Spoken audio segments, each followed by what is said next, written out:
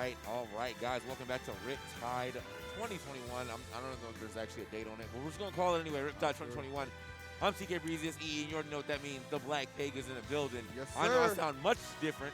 I'm losing my voice over this weekend. It's going to happen.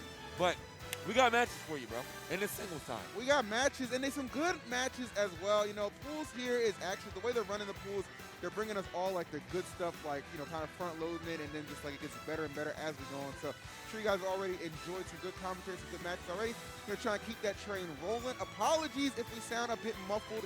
The mass meta is real. Wait, you're not even but you know wearing what? We doing it. You're not even wearing your I name. can't because the cloth one, like when Is I it talk, worse? no. When I talk, it feels like it's just like, it's like I inhale it. You know what I mean? No, that's fair. I love That- wearing that it does happen. regularly. Shouts to Moonshine Charms.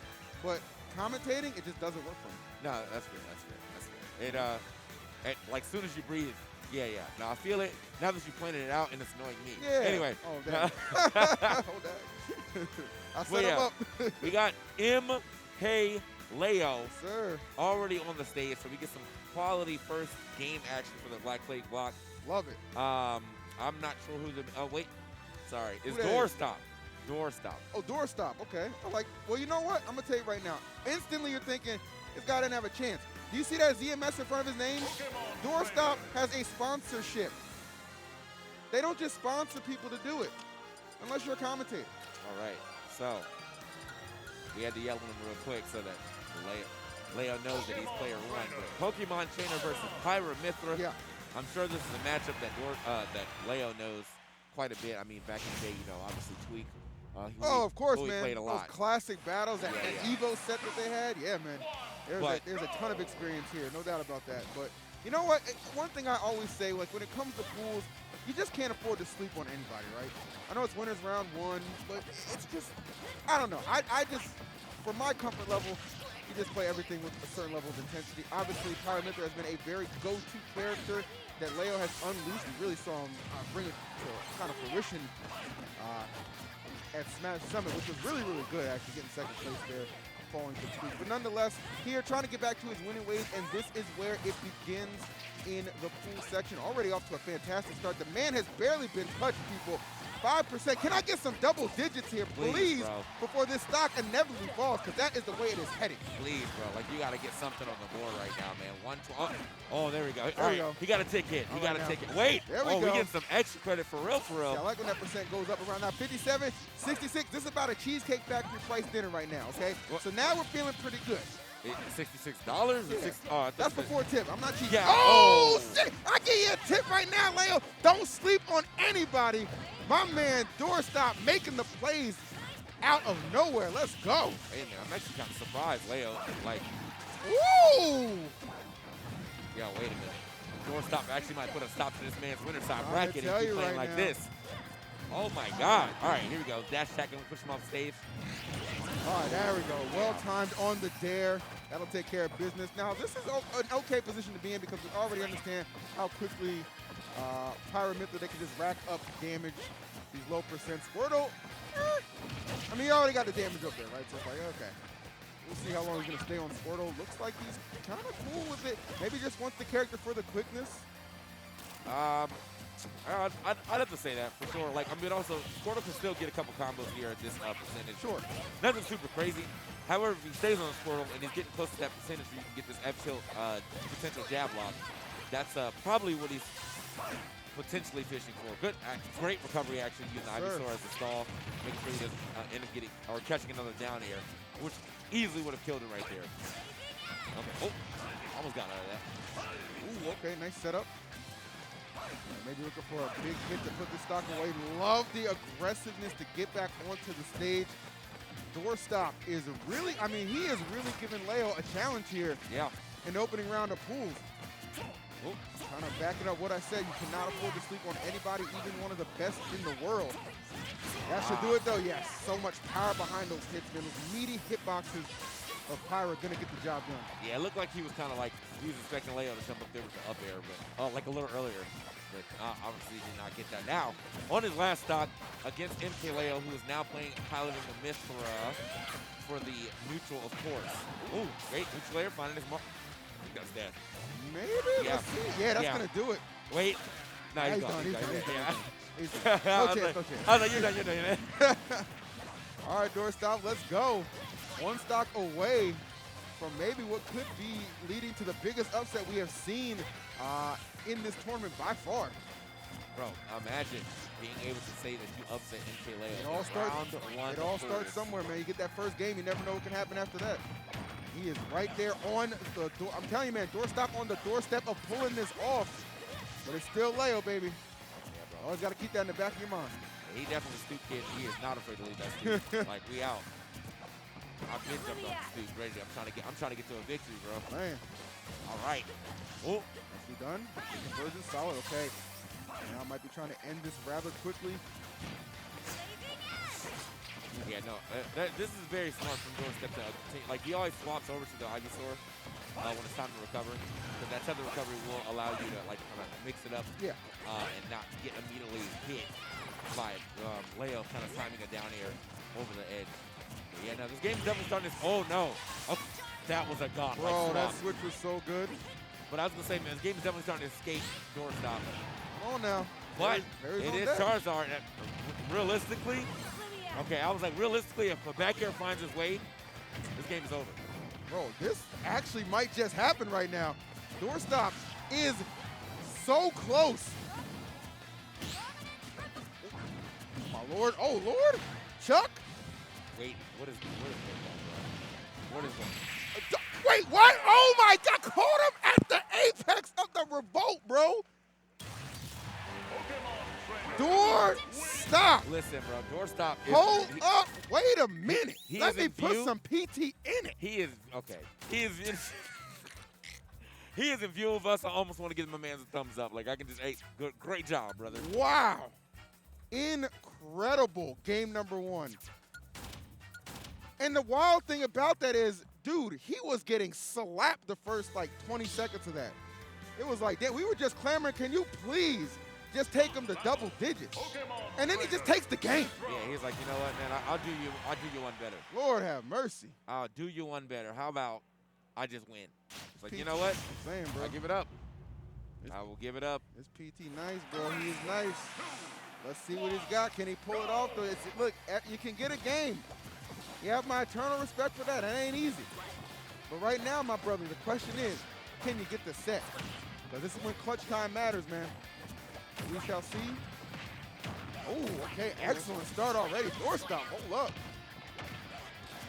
Playing no games. Okay. Oh, my Lord. Leo remaining with Mithra Pyro. Really went down to the wire, so no reason to need to really kind of think about getting a switch here. But. Yeah. All right, so this beginning game actually. Oh, okay, he's back. He's back, but Doorstop had to. Yeah. You gotta go. Yeah, man. So someone had to leave the party. We had to figure out who, and it was definitely Doorstop. Now, I feel as though Doorstop got a little too overzealous right there, but it's all good, man. 99% is a great amount of percent to have on NK Leo. Oh, yep, get out of here. Okay, nice switch. His parries have been on point. Man, yeah. Oh, couldn't get the hardest punish off. Oh, he's my done. God. Yeah, okay, yeah. MK Leo definitely running away with this game for sure. Yeah. We got to go back to the drawing board. Figure out what the hell is being figured out. I am getting absolutely destroyed right now. Yeah, Leo is definitely, you can say, okay, he's not playing with his toes anymore, but Doorstop just played an incredible game in the first, and now he's just, Leo's just like, all right, you know what, time to respond. I'm, still considered the best in the world. Let me show you why. He's just kind of putting that on display right now. So looks like it's unavoidable. We are going to head to a game number 3. The way Leo is just unleashing on Doorstop right now, and I'm all for it, man. I'm all for it. This is the way I love to open up pools. Matches in general, man. Just the hype just surrounding this one. You gotta appreciate it. Doorstop will have he'll be all right, man. He'll have the counter pick. Not saying this one's necessarily over, but it ain't looking good. Yeah, I mean, the 76% Flint feel wrong one time, he's definitely dead. And you just saw Leo show his name in the fact that, like, yeah, I'm probably going to Flint out here. And not, it just, I don't know if he's going for the pistol. Oh, not that way. Damn. Yep. Not the roll on. Only us low-level players do that. Now, the way that game went is probably how everybody imagined the first one would go, right? Yeah. But obviously, Doorstop had other ideas, and props to him. Sensational clutch performance in game number 1. Number 2, however, Leo striking back. So this third one, really setting it up, man. I mean, look, Doorstop, this is how you make a name for yourself, bro. Yeah. Already talented. We don't dispute that. But this is how you become a household name in Smash, bro. This is how you get trending on Twitter, bro. You pull up the upset. I mean, honestly, bro, I believe it. Right now. Pokemon trainer, Mithra. Yeah. Let's get it. Woo! I think you gotta put that mic a little closer to you, player. Can you hear me, bro? It's a little closer, man. You can't hear me? They're checking it out right now, man. Yeah, I gotta put the story in my mouth like this. Oh, that. Dang, bro. Y'all, this commentary y'all want right here? Wait, is this game? Okay, this is game number 3. Okay, confirmed. Small battlefield will be the place where legends continue to shine, or new legends potentially are born. Doorstop trying to get there. Yeah. So, all right. Well, honestly, man, Doorstop, he had a great start that second game, too. Unfortunately, man, he lost 1 stock. Yeah. Damn, that's MK Leo. Yeah, Leo was like, okay, let me go ahead and just push this advantage as far as I can take it. Game 1, however, did see him taking that first stock. Could be on his way there. Great foresight to slow down some of that momentum Doorstop was trying to rush him down with. Hey, bro. 99% to this 34. You know what's crazy is that, like, you know, Mithra is supposed to be the new monster. Right. And, like, Squirtle, I don't know, man. Squirtle was here first. That's all. Yeah, that's what he's trying to let you know. Like, yeah, I've been around too. Okay, back turn just to get him off the stage, but gotta find the way to get the stock sooner than later. Ooh, neutral air. These airs are really being punished. Okay. Oh man, if he was still on the stage, that was an easy punish right there. Swapping over to the Ivy Store though, I do like this idea. Try to get some type of just air and up air or back air or forward air or down air. So. Oh, okay. Couple razor leaves. Ooh, Jesus. Man, that dash attack, man. Like I said, Power is so meaty with all the hitboxes. Trying to have some space and slide in. Forward to, oh, great call out from Doorstop. Said you want to go aerial? Let me help you out, bro. All the way to the right side. All right, man. Is he going to swap back? I think he might try to keep the Charizard for as long as possible. We are definitely at some pretty dangerous percentages when it comes to fighting against Pyra. Oh, immediate up smash. Okay. Out of there super quickly. Oh, wow. Okay. Still tagged him just enough. Just enough to tag Pro. This Charizard kind of doing some things. Still living, though. That's a big character. Yes, sir. Oh, good patience right there. Punishing the air dodge, but still. Oh, wait. Blazing in? No, not going to finish it off. 160. That dash attack going to catch you, though. Yeah, Flare Blitz. Good option there. Maybe just trying to put some separation, but Pyra, even though she's slow, enough speed to cover that with the dash attack. Yeah, now he's going to try to go for the stage there, but for the platform, but unfortunately, yeah, it was a little low for platform, perfect for the stage, and also perfect for that dash attack. So, you know, Doorstop still got a little bit of a lead, but MK Leo starting to get into it, and therefore actually taking it. Yeah. Oh, Jesus. So we're seeing some of these maybe panic air dodges coming out from Doorstop, being overwhelmed a tad bit, but still very much so in this battle, only about 20% separating them. But Leo with the head of steam is just such a beast to deal with. We've seen it time and time again. Uh-oh. Yeah, now this is definitely starting to escape Doorstop, man. He got a game. It was a great-looking game, but MK Leo definitely starting to play a lot more solid in the later half of this set. Wait. Okay, that was, man, I got hit by whatever he was doing after that. I got hit by, oh my so God. Good, bro. Did you see the delay? He literally he was like, I know the switch is coming. Oh my Lord. Beautifully played. Doorstop down to his final stock, still though fighting really real competitive chance to still pull this upset off. Do not sleep on this young man. He has been incredible thus far. But Leo has just been so consistent for such a long time. Gonna take a lot to take him out this early on in bracket. Yeah. All right. Oh, wait. The down smash though might. Oh, that's actually going to be the stock. Wait a minute. That was nasty, bro. That was nasty. And that's a big time stock. But Leo's still coming back and still tacking on all that damage, all of this extra percentage, which is going to help get him to that inevitable win he is so much searching for. This could be big right now. Come on. Okay. Switch between. He is just getting out neutral right now, already swapping 100%. over to the Ivysaur because he couldn't get a single hit on the on the Squirtle. And now doing this by Ivysaur, like look, Ivysaur can still do it, like if he gets if she gets a grab or whatever. But it's just getting that grab on MK. Oh, you're second guessing yourself right there, bro. You had the chance. Don't get nervous now. I know it's hard. Is he going to die? Yes, sir. Really not a chance he's going to survive that. So the JV2 is how Game 3 will come to an end. Doorstop, sensational performance, but MK Leo would not be denied. Yeah, man. Got to give it up to Doorstop, though, for sure. Man. Getting a game off MK Leo in round 1 pools. I mean, it's probably not even that late into his pool at that. It's crazy. Like maybe round 2, round 3, something like that. But getting a game off MK Leo, regardless if you're not getting the win or not, and putting up 2 valiant, I say 2 valiant fights. Yeah, man, that's good stuff. He was great, and like that's crazy. Like I don't know what he was seeded or anything like that, but I'll tell you what, the rest of that pool is like, damn, what the hell? We got Leo, and then this dude. Like, yeah, bro. Yeah. That pool kind of tight. I don't blame you. Yeah. I'm tight for you. You know. They're definitely watching that like, man, all right, bro, I got an unfair pool for sure. Like, if he's not second seed, the second seed is shaking now. There you go, man. But really, good stuff all around, man. That was a sensational performance from Doorstop. Really appreciated the fact that we got to commentate that one, man. That's a hell of an opener to get. Yeah. So, got more people sitting up on the stage. Love it. And we also have a great ad for you right here with the main stage. If you've not already thought about going to main stage, well, it's time to start thinking about going to main stage. November 12th to the 14th, Ontario, California. 6 qualifiers for Smash Ultimate Summit, 6 qualifiers for Ultimate Summit 4. So if you're trying to get into Summit, this is your best ticket in. There you go. If you play super well. Register now at bts.gg/mainstage. We'll be seeing you super soon. Very much so. Looking forward to that, especially like if you guys weren't able to make it to this event. So please try your best to get there. And we're going to switch on over because we got some more matches. So another ZMS player in Loaf this time. And we just saw a ZMS player in Doorstop. So that tells me all I need to know about ZMS. These boys is good. Yeah, okay? It's the battle of the bread.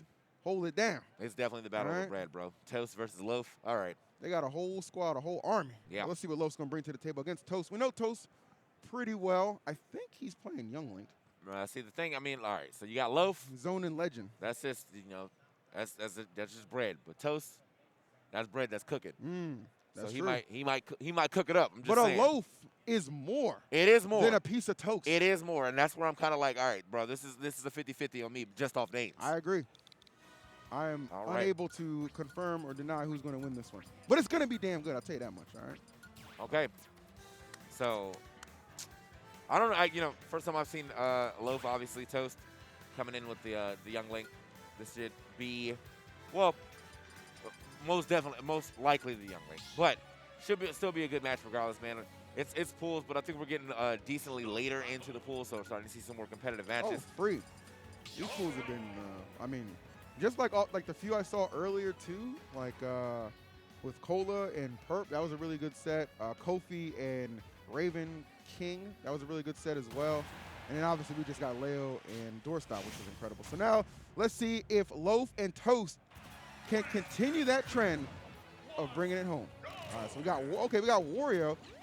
A lot of people, I feel like everyone is down on Wario until you see Gluto play, right? And then you're just like all of a sudden, oh yeah, top 5 character again. You know what I mean? Yeah. All right, man. It's kind of funny how that works. So we'll see what Loaf brings to the table. Obviously, we know Toast, good history, good placements, been consistent for a long time. Not as familiar with Loaf, but very interested to see what they bring to the table. Yeah, man. So really hard to start off here for Loaf, though. I mean, but this is the thing.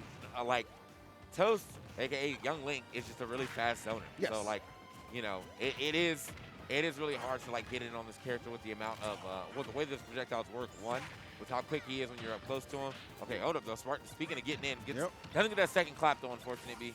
But we still got some good damage so far onto Toast with those 65 to the 106. Toast obviously way closer to getting some type of KO here.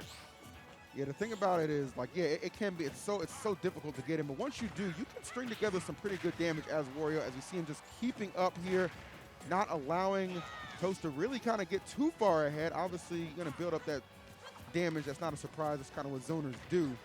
However, Loaf doing a good job keeping this one close. Oh, dang. Okay, well, that'll do it. All right. He's kind of just so quick with it. All right, so back a little bit to what got Toast to this point. You know what I'm saying? Just a whole lot of zoning. Yeah, well, I mean, it's, That's the nature of this character. That's what you should do. And, like, you know, he's pretty much kind of perfected, like, how he wants to get this done. Love how it continues to catch Loaf coming off the bike. all right. So, I wasn't sure. Oh, Whoa. that's a great setup. Yeah. Saw the first stock taken with some probably questionable DI on the part of Loaf, and then that time just an easy Young Link setup, getting the job done. Not going to call a 3-stock here because we're not going to get it. A back air will seal the deal on that one. Loaf getting themselves on the board. all right, man, but, like, is it too little too late, you know? Yep. Love getting himself on the board. Well, the After- waft well, is- yeah, the waft waft is after. available. Yes. We've seen time and time again when it comes to Warrior players, they got that WAP, they got a chance. Oh, tried to parry, go for the up tilt. I mean, like, the thing is, like, you know, is it time to use this waft on this stock, or is it time to use the waft on the second stock, or on the last stock, and hopefully you can just play this this first stock out. But I don't know, man. Like, I feel like with the way that Toast is playing, it's going to be hard-pressed for you to just find this KO without the waft right now. Yeah, that's the one of the more frustrating parts of this. It's like, okay, can I get in here and just get the stock and then just hold on to the wall? Probably not. I think you just want to kind of, if you get an opportunity, just let that thing rip and just go stock for stock and just maybe try and make some magic happen. But hold up. Hey, Folks, keeping it competitive. yeah, I feel like Toast is doing a really, really, really good job. Oh, That goodbye. might wrap it up. I was going to say, Yeah. I feel like Toast is doing a really good job of avoiding spot dodge He is, into, like, up tilt or spot dodge, you know, whatever they want to do after that. And, yeah, so because of that, definitely a hard-fought battle here for Loaf. Cannot find the waft, cannot use the waft, none of that stuff. But as we get into our next game, let's see where we're going here. Yes, sir. Yes, sir. Good effort from Loaf, but Toast, I think Toast just from the jump, especially off that first stock, just kind of pulled away and was just not happening for a comeback. Didn't even get a chance to use the wafted Loaf, so I think a little bit more efficient with that. I'm not sure if we're going to see a character switch. No, not necessary, but stage selection going to go the way of Loaf. All right. See what we got here, boys and girls. All right, so let's get into our second game here. We got Toast, we got Loaf, we got back on the same stage. Loaf, you know, still have to play in the same game, but we're just kind of getting in on this onslaught of projectiles and just fast aerials coming in from Toast, who is doing a great job of, you know, capitalizing off everything that he ends up hitting. Get one straight hit off of his boomerang, one straight hit off of his. Okay, that's good. Well, that's probably one of the more optimal punishes. I was thinking, like, what else could you get off that? But maybe like up tilt to up airs. But I feel like that was quick. I think Loaf Quick was and just easy. thinking, like, my up tilts have kind of failed me a couple times in that first game. Let me just get the damage. Yeah. You know what I mean? Fair. Go ahead and take care of that for there. Connecting. Bomb pressure. Oh, I like that Nair trying to cover. Really making Loaf have to second guess what they want to do. Catching them coming high off the ledge. And that's going to be all she wrote on that stock. Another good start for Toast. Looking to maybe put this away with a 2-0. Definitely on the verge of getting there. Good Lord. All right. We out. Yep. Done this for so long. Nice. All right, so we got to figure out, like, right now, Jesus, even with the bomb hit, I'm saying. at this percentage, man, all right, just at this juncture of the game, we got to figure out how to get these stocks off sooner or faster off the Toast, because the damage gets added up, right? The damage gets added up for you to try to go for a KO in some way. It's just like, how? You know? Yeah, we getting like a straight back air. We're trying to get like a down to dash attack, down to or a F tilt. Like, what's going on here? What's going on here is Wow. death. Yeah, seriously. That's what's going on here. This one's looking like all she wrote. Not even sure if Loaf is going to get an opportunity to even attempt a waft at this rate. I mean, Toast definitely he is just taking full control of this. And like I said, that first game, a couple things could have went a little better for Loaf. This time, though, just Toast in full control, not letting his foot off the gas. And I don't think there's going to be too big of a response for Loaf just letting that waft rip. I don't know, maybe trying to call a reckless dash in or roll. I don't know. Or just maybe it was just an accident. You know? Yeah, I mean, regardless, though, that's a huge accident. Yeah. Okay, wait. Yeah, I can't get down there in time. Okay, scoop. Stepping right into it. And that's going to be a almost stock. Stock definitely in danger here. Okay, This this time. might actually. Oh no, Oh. the bomb detonating. Oh man, Yep. that's unfortunate. He was also healing some good damage too off of that, and now full rage Toast going up against Loaf, who's just who's struggling to get a stock right now. Okay, there it is. Carry up smash. There we go. Settlement seam, but still very effective. Oh, the patience though. I'm just gonna get that grab in. Thought he might have been considering forward smash, but grabs a guaranteed option there, so why not? Okay. Oh, We sliding through. We sliding through. All right, this would be a very, very hard fought comeback, but okay. Neutral air. Got the stage positioning. Toast immediately jumping straight over him now. Oh. Got to do a better job of covering that ledge, man. Toast definitely doing it, like just hopping over, just rolling through, doing whatever so he can get that stage positioning. Oh my, bro, he had whatever he had it, and then unfortunately the bike was there, so he ended up picking that up with the A button. All right, credits to Loaf, still fighting.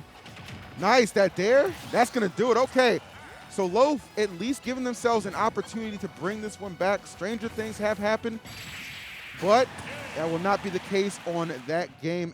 Good effort, but yet again we see a game ending with a JV2. That time being delivered by Toast. I ain't never seen that grin on Youngling's face. When he got that down air, he was like, Schmirk. sheesh.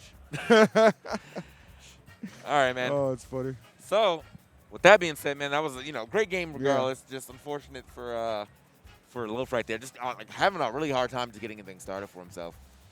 Yeah, that was. I mean, that's really what it came down to. Like, Toast, is just he's so good at what he does with Youngling, which is just zone. You know what I'm saying? And then like the follow-ups he'll get off of hits, straight hits, like just knows how to kind of maximize the situations. And it was just a little too much for Loaf to overcome there. Obviously, it's Toast very seasoned through a couple titles in Smash, so it is what it is. But good effort from Loaf, and I wish him the best of luck in their lower bracket journey. But what up, guys? Thank you for spending your Saturday morning, afternoon, whatever, with us. Black Plague here to open up some of this good pools action. Hope you're enjoying the games, the casting, the tournament overall, because it has been sensational. It's been such a treat to get back to IRL stuff, seeing the homies. First time seeing you was at Summit like 2 weeks ago in like a year and a half. Yep. So like that's kind of crazy. But it's really cool that all of us have got back together and kind of picked up where we left off, man. Not missing a beat. All right, so he said make sure you're player one if you're on the left side of the stage. I think this guy thought he was talking to him. We're actually talking to that guy over there. Okay. So we got to make sure that this guy couple is different player guys. two. Yeah, just a couple guys up there. Okay. Guys being dudes being guys. So there you go. We're gonna we'll get into this match relatively soon, but again, you guys are watching Riptide, man. Thank you guys for watching Riptide. And just anything about it, man. If you're watching Melee, sick. If you're watching Ultimate, sick. If you're watching Splatoon, sick. If you're watching Rival, sick. They actually did a little exhibition for the Among Us fighting game. Yeah, I saw that, bro. That looked mad hype. I don't know who made that, but that looked real good. Props to you. Yeah. Props to you, sir. Yeah, for sure. Programmer. Very impressive stuff. All right. So we got guys sitting down.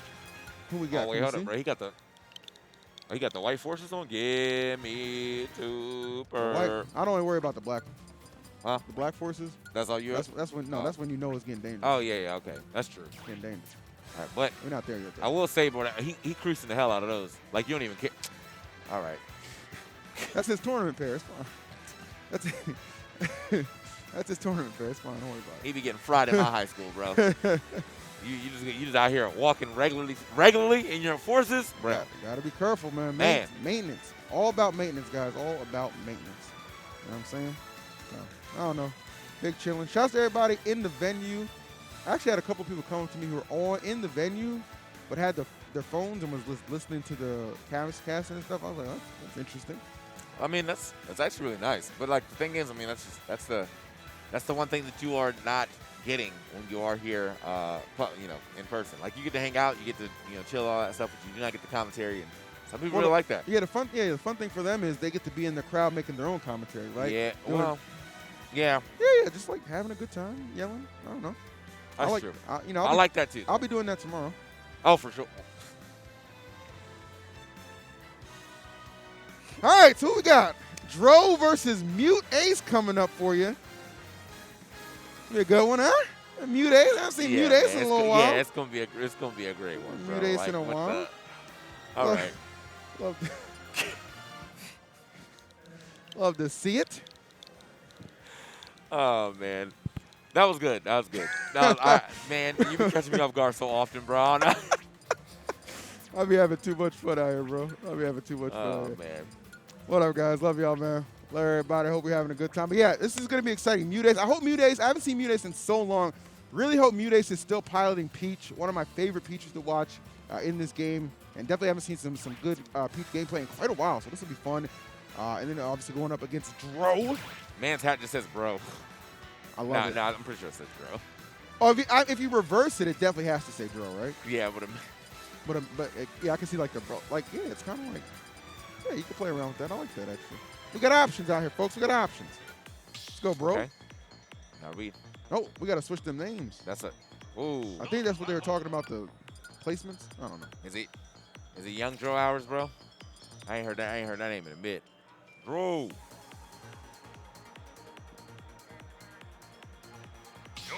All right, so we got Tekken music as well. Dro and the Yoshi. Yeah. Mutace obviously coming in on the Peach. Mutace could obviously play a couple other characters, but obviously gonna stick with the Peach right here.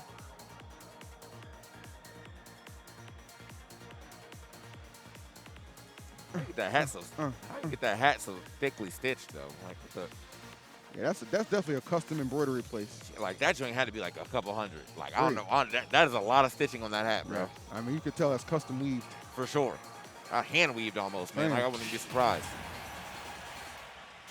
All right, here we go. Yay! So Mutace does still play Peach. That's nice to see. And then Dro is piloting Yoshi.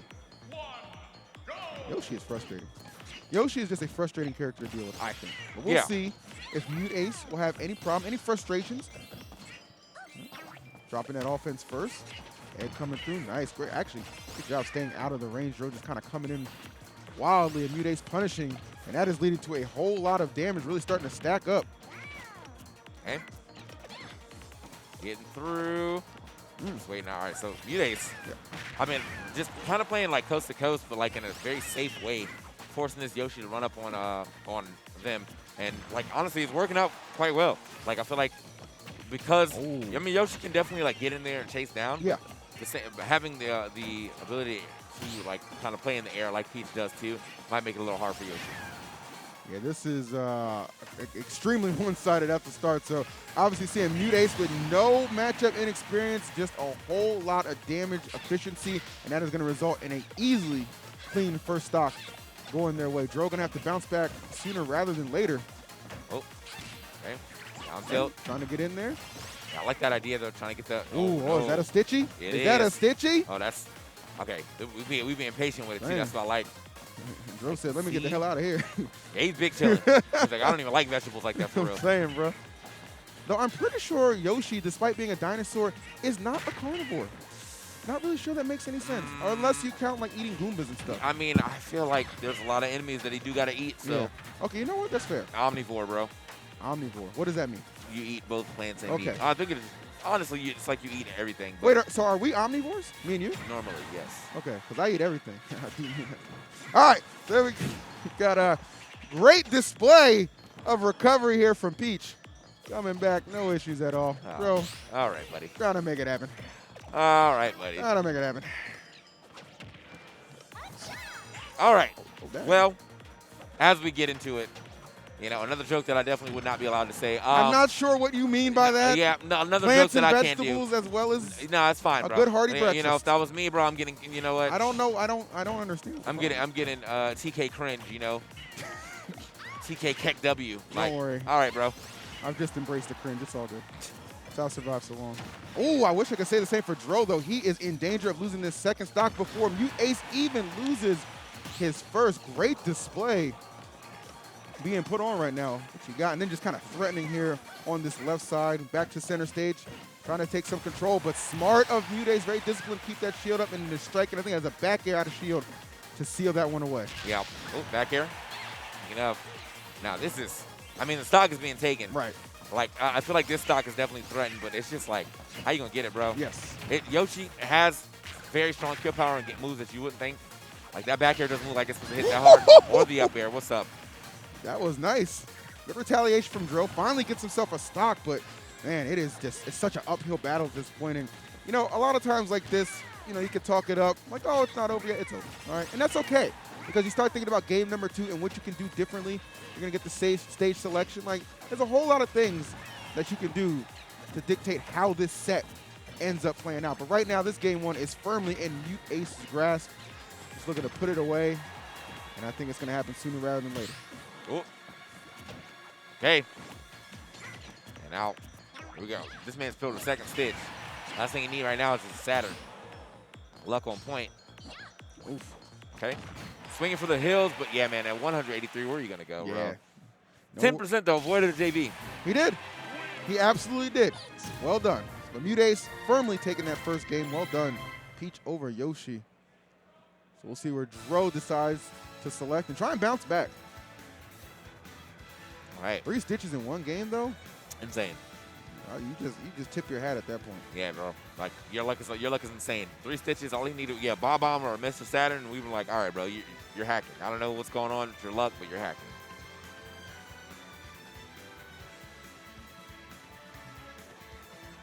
Okay. Just let him help you. I don't know what's going on with the production. I love production. Yeah, they're about to scrap. You guys are math. BTS 1, BTS 3, bro. I'm saying, bro, this is what happens when you outsource, man. They're like, look. I'm the one answering the emails, all right? I got this. Shouts to our production, though. Unsung heroes of the event. If you're enjoying this action, we got some melee action happening for you on BTS 2, I believe, and then more Smash action on BTS 3. So a lot of good places to enjoy some Smash throughout the weekend. Yep. This is Saturday. Obviously, Championship Sunday is tomorrow, so let's keep gearing up, man. Just keep watching. It's going to be good. All right. Reclaimer, a.k.a. Mute Ace, and then Dro going at it again. I like that tag, Reclaimer. I don't know why. Yeah. It just goes hard. All right, let's get it. And I, too, I hope Peach wins. XD, man. I'm a Peach main, and she's just so fun. Let's get it. Okay. I'm from the chat, man. Yeah, The Goons, baby. We're moving forward. So, Mute Ace once again starting off with a pretty dominant start. I feel like Dro did get some good damage there, but I think Mute Ace got a single combination. We are now at 98, keeping the pressure on. 49% only on Mute Ace. Finally taking another hit here, though. Ooh, wow. All right, well, this is a much better start, I will say, than Dro had in that first game. Electing to just run it back to Battlefield. Ooh, but could not get back to Battlefield. That first stock is going. Didn't take too long either. Okay. I think Mute Ace is just super comfortable right now. I mean, for sure. Yeah, such a strong performance in game number 1. Back to the same stage you did it on. No reason to have any worries, but Dro striking back, putting up a much better fight. That up air just forcing its way through and sending Mute Ace all the way into the blast zone. Well done. Only at 21% too, so good stuff to Dro. Yeah. You know, to kind of turn it around here on the second game, but Mute Ace coming off on that second stock immediately with the 81%, man.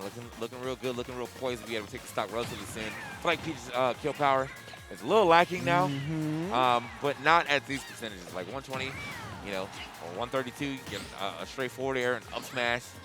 I like the way he was going for that. Oh, get off me. Okay, ooh. Oh, dang. Yeah, unfortunately not from the right part of the stage, so. All right, patience right now from Mute Ace, obviously winning out. A whole lot of damage on my man Dro, trying to get in there. Really just trying to keep himself safe while still initiating some offense, but not the easiest thing in the world to do. Well, Mute Ace just plays so well around you, just trying to approach and get anything started. Yeah, Punish man. game is immaculate. I feel like just the way that he was moving around Yoshi was something that like I feel like it's kind of hard to say because like Yoshi has so much air drift too, but he's floating around in the way where I feel like it's making Yoshi want to like stay in shield or like stay grounded or something like that. But okay, off the ledge, that's gonna be some good damage right there. Quick 55. I was like, is that another stitch? Nah. Okay, man, right to look. Mute Ace gets one hit and he just keeps advantage for so long. True. Okay. All right, you're rude, Mute Ace. You're rude. That was funny.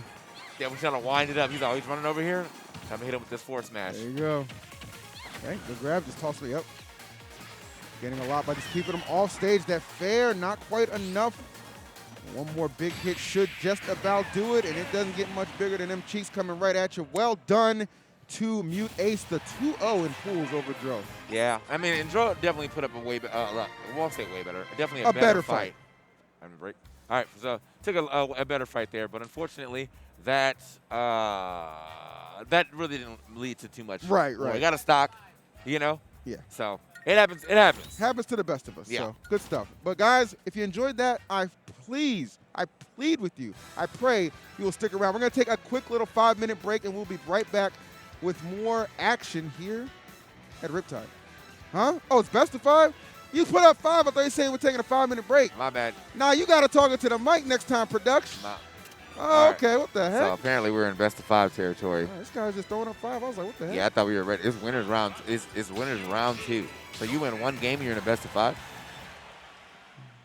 I don't It's know all why you good. did it either. All right. Well, I'm just playing. well, there's more action on your side. You're good. You're good. I'm just teasing you. All right, so this is best of 5 action. So Dro this time going into the third game. I think this is the best course of action right here. Just switch up the stage a little bit. Mute Ace seeming way too comfortable on Battlefield, so you got to switch things up and try and give them a different look. All right. I'm surprised we're in best of 5. This early. Yeah, that's crazy. Yeah. Hey, man, like Smashers love best of 5s, you know? So, hey, like, who's to rob them of this? Well, it is. I mean, it is round 2 of pools, so. Oh, it's round 2. Yeah. Round 2. Winners round 2. Okay, no, that makes sense. Yeah, that's fair. That makes sense. So, All right, let's see you what get out of happens. round 1, you get best of 5. You get rewarded. Okay. I'm with okay. it. All right, so here we go. Looking like a much closer contest, but as I say that, you already see Dro just getting tossed off. But again, one thing I'm feeling for Dro is the fact he's starting to, it seems like he's starting to get a little bit more comfortable. Oh, okay. Now, I understand doing some things that look flashy and show off, but not when it's going to put you in danger like that, player. Okay, so, like, we got a decent amount of damage here onto Mute Ace again, but Mute Ace, all right, straight up, he just got him reaching, bro. I was like, very for like a lot of the game. Yeah, baiting you to just kind of like come in, try and get that grab, hit that nair, and then just kind of retaliates. But as these games have progressed, maybe this is why best of 5 territory is so entertaining to watch, because we're seeing Dro at the very least. He's getting closer. Well, it's seemingly. Yeah. Well, yeah. Yeah, I would say. Yeah. I mean, is there a possibility for him to win a game? For sure. Is it probable? Maybe not so much, but it is possible. Right. For sure. I mean, I will say, like, before this last 15 seconds took place, I did like that lower percent he was sitting at. However, Mute Ace has barely been touched here on the second stock, and probably looking to wrap this one up momentarily. Oh. Can't get off me back here. Oh, got him. Yep. Nicely done. Yeah, quick neutral air, man. Just quick work of Dro again. 9%. This is okay, didn't get the full combo extension they want right there, but still, this is easily escaping Dro again. Like, he ends up getting stock, ends up finding some decent damage, but like, no, I just feel like Mute Ace, one, his defense is great, and 2, his evasion is great. 100%. Mute Ace has definitely been a different beast. Really, and like I said, even before this set started, I haven't seen Mute Ace in so long. Glad to see not only has not missed a step, but maybe picked up an extra one. This Peach has been immaculate. Been a little bit of a drought for some outstanding Peach play lately, so good to see Mute Ace in the fold. Dro, however, saying, look, I'm still in this. Very much so. Look like he's trying to space himself out as well, but Mute Ace, definitely, again, the defense is looking real good. Yeah. Oh, not blocking the second hit of that dash attack, unfortunately. Okay, be reversed. Yeah. We get the up smash. We can, Same and that's way. going to take it down to final stocks. The closest Dro has been the entirety of this set. Just has to play extremely careful, maximize every opportunity, all these hits, and not take a stray one, because you know Mute Ace is just one good win away from putting this set away. 3-0. The fair not going to do it. Fortunately, on the right side, so going to have a little bit more space to work with, but you don't want to take one towards that left side. Okay, looking for a hard jump right there. Wouldn't even led to like a KO situation, but just some good damage. Dro, like, as I said, it was a little never mind. Hey man, I was leading up to your comeback for sure. I was leading up to it, man. I was about to say something a little improbable, but it does happen. But still possible. And yes. then, well, he was like, nah, I'm not hearing that. I'm not hearing that. Not bad. But good effort from Dro. I feel like, seriously, like, every game did perform progressively better, but just came up a little bit short. Maybe a best of 10. Yeah. I might have Might have got the job done. Not sure. But nonetheless, good stuff to mute Ace. Not Very the best impressive. of 10, bro. Just saying. So, yeah, best of 9. That might have done something. Might have done something great right there. So this tournament's been crazy. I got 3 text messages from people during this. Cola has been eliminated in 65th. Yep, by Base Mage. This is true? Yep, that's chat said it as well. Wow. They said That's crazy. He lost to Sharp, and then went to loser side, and lost to Base Mage. It was honestly, man, like. I mean, Base Mage is good. Yeah. I think people like, oh, they see Jigglypuff, they're like, oh, you're just, you play on HBox's stream, you're just a fan, you know what I'm saying? You're not really good. Base Mage is good. Yeah. We saw Base Mage playing a whole lot at Summit too. Like Base Mage wasn't in the official Summit bracket, but he's in the VIP one. Yeah, he was in the VIP one. Got second, I think, to Wadi. Yeah. Second to Wadi, and then just had some really good. Well, just played a lot of friendlies, money match stuff. Base Mage is very, very talented. So congratulations to them. Cola, I'm sorry you had to lose on. I'm sorry you had to lose. Period, because you're a homie. But, yeah. It is what it is. And it's your first tournament. You know what I'm saying? Like from open off bracket Summit. style. Yeah. Open bracket and style. you did pretty decent in Summit, but unfortunately, man, sometimes the it open happens. bracket, you get thrown some curveballs, Yeah. bro. You get thrown some curveballs. I saw Louis Money up there, I think. Oh, Louis Money, let's go. Yeah, there he is. Well, What's up, chat? Hope you're all well. I think that's it. That's crazy. Nope, never mind. Oh, Sharp. Sharp. Okay. Can't get his name yet. Now look, he looks a little bit like Louis Money, but it's not. Apparently, it's not it. You sure? Oh, Colonies? Is it Colonies? No. Polonian. Oh, okay. Polonian. We'll see it when it comes up on the screen. So, regardless, man, we got Sharp, who we were just talking about. He did beat Cola, so he's moving forward. I mean, Sharp was looking great in doubles yesterday. Yeah. Like, I mean, him and Leo were looking like a problem. So, Polonian. Okay. That was like a workout bike, Peloton. I don't know, man. Is he an Olympian? Is that like a different version I've never used one of those, but I'll check it out. Polonian. Oh, Polonian, bro. I need one of those Polonian. for sure. That is I don't know. I feel like that's like a Kanye West lyric. Apollonia. You know what I mean? I don't know. It's an interesting name. I got to ask him about that tag afterwards, boys. I got to find out what's going on with that. But we already know Sharp, the homie right there, just a Swiss Army knife when it comes to character selections. Guy, give you some Sheik, I'll give you some Wolf, Diddy, Joker as of late. Doesn't really matter. Just a whole lot of options that tend to work out pretty good. Wait a minute. A Falco. That's what I like to see. Fortunately, though, you are going to get Sharp. Sharp was looking good, both in squad strike and doubles. So this could be a little hard, especially with Sharp playing on the Joker right now. So and Joker's crispy. Joker do kind of move. Everybody forgot about jokes. But he's still in the building.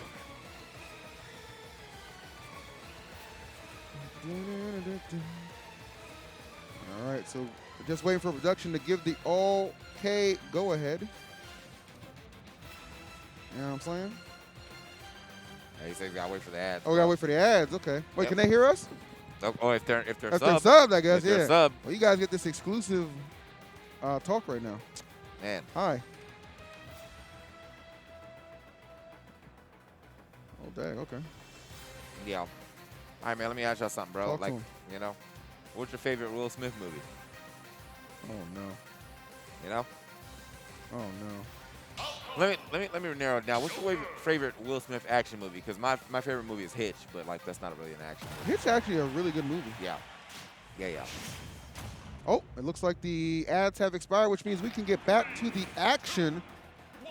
Let's get it. Game number 1 right here. Sharp versus Polonian. Hope I'm saying that right. I pray I'm saying that right. Let's see what they've got. Falco. Seen a lot of Falcos kind of showing up as of late. I'm okay with that. We saw Kofi doing some work.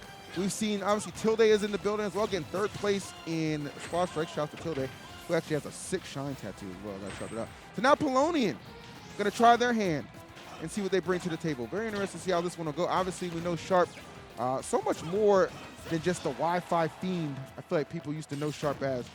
Absolutely a threat both on and offline, and I think Sharp has an opportunity to really do some work with this tournament, TK, especially when you consider they got a win on Cola. It's crazy. Yeah, I mean, really, well, I mean, Sharp is definitely playing super solid too. This gameplay that he's now exhibiting is showing you that just that, almost getting the stock before Arsene even shows up. Arsene is here. Yes. And so it should be easy back here from the lineup. Okay, hold up though. All right, here we go. Pillow trying to pick it up. Yeah, he's looking for the back throw. One thing I really enjoyed. Oh, wait, that killed?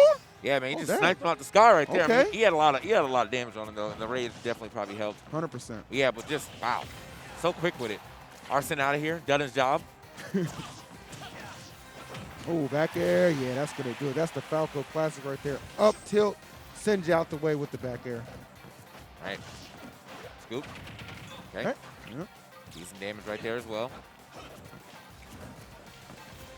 It's a little slow development neutral here, but that's kind of expected. Falco, not really the fastest character to get in there, but obviously when he does get in, he can rack up some combos on the vertical side of things.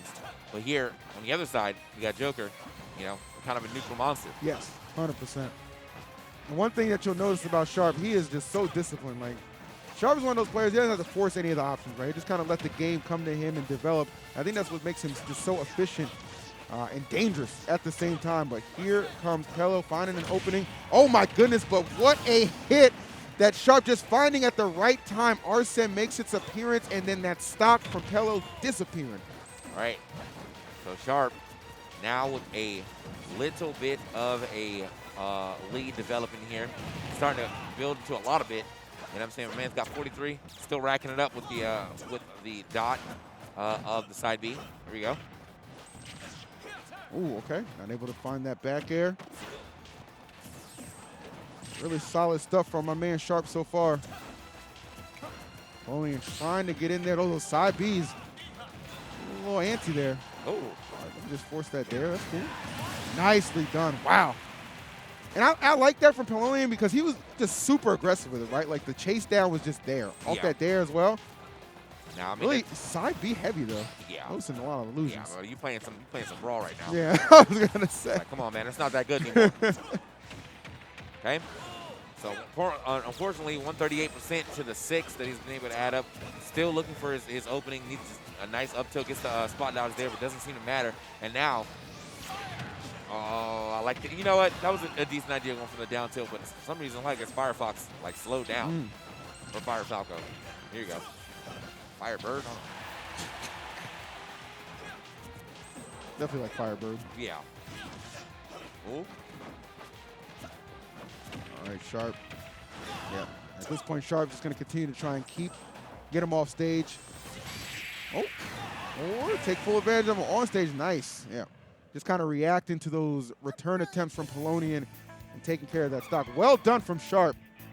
Handling business.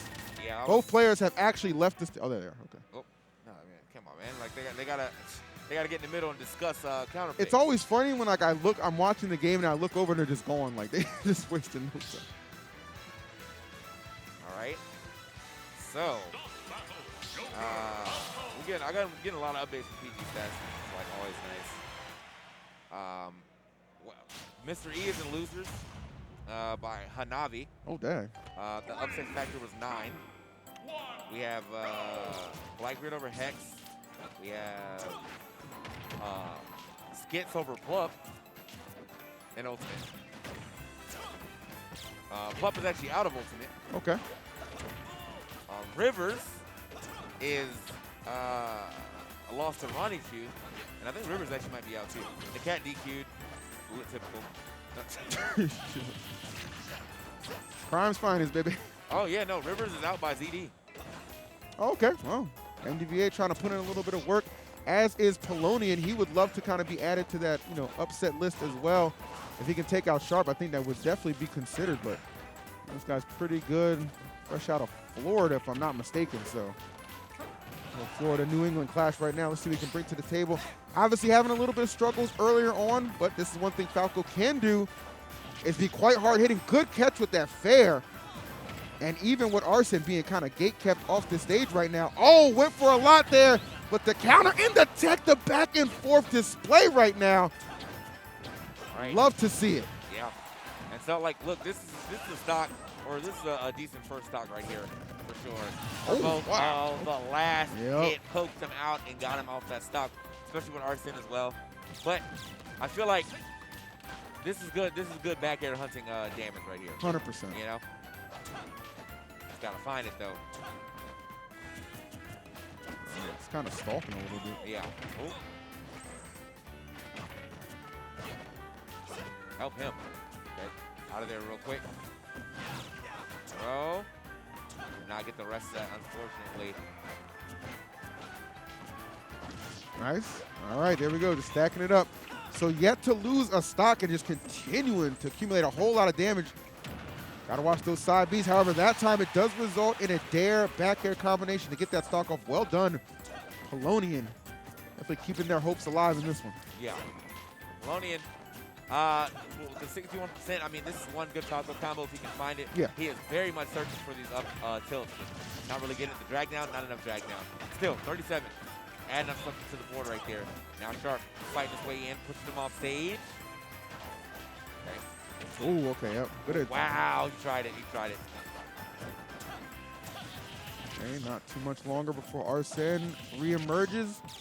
That should be the hit to do it. Yes, it is. Okay. Oh, wow, what a catch on that down throw. That was nasty.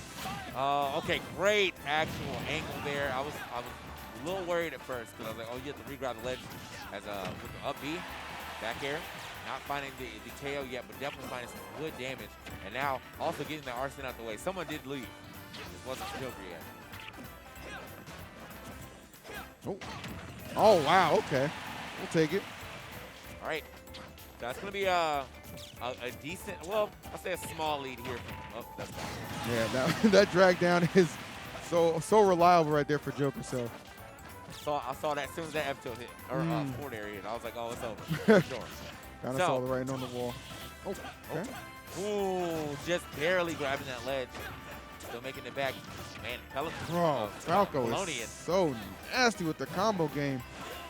I'm gonna call this man Peloton nigga anyway. Peloton. Yeah, I mean, he's definitely working out this Sharp right now, I'll tell you that. Oh. All right, Polonian really trying their best to make sure we are headed to a game number 3. Could very well be the case. Arsene about to run out. Oh, okay. Arsene is definitely out. 77 is not, I mean, that's a decent amount of damage to, you know, say that you put on. I don't know. I don't think he's going to be able to get another, but he almost walked directly into that back air. Woo. Okay, yeah. Definitely see Sharp just kind of anticipating that. Didn't see that back air coming until it was too late. Polonian gets on the board, and we are headed to game number 3. Love to see it. Man, yeah, Polonian, man, putting up a great fight there. Not a wash by any means here coming in from this set between Naito and Polonian.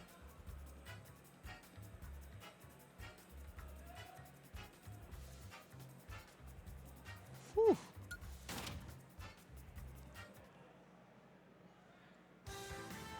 Dude, this is why pools is so exciting because like I've seen Polonian play like maybe a handful of times. Definitely looking like they brought their A game to this tournament. Yeah, I mean, look, you can't sleep on anybody here, man. 100%.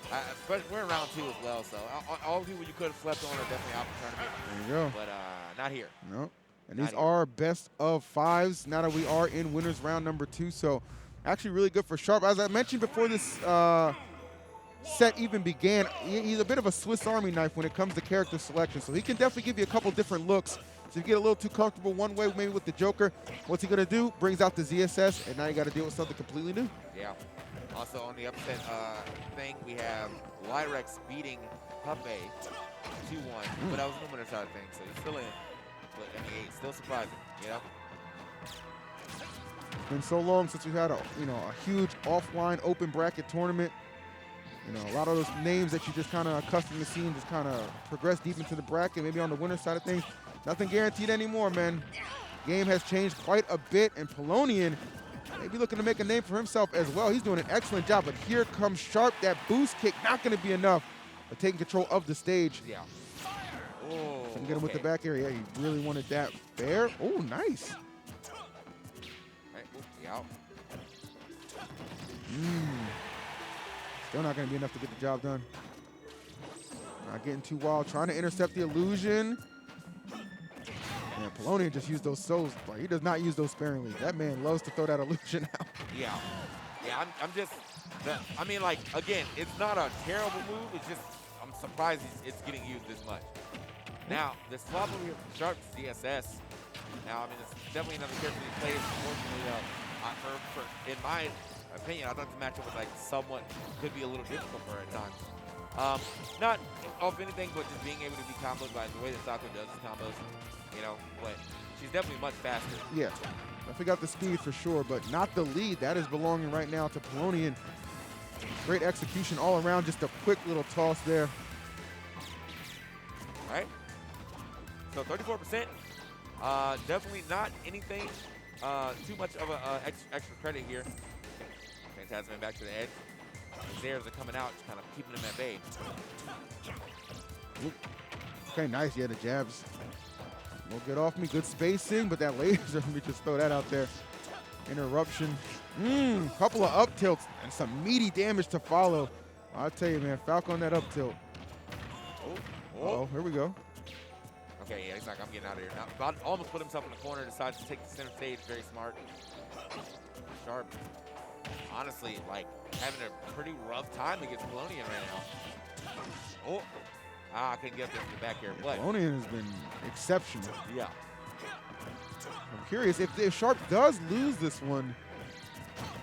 If they're gonna, what character would he elect to try next? I mean, obviously this one is far from over, but it kind of creeps up in the back of your mind. Like, okay, what else in the arsenal do we have? But maybe the ZSS is the answer. Stunning.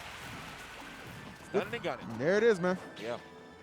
Running with that stock too, so. Oh, wow, okay. Force smash attempt getting interrupted. The Zairs doing the job and now trying to stack up some extra percentage here. Run away from that, couldn't get it, roll in. Get him out of that situation, looking for the back airs. Always putting Sharp all the way to the edge. Has to find a way to get the stock. Ooh. Wait a minute.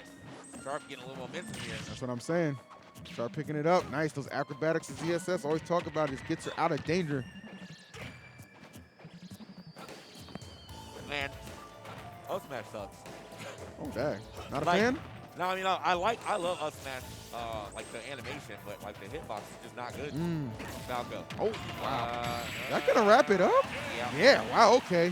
Yeah, I mean, like, he had to pick the no DI and hope for the best, because like, if you DI'd up, you're gone. If you DI'd down, you're gone. You're going directly to the blast zone, so. Completely. That was just, that game kind of just took a 180. I mean, yeah. Polonian was looking real poised to take it, and then he was just like, all right, that's enough. That's enough from you, for sure.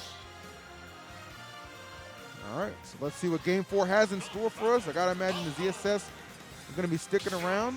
Let's see where Polonian elects to go. Right.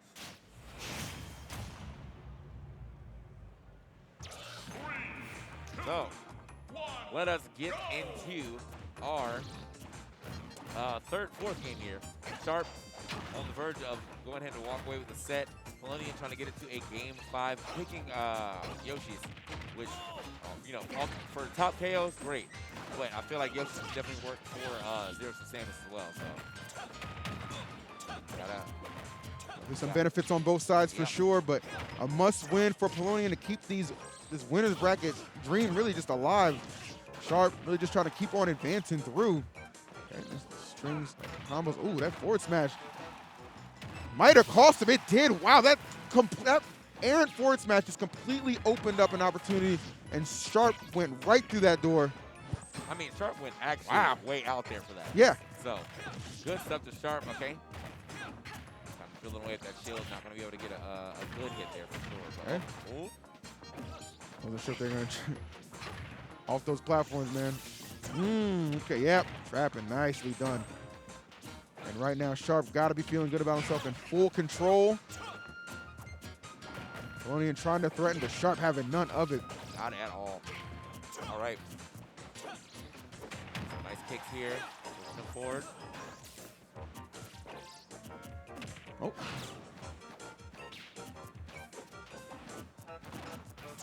All right, keeping that space. And it's just such a solid lead for Sharp. You can tell he's just, all he's really trying to do is just maintain it, get any additional damage I can. And he has gotten a lot of that. Really, potentially, to go up 2 stocks is right there. Great down smash, though. Good response from Polonian. Seen Shark kind of come down with that there a couple times. Not going to give him that free hit. Yeah. All right.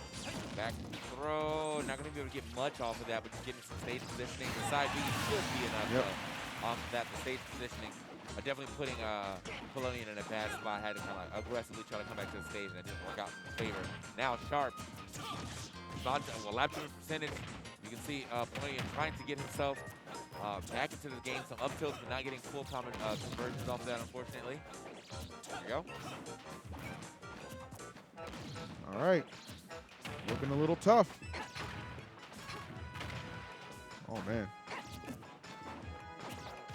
These kicks, bro, they be hitting. They be hitting an I'm ankle saying. for sure. Okay. Back air action. Sheesh. Nicely done. Okay. This might wrap it up pretty soon here. I don't know. Polonians really just been kind of fighting to stay alive more so than get damaged themselves, and I think that's going to wrap things up. It is indeed. Sharp having a hell of a run so far, putting Pola in losers, and now defeating Polonian 3-1. With the ZSS team, yes. You know, like, got to give it up to that, man. Options. Again, Sharp, he pilots a lot of characters. Right. And so that was, you know, that's not like a secondary for his. That's just another main. Yep. You know? So good stuff to Sharp moving forward. You know, not going to say anything about the Falco there. He actually did his job as well, but unfortunately, Polonian has to try a little harder, but in the loser side of things now. Hopefully he can get out of pools and into the top 64. That was a pretty decent Falco.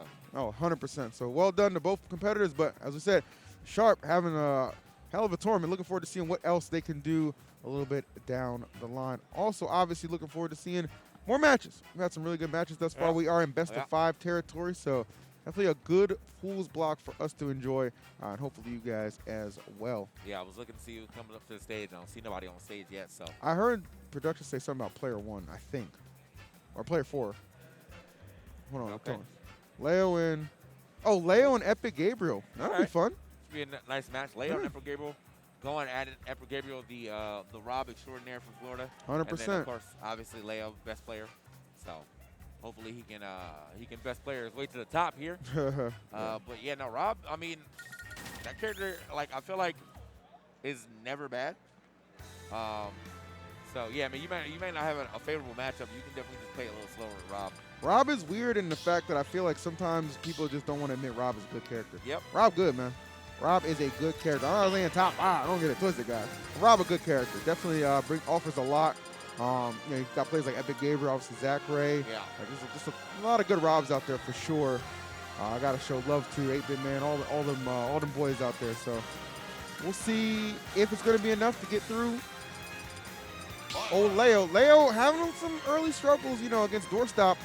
In that first round we saw them compete, was actually taking the game number 3. Yep. Last stock as well. So it was a little bit of a scary situation to find themselves in, but was able to kind of go ahead and just pull that one out. It was game number 3, and like that first game that he won was pretty dominant too. Second game, MKLeo won. It was well on his side. Yeah. And now Epic Gabriel coming through with the white mask that says Epic Gabriel, with the black mask that says Epic Gabriel. You need to know who that is. Yeah. Straight up. God.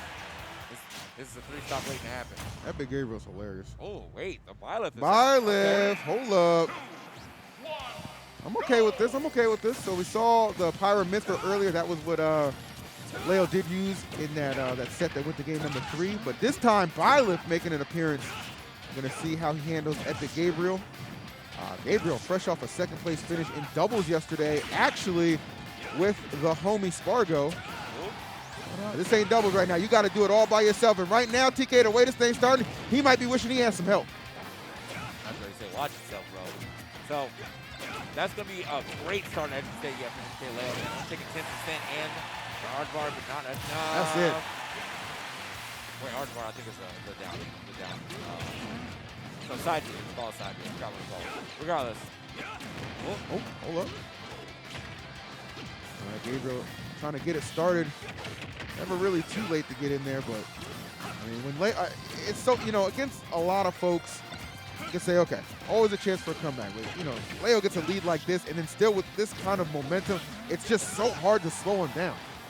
Leo finds that down throw back there so quickly. I'm telling you, man, when you're just fighting just to stay alive as opposed to, you know, fighting to win, it's just a completely different game. Yep. And that's what Gabriel, that's the position he finds himself in right now.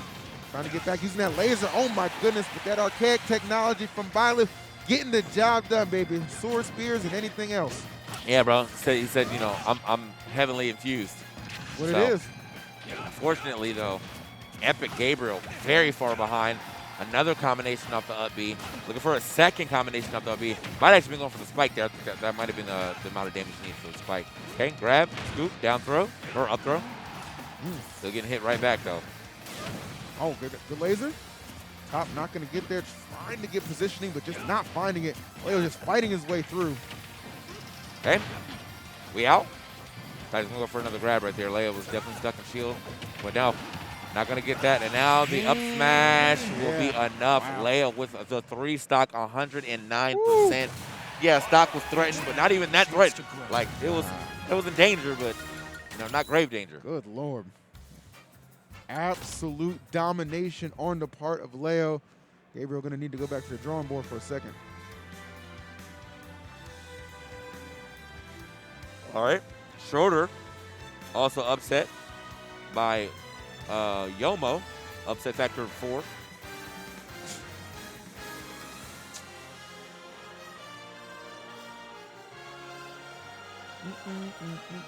The upsets are just rolling through.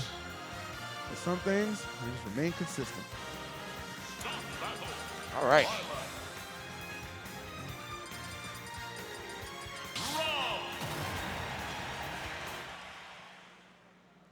All right. You said he definitely remaining consistent for sure, bro. But as we get into it, man, we are right back into the action. You already know, man. Game number 2, it was an absolute dominant display, resulting in a 3 stock from Leo, bringing out the Byleth. And now, Gabriel looking to respond, trying to get a better start. I will say, just off percentage alone, he definitely has. Yeah, I mean, I don't know what happened in that first game, bro. He was actually absolutely getting mollywopped. So right now, though, doing a good job of actually putting the pressure on himself. Cool. Nice, finding a lot more hits this time. Okay, Gabriel, nicely done. Gonna get that first stock off. Well played. So wild. You just get 3 stock the first game and then come back and you remove the first stock play and just completely improved. Yeah. Now this is somebody worthy of the title, Epic. This is what I'm talking about right now. Okay. He was looking like mid Gabriel in that first match. Yeah, he was really definitely short story Gabriel right there, man. I don't know. Not popping off at all. Oh wait. All right, we're back. Leo trying to get back. Under a lot of duress, that top really helping keep him pressured on the right side. All right. So. Oh, wow. That back here, finding his mark. That back here was really cleanly placed. 132, though. A lot of damage, but here come these nairs. Wait, okay, he gets skipped out of that. He might actually be dead. Oh, the air dodge is going to get him through. Now, this is the thing, man. Epic Gabriel with such a solid lead here with the 143. MK Leo trying to drill into that. Okay. Can't get everything going off that. I like the DI winning for Epic Gabriel, but also the rage not helping him at all. That's going to stop. That's going to get it. Okay. Good stuff. Gabriel not letting this one get away from him. However, here comes Leo. Still with a stock. That means he still has a chance and opportunity. Nice. I like how Gabe's choosing to be really offensive in some points too, not just kind of shying away, trying to maintain the lead in a defensive manner, but just getting aggressive still. Yeah. And there it is right there, coming through with the gyro. Got to be careful though. Don't want to get too overzealous. Okay. Where? Okay, hold up. Gyro coming through. And again, continuing to just put on the threat. I'm willing to come at you. I'm not going to shy away from the challenge. All right. So, I mean, not shying away from the challenge at all. But MK Leo definitely struggling in the second game with Byleth. 83 to the 130 to get the stock off. Definitely could be super instrumental to his success. Oh, all the way in the corner, but still not getting the KO. I think that was like probably the typical. Untouchable. You're gone. No chance of him coming back from that. So now Leo has opened up the door to potentially bringing this game back despite the absolute rocky start he was in. All right. Absolute rocky start indeed. Ooh. Ooh. I'm wondering, Gabe, the pressure's starting to mount a little bit. Leo finding these openings. Or should I say creating them? Okay. Creating some right now. Yeah, the tension right now. Yeah, I just, okay, hold on now. Leo mounting a little bit of a comeback here in the back air. Oh, my Lord. I feel like he has not been hit on this stop, bro. Okay, on the other side. Wait a minute. Okay. Couldn't get it all right there. However, Bro. Oh, my. Snipe and destroyed. Wow. I mean, the lead, I mean, he started out so rocky and just finished rock solid. Yeah. So, Gabriel looking a little defeated up there. But, I mean, I would too if I had a lead like that. Wasn't able to close it out. That is, I mean, that's MK Leo, bro. Like, you got to be able to close it out against him because that kid is, he's amazing, bro. There is no lies being told, my friend. That was ridiculous. What a snipe as well, bro. This man coming from, I mean, Rob basically from the future, bro. All that technology, man, just premium hardware, and he just losing to a damn spear. Old rock and chisel head ass. I'm just, it's just crazy, bro. Stone Carvin head ass. Man. All right, so with that being said, man, we do have a third game here. MK Leo managed to squeeze out that second game from Epic Gabriel. Looking a lot better for him, yes, for sure, but just couldn't find that last hit for the stock. And now, a pretty even game between our competitors. Well, I'm definitely thinking that at this point, you know, it's obviously Leo probably favored to go ahead and take this one 3-0. That first stock is definitely going to aid in how you might think this one's going to shape up. Gabe really had an opportunity to knock this one up in that last one. Let's let it get away. And I think for Leo, you know, that's just almost all she wrote. But still, Gabe, man, you know, this is a guy who's just, we've seen him compete a lot. You know, he's not just a Wi-Fi warrior. This kid is legit. He goes to locals. He can win locals. He can perform on the highest level. It really is. But, like, right now, he's just going up against, you know, arguably still the best player on the planet. But hold up now. That don't mean nothing to Gabe. I'm loving when I'm seeing the aggression right now. Oh, my goodness. But let me just go ahead and use you as a springboard. Leo getting back to the stage, doing it with style as well. Oh, no. But maybe a little too aggressive. Okay. Hold up now. Leo with the head bob's like, yeah, you got that one for sure. You got that one, yep. I was feeling myself a little too hard. Speaking of feeling himself a little too hard, looking for an air dodge there. Leo definitely swapping into battle mode right now. Oh! Yeah, off the ground, unfortunately. Nice. Oh. All right, Gabe trying to land safely. Leo patrolling the ground. Not going to get all of that. Hey, wait. Oh, yeah. Nice. I like that because he's threatened with the bow. That's what killed him in the last game on that final stock. And he's like, he's going to air dodge, go low. I'm just going to go ahead and cover that. Layers to this. Okay. Epic Gabriel definitely putting up, like, MK Leo stuck on this right side right now. 4 grabs in a row, finally gets off of it only because he's getting pushed away. Yep. We're getting pushed over to the left side. Oh, no. Oh, wait. Got him. I think he tried to do something off the ledge, unfortunately. But yeah, that's gonna be easy KO. Let's go, Gabe. Easy stock or easy game for Gabe. Just great ledge trapping there on that. Definitely chose the harder way. Yeah. 100%. Yeah. Chose the harder way to get a game. It just wrapped up that last one, but nah, good stuff, man. Gabe not being discouraged off letting that second game get away from him, keeping his head down and forcing this fourth one. Love to see it. Great competitor. 3, 2, 1. All right. So now we get into game 4 here. MK Leo on game 4, man. That's always a little scary, but Gabe looking like he's trying to make an upset. I feel like MK Leo's been dropping a lot more games like in recent history, you know? Seriously. Like, what's going on, brother? Wasn't the Joker? I mean, I think, honestly, expanding the you know, seems like comfortably expanding the character pool, I think, greatly beneficial. Especially think about Violet. Like, it's just, I don't know, like it's just so hard to get good violence experience, it feels like. So he's definitely kind of in a league of his own, but regardless of that fact, Gabe has definitely kind of found a little bit of a comfort zone. Hey. Oh. Oh man, yeah, they just perfectly covering that left platform. Really nowhere for Gabe to go in that situation. Nice nair though, and then this fair hold up, the gyro delivered as well. Oh, and Byleth not going to be able to tether back. Yeah, man. Gabe is doing a really good job of just kind of like pushing Byleth further and further away when it comes to getting off that stage. Pushing him too far to be able to get that recovery. That down air attempt, I give it up. That thing is so threatening. Ooh, back air, not going to do it. But definitely not the situation that Gabe wants to be in. We've seen Leo just so good at locking people down when they're off stage. But honestly, some of the things I've seen from Gabe say the same thing about him. All right. Ooh. Okay, whoa.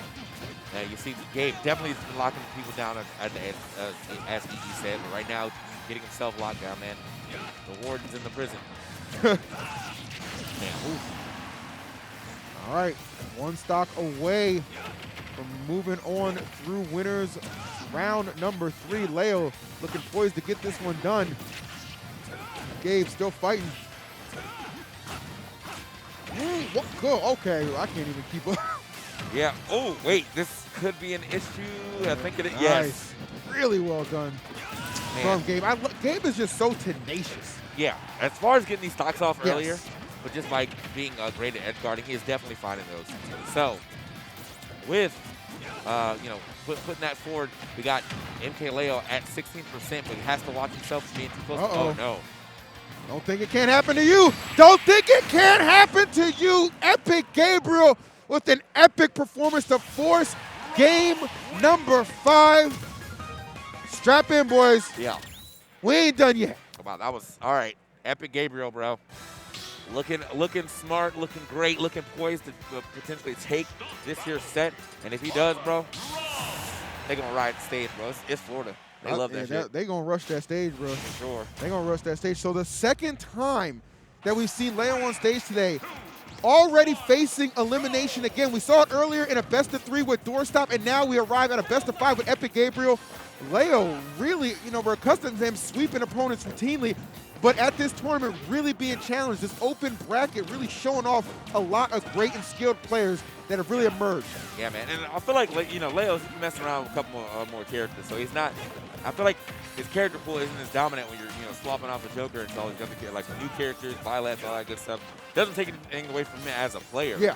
For sure. But yeah, no, I feel like this could be going a lot different if he was still like on his super polished Joker. This Violet though is polished.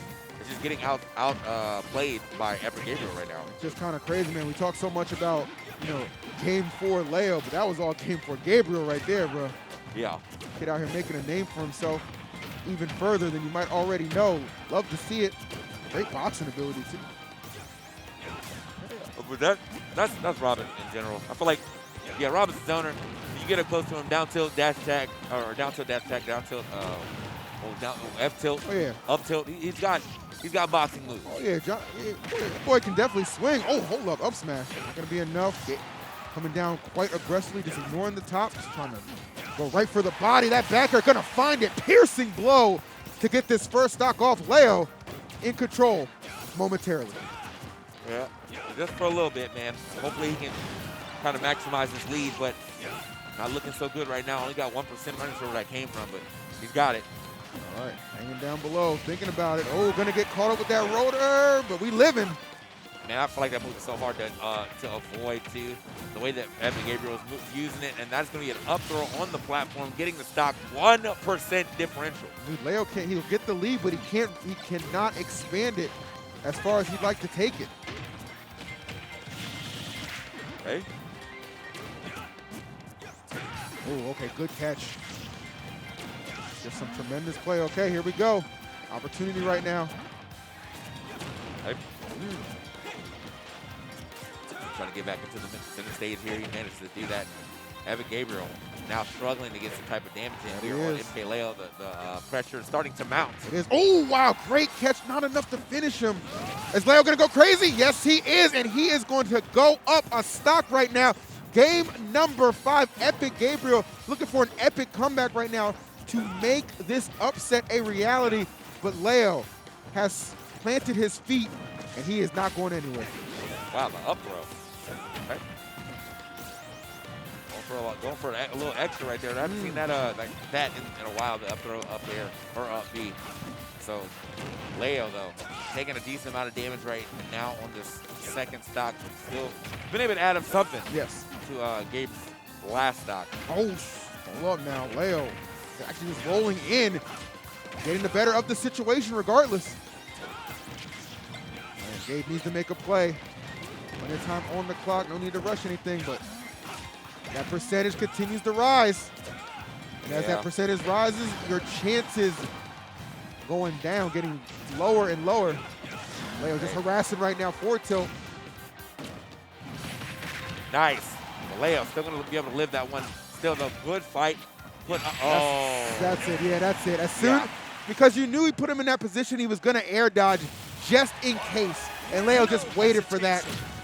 Beautiful punish and a beautiful end to that 3-2 victory for T1's finest. Man, look. Epic Gabriel, though. That was a solid display. Amazing performance from him. Nothing to be ashamed of. That was sensational. Yeah, man. So hopefully he's able to take that performance a little further here in the bracket. Seems like, he still is in. Yeah. Just, only on the loser side of things. So if he can take that a little further into the bracket, man, good stuff to Epic Gabriel. Definitely showing you what Rob can do. The chat was getting I'm sure the chat was going IRL crazy. Chat. With the IRL chat over there, the crowd was going nuts as well, man. That was even our production got popped off. Definitely a Leo stand. Can't confirm. I saw it. Can't confirm. Hit him with a nice little power fist right there. So, all right.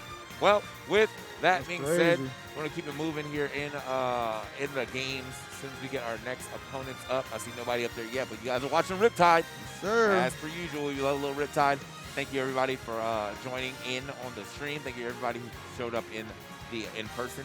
Thank you for y'all who are definitely watching from your hotel rooms while you're taking a nap or whatever. Why not? Yeah. You don't have pools till 4 p.m. Do it up, man. Yeah, man. I'll be sleeping right now. You know what I'm saying? Yeah. All right. So yeah, just wait and see. How you feeling today? I'm feeling great, actually. Got a good night's sleep. Woke up naturally without the alarm, and then just a nice good shower. This natural wake up is actually hitting. Yeah. Yeah. So real good, you know what I'm saying? So, and the weather here it's not hot, but it's not cold. It's just like that good in between, like in the kind of like low 70s. Yeah. So I don't know. I'm feeling pretty nice. Is Culver's delivered, bro? I don't want some. Culver's deliver. I'm sure you can DoorDash it. Yeah, I gotta look. I would imagine, or Uber Eats, whatever they offer around here. I went to Culver's yesterday. Very, very delicious. Culver's is Butterburger hits. I substitute my fries for cheese curds actually. Okay. I like the cheese curds. Man, I'm telling y'all, bro, if you ain't never ate at a Culver's, there's like certain areas you gotta eat at least once in life, in certain spots. I don't know, like Culver's, there's a Midwest thing for sure. I think Victoria has one over where she lives in Apex too, but. If you ever go to New England, you got to eat a Shake Shack. I mean, Shake Shacks are more nationally known now, but the first time I had it, and a lot of times I see it, is New England. Okay, yeah. So. I've had my first Shake Shack experience. I think was in New York. Very, very good out there. There's also a place you guys might not be familiar with, but it's very good. It's called Freddy's Steak Burgers and Custard. Bro, wait, where did you get that? When I drove across country from Maryland, moving to California, we stopped there because I was like, well, let's just get Wendy's. And my ex was like, let's try something different. Like, what the heck? Tried it. It was delicious. I couldn't believe it. So much so to the point where I moved to California. I found one that's about an hour and 15 minutes away from me, and I've gone there 3 times. Okay, it's not. It's worth it. No. It's worth it. Listen, I get mine. It's worth it. Listen, y'all, I'm telling you, it's really good for sure, right? It's I have it. We have it in Austin. An hour and 15 minutes though, bro. Well, let's be honest. I don't have nothing else to do. That's fair. That's fair. Keep it real with you guys. I mean, we're back at events now, so maybe now I can, Freddy's is good though. Trust me. Yeah. Don't drive an hour 15. You do that for something like Zaxby's. Yeah, no, true. Zaxby's, that's an experience. Zax, come on, man. Stop playing with me. All right, who we got next? What's going on, bro? Y'all? Are we chilling? We good?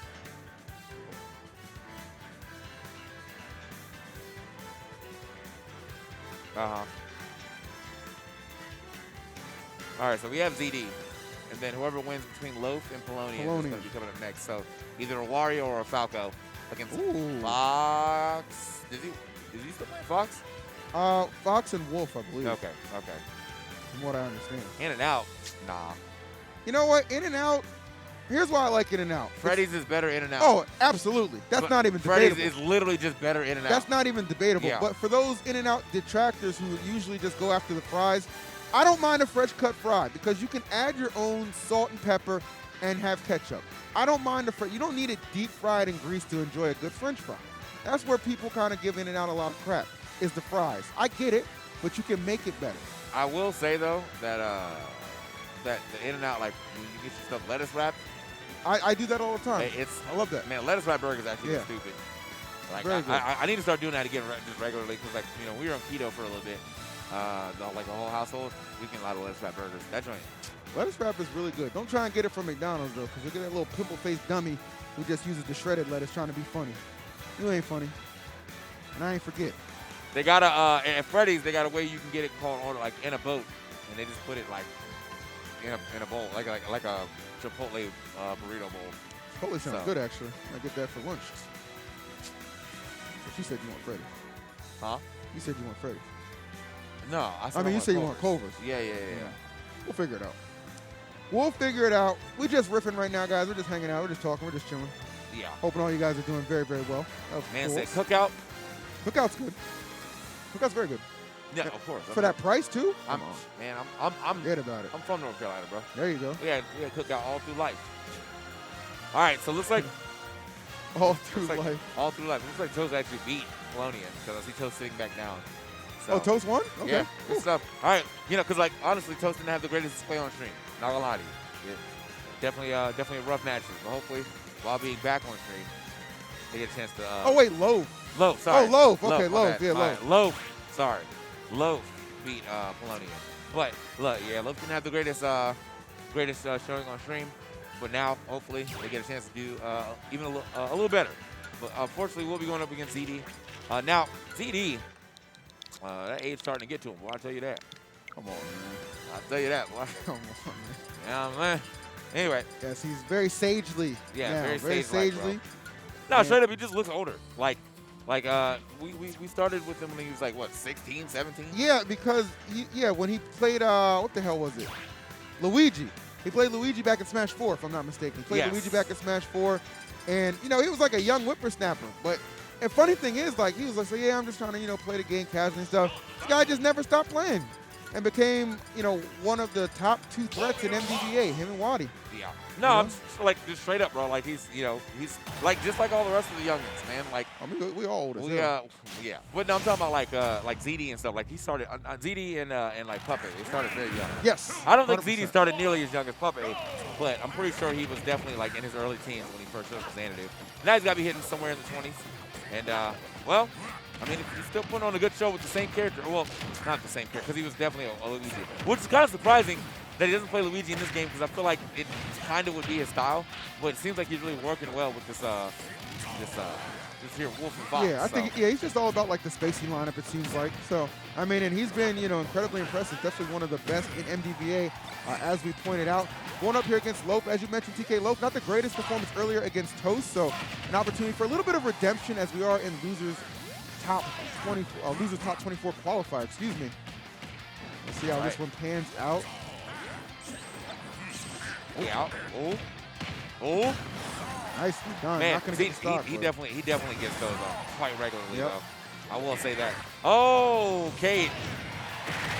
So here's What the hell is going on? Here's What why the that hell's going exchange on? was mad funny, because ZD realized that Loaf was actually not going to come back, And he tried to juke him for sure, yeah. Tried to juke when, you should have just committed to, okay, he's coming back, I'll just kill him again.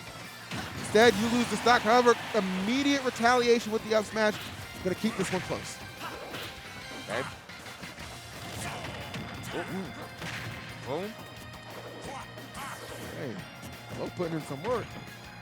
Like, oh, you're not a zoner? Let's fight. Yeah, let's go ahead and throw the hands real quick. Boom. So low. Oh, win him out.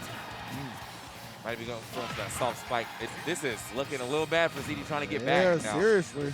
And again, I mean, Okay. Jesus. Okay, just too low anyway. See- I feel like this is a matchup he should know just a little Oh, about. was that a taunt? Yeah, I was. Oh, dang, Loaf. Yeah. I feel Feeling like- yourself. I mean, you know, they got Matador, or I don't know if he's still going by that, in MDPA.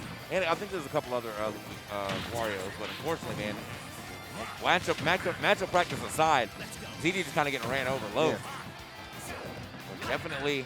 Oh. Okay. Good in there. See if ZD. Oh, okay. Oh, Went God. super low. Oh, Lord. Okay.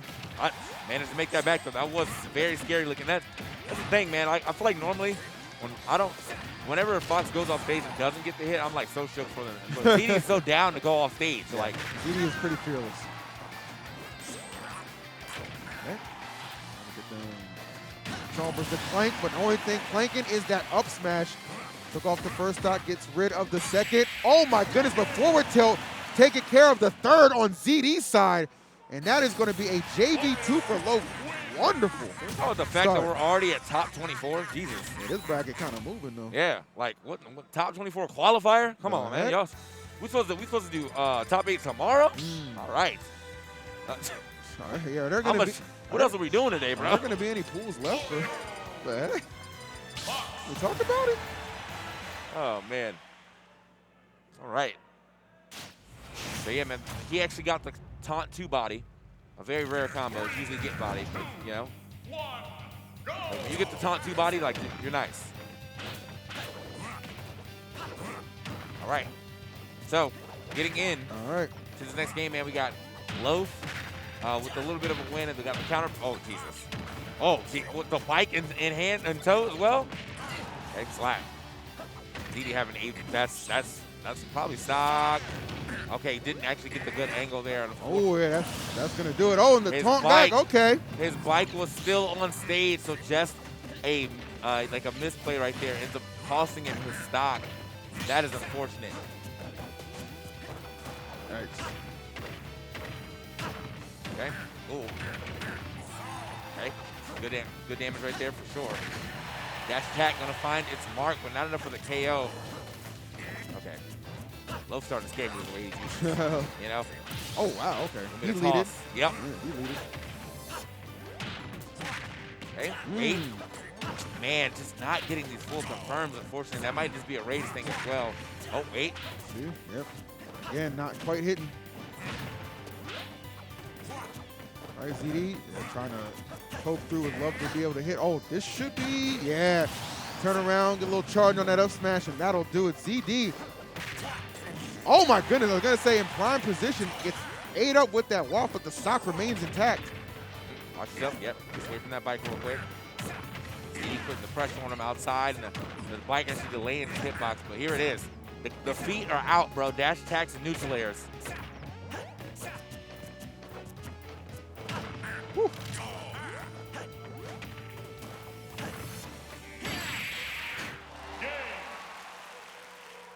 Damn. Damn.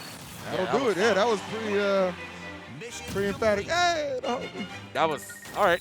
I give it up, man. Like, that was definitely a great return to fashion, return to form right there from ZD. Loaf, I mean, I feel like Loaf actually did have a lot of good play in there, just unfortunately not being able to finish off all the things that they wanted to do. And Loaf got a fan base, too. Dude, I love the fact that like everyone who comes on stage, like you got some amount of fan base, right? You got somebody out there just cheering for you, bro. And sometimes that little bit, that's the extra little kick you need to get the job done. So 1-1 going on to Pokemon Stadium. And number 2. What did Jess say? Kevin Hart, damn. That's how you say, hey! I'm sorry. That's what it was, man. I'm sorry. That's what it was. There we go. Shout his third one shapes up. Ooh, good anti-air. All right. Oh, wow. I love that. Punishing the fact that ZD loves to commit, coming down aggressively. All right, Eats well. a full forward smash for Wario. You kind of deserve that one for sure. Seldomly seen move coming out there, but when it makes its appearance, and especially when it hits, deadly. All right, man. Hold up, bro. Back in true form again is ZD. As he's starting to put the damage right back on. He's got to find himself looking for the back air, even an F smash. Uh-oh. Yo, He thought honestly, about it. Rose plays so aggressively, or Loaf plays so aggressively off stage without the bike. Like, that is actually kind of, it's insane to me. Oh, okay. Yeah, we'll take that. Trade, yeah, we'll trade. take that trade every single day, twice on Sunday. Come on now. Goodness. Oh, ZD is getting hammered. And you said, you know what? You mentioned he wasn't using the bike. Change that up real quick. Right.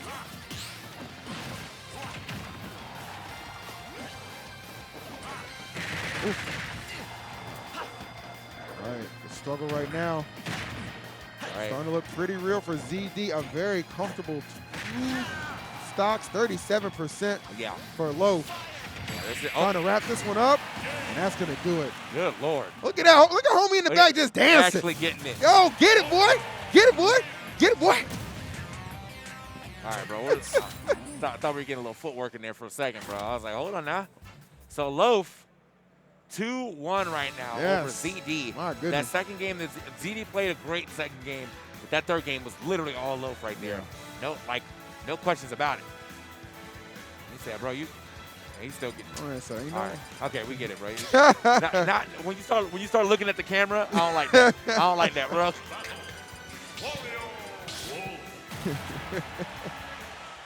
Oh, I got a Wario cosplay just walking away. Is that a? Oh, I was gonna say. I thought that was a Despicable Me cosplay. The little minions. I don't think so. Oh my God. Game number 4, guys. Let's go. Low, 1 game away from taking out ZD, who has decided to take out the Wolf, abandoning the hope in the Fox. Look, they say everybody's got a pocket Wolf. Yeah. Well, let's see if that's true. I know ZD has been playing this character a lot as of late. See if it's enough to power him through to a game 5 as well as maybe take the set. Man, I feel like this character will definitely cause more problems than Fox for sure.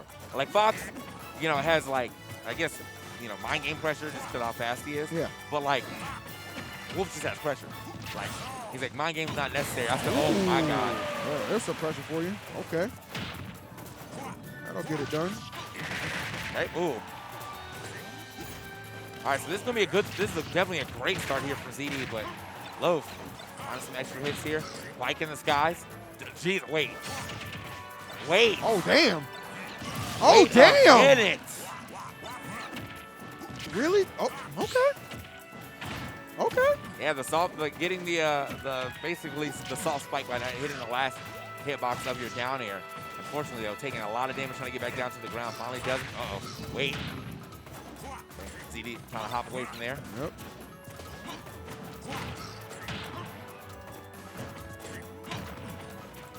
All right. Oh, good catch. Yeah, ZD jumping out of that. Another good one. Oh, the patience and the discipline from Loaf. Just having a feel, like sensing that fear and making him punish. He was for sure like, yeah, I'm definitely getting zero dodge. Like, that's happening. Now, it's just a matter of when. Now, the last stops for both our competitors. No waft available for Loaf. Bruh. But, I mean, still solid gameplay coming out from Loaf altogether. Only thing I feel like, I'm a little wary about is the bike usage of him just kind of like leaving it on stage because, you don't want to be off stage with all your options not available. That's fair. Oh, damn. All right. Nice. Good extensions. The basic Wolf bread and butter right there. Oh, wow. Okay, wait. There we go. Nice. All right. Little weight right there. ZD definitely doing a great job here on this last stock. However, though, has to watch out that 1 minute walk is coming relatively soon. Oh, damn. God, wow, bro. Damn. Getting clobbered. All right, sandwich right there for the 80%. This is scary, man. Either way, both these characters. So scary. Good catch with the upper. That's not going to be able to do it, though. 140 Low playing around, but I think I just saw the walk and ZD feeling it. Oh, However, no. not enough to get the stop All with right. that forward There we tilt. go. Yes, sir. All right, the patented double pop-off right there. He got the waft popped off, sat back down for one F-tilt, and popped off again. The patented double pop-off. Mans was like, I'll do it twice. I'll do it twice. Really great performance there from Loaf. Definitely a little bit of a bounce-back performance from what we saw earlier on stream against Toast, but no zoner, no problem, really, for Loaf. Yeah.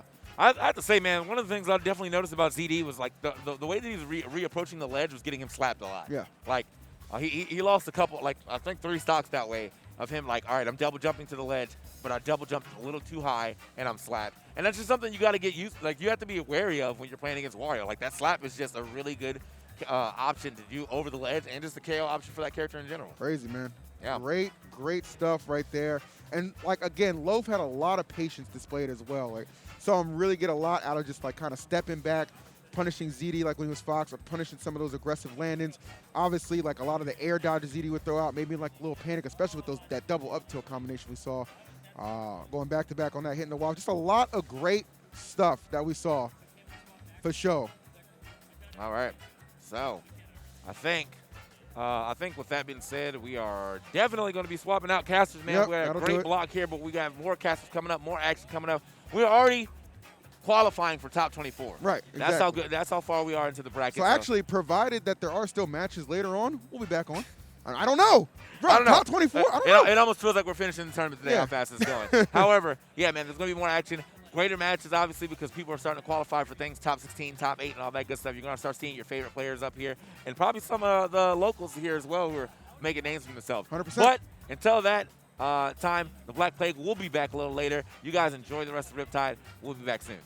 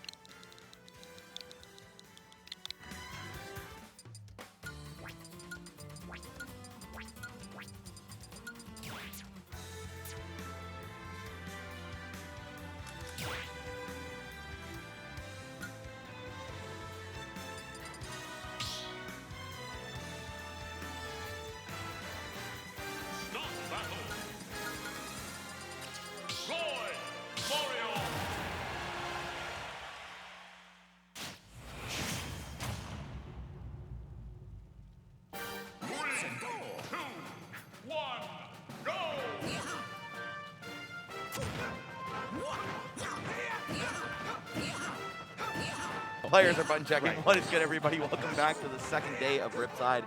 We are in the thick of things. Round 2 pools going on right now. Already had some insane upsets throughout the day. Great gameplay all around. I'm here to bring you through it. My name's Max Ketchum. I'm joined with my boy Charles. What is good, bro? It is great to be here. Been a minute, man. The last time we commentated together, just the two of us kind of deal, was Pound. Yes. Quite some time ago, so I'm really excited for this block, and I'm really excited for this tournament, Riptide. This is the first open bracket tournament in America. I mean, first really big one, right? So, yeah. I mean, we had Summit to kind of kick things off, and then now I really want to see all the Summit players that were at Summit kind of prove themselves here, right? And we already have, like, we had Cola actually get upsetted earlier today as well, right? So a lot of upsets, man. Speaking of just like the players at Summit, you gotta come out here and prove it as well in this open bracket. Exactly. Just because you can perform in a 16-man bracket in a small studio does not mean that you can handle the tournament nerves on the big stage. Right. And, of course, we're also looking forward to that Tweak versus MK Leo run back if that is our grand finals or that would winners be crazy. finals or whenever it happens. Yeah. Yeah, and I'm really excited. I wonder if Leo has been prepping the Joker. I know that it's probably a pretty big question mark on a lot of the spectators' minds. You know what I mean? Like where and when is the Joker coming out? But speaking of that, well, we're gonna get right into this match here: Goblin versus Yomu. Okay, so Yomu, you were saying, was a Crom Ganon player from Chicago, right? We don't know who he plays now, but that's what he used to play. Yeah. Yumu and Rickles are super good friends, and there was one tournament where Yumu almost beat Rivers with Ganon. Wow. And I'm pretty sure it's because he also played Crom. I could be wrong about his other character. I know I've seen the Ganondorf. Oh, yeah, Mario. Okay, there we go. I knew he had another top tier in the mix somewhere, and he's going to be going up against Goblin, left to carry the Roy torch alone since Cola's early elimination in this tournament. Oh, yeah, absolutely. And Mario versus Roy, this is going to be a fun one. I mean, both these characters are absolute combo monsters. We'll see Yumu if he has the combo game. Mario, in this current stage of the meta, you got to hit hard, man. You got to hit really hard. Kurama, in my opinion, probably the hardest hitting Mario right now, but let's see if Yumu can bring it out. Yeah, I think we've been talking about that Dark Wizzy versus Kurama dichotomy a lot, right? And not just with Mario's, but with two players of other characters where there's one more neutral-based one more combo-heavy one.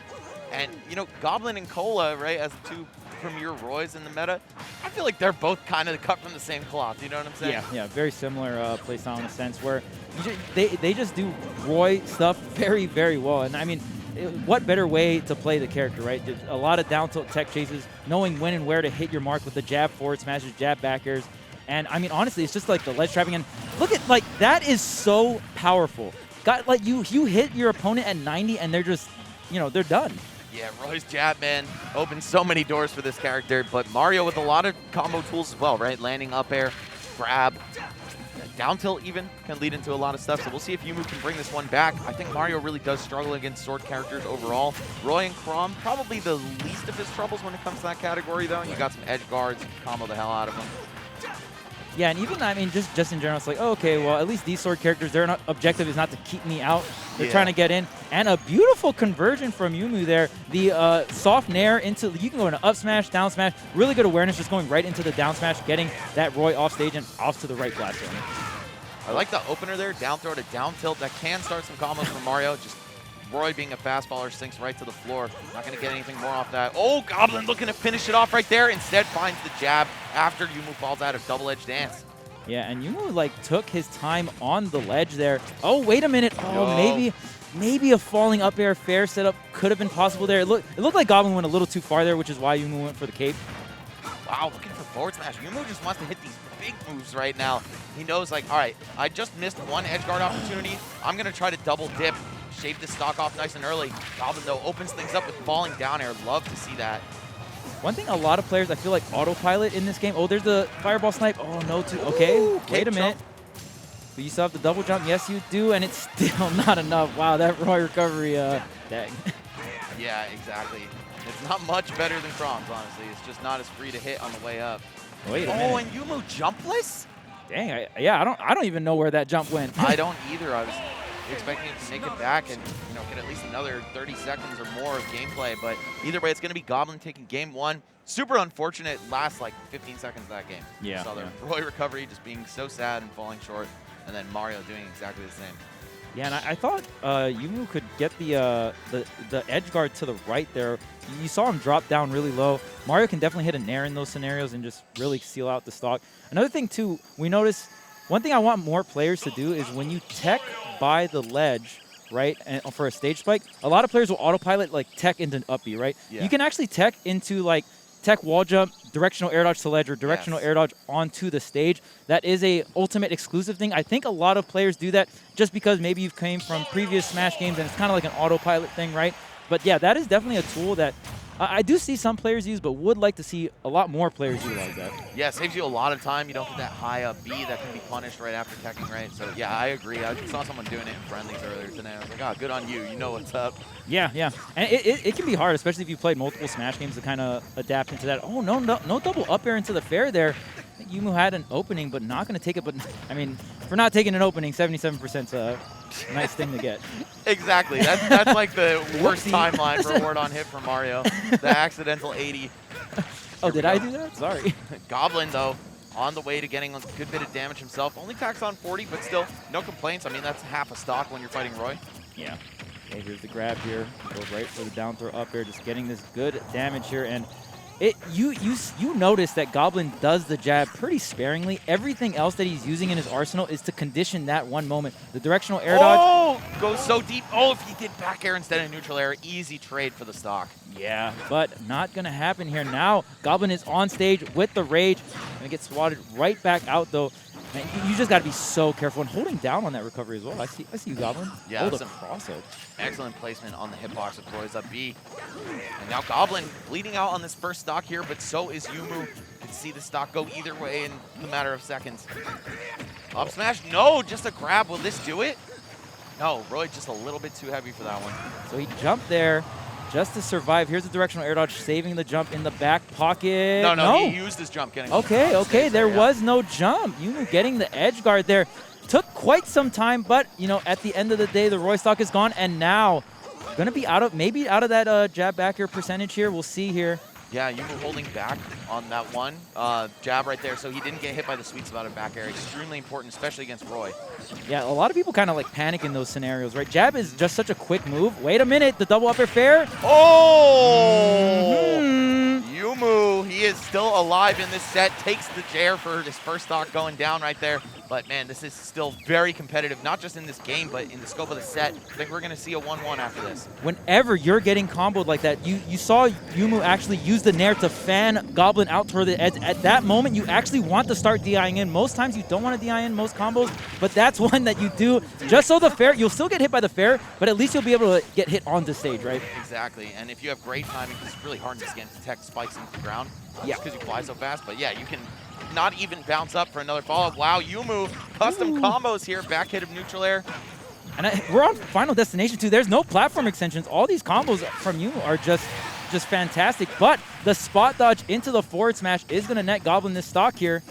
All right, this is where we separate the warriors from the men, so to speak.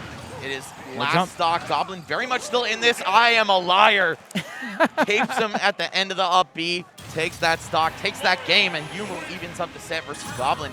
I don't know if you guys know about Yumu. He's kind of a low-key player, but he's very, very strong in his home region of Chicago. So great to see him out here doing big things at Riptide. A win on Goblin would be massive.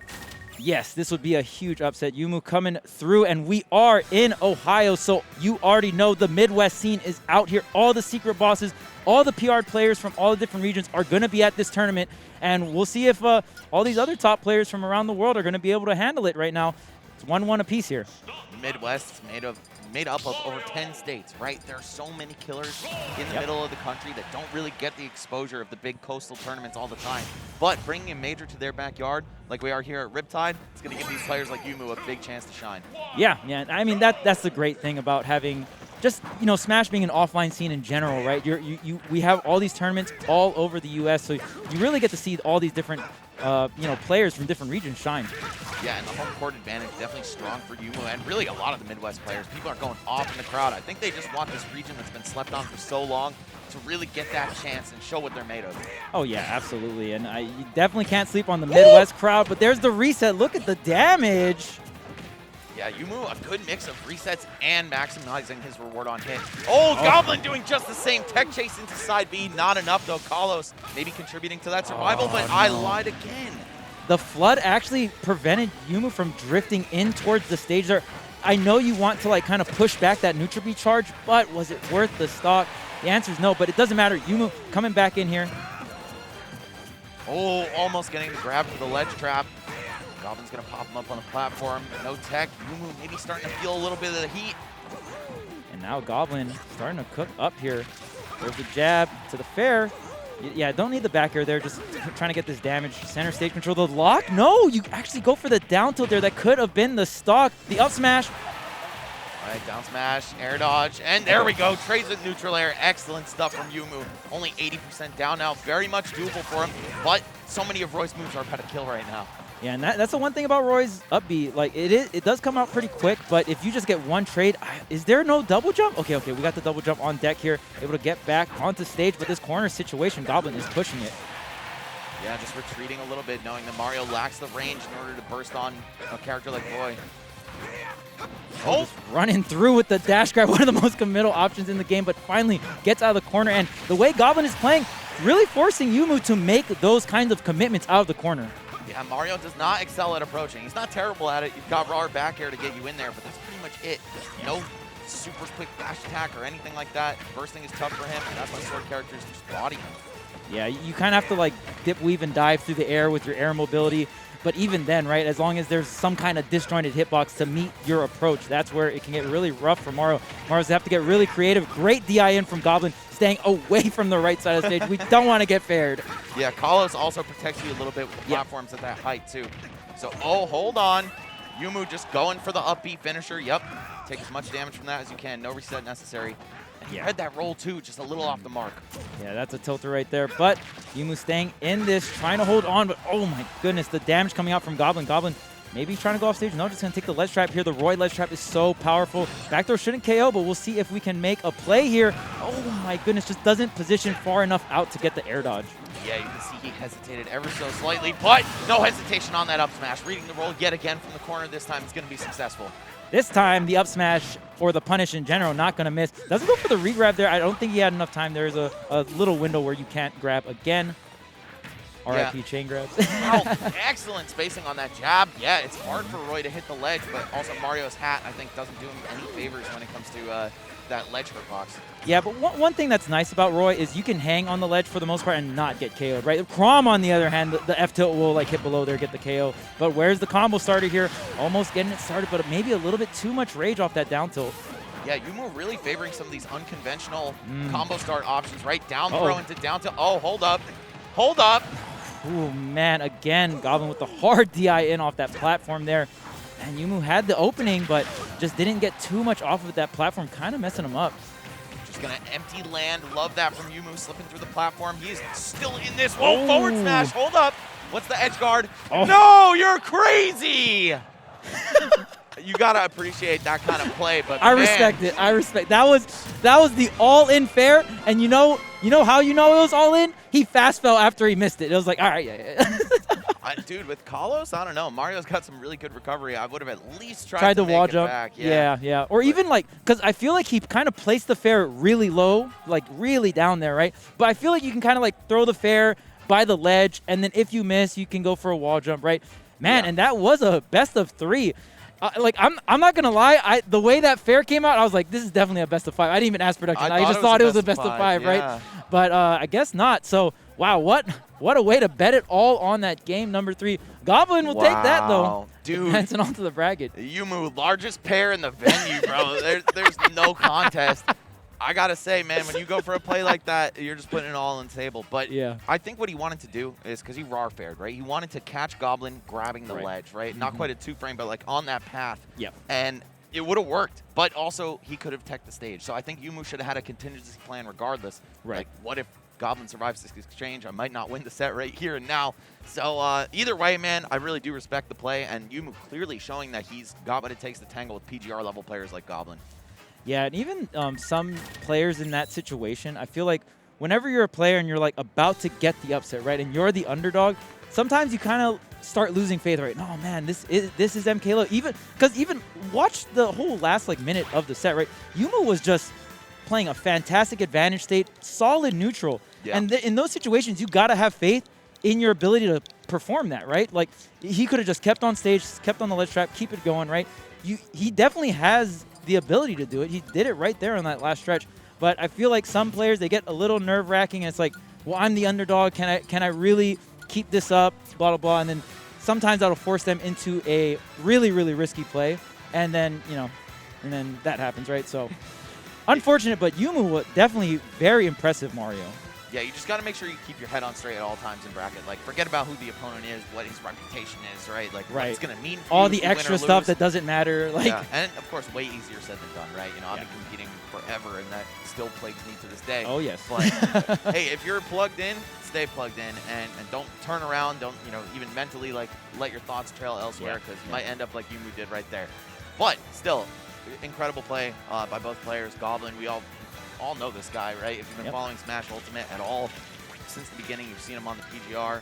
He's an absolute monster. Last top Roy remaining in the bracket right now, unless we see, like, the random tweak Roy like at Combo 2019. Yeah, I don't know, but that was a throwback. Yes, absolutely. I mean, that I think was when we all realized, like, yo, Tweak is just going to be able to win with any character, right? And then Yeah. The character roster just looking a little too wide. It's like, dang, man, you really can just... And I mean, Tweak won Squad Strike yesterday. No surprise. Exactly. That was a really good set.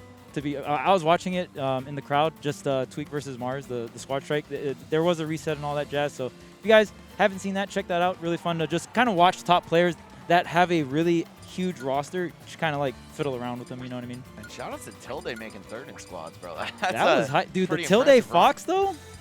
Yes, absolutely I gorgeous. approve. That was nice. In Smash 4, bro, he was an animal with that character. Yeah. And I'm actually kind of surprised he didn't stick with him, but I guess Falco, like, when it comes to tournament stuff, like, all right, those combos are kind of easy to perform. You can claim stocks very reliably, and Fox just doesn't have something like that. Up tilt into confirm, Yeah. sign me up. Yeah, Sounds like some Smash. I will say this, Falco is the most Smash 4 Fox character in Ultimate. He definitely feels that way, yeah. Like, you obviously, it's not one-to-one, obviously, but I don't know. I main Smash 4 Fox, and it definitely feels that way. So I don't know if other Smash 4 Fox players feel that way, but yeah.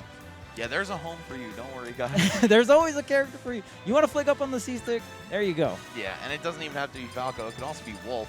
Not that I'd say Wolf is exactly the same character, but he's in the Space Animal family. All right, is that a Busby? The Yes, it is. Buzz. Going up against Icy Mist. Wow, that's a throwback. I haven't seen her at a tournament for years.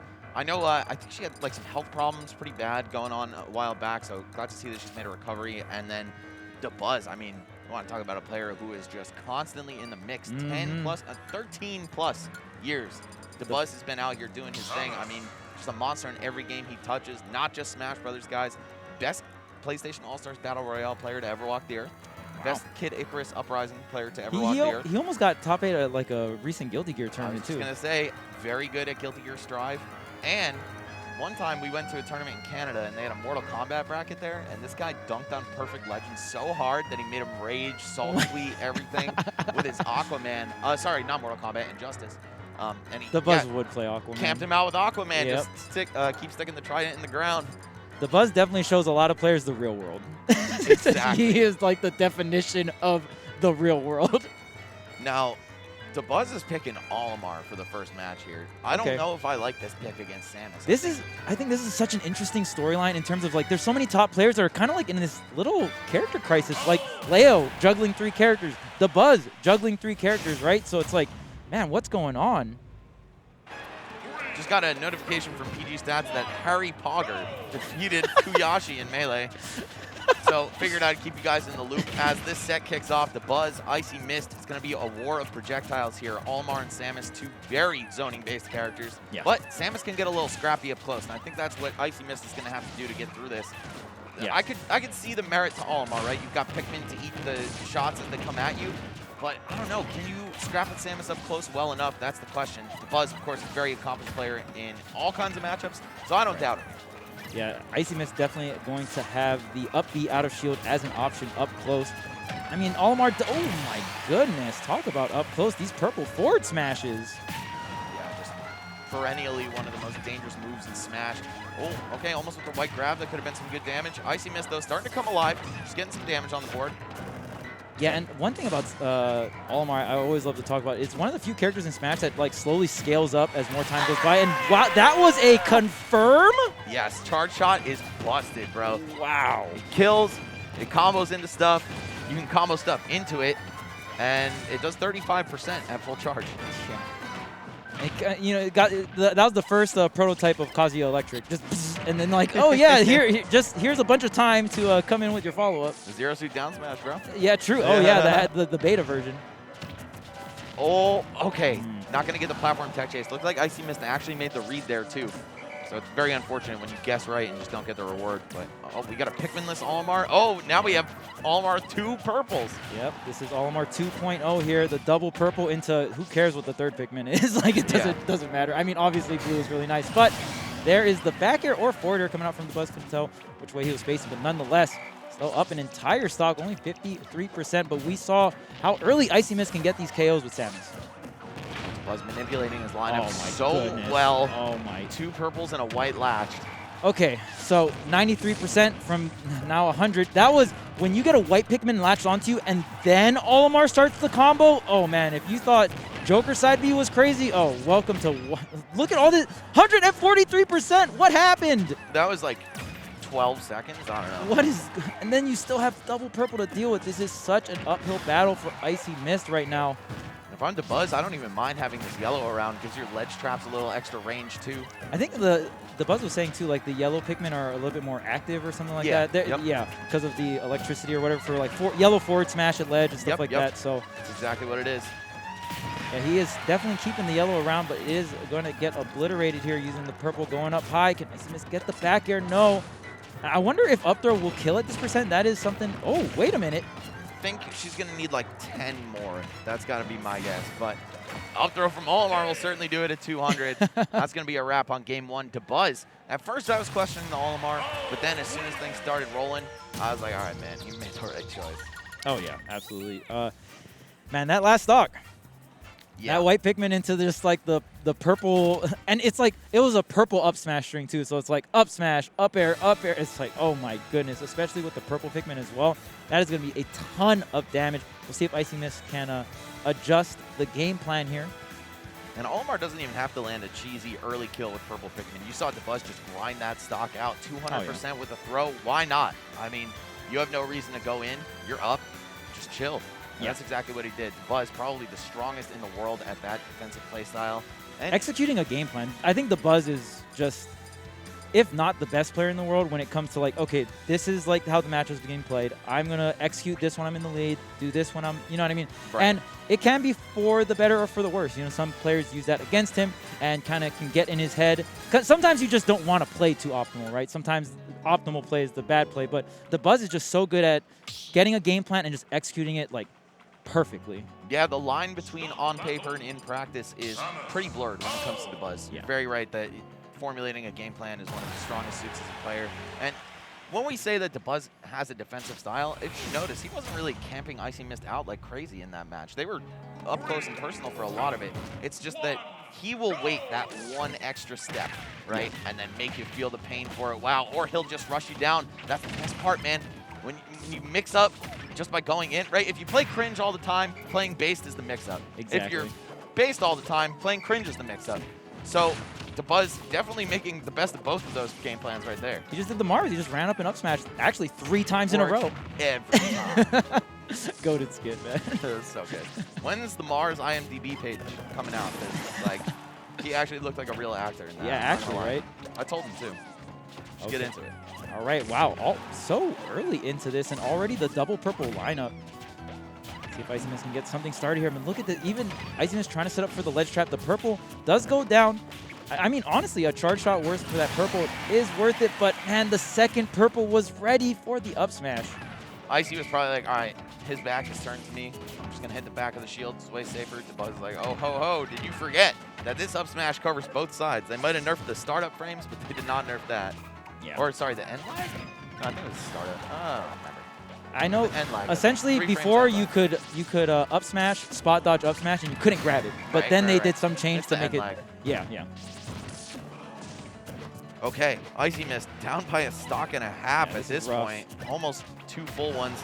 Let's see what she's able to do. I mean, the ledge traps from Samus, very strong. Almar probably not the best at coming off of the ledge, but it's going to take a little bit more than a bomb right there. Buzz still feeling very comfortable. Recovers Pikminless only to get kicked in the face. All right, signs of life for Icy. Yeah, and you talk about the Samus ledge trapping, and you know, I feel like with the purples, it's been so hard for Icy Mist to set up those scenarios because, you know, the Buzz just comes in and throws them high, and dang, that is another stock. No rage required. No, absolutely not. Almar has some ridiculous knockback values when those purples are out, man. And the reds are pretty strong, too. There's the up B's out of shield we were talking about for these scrappy situations.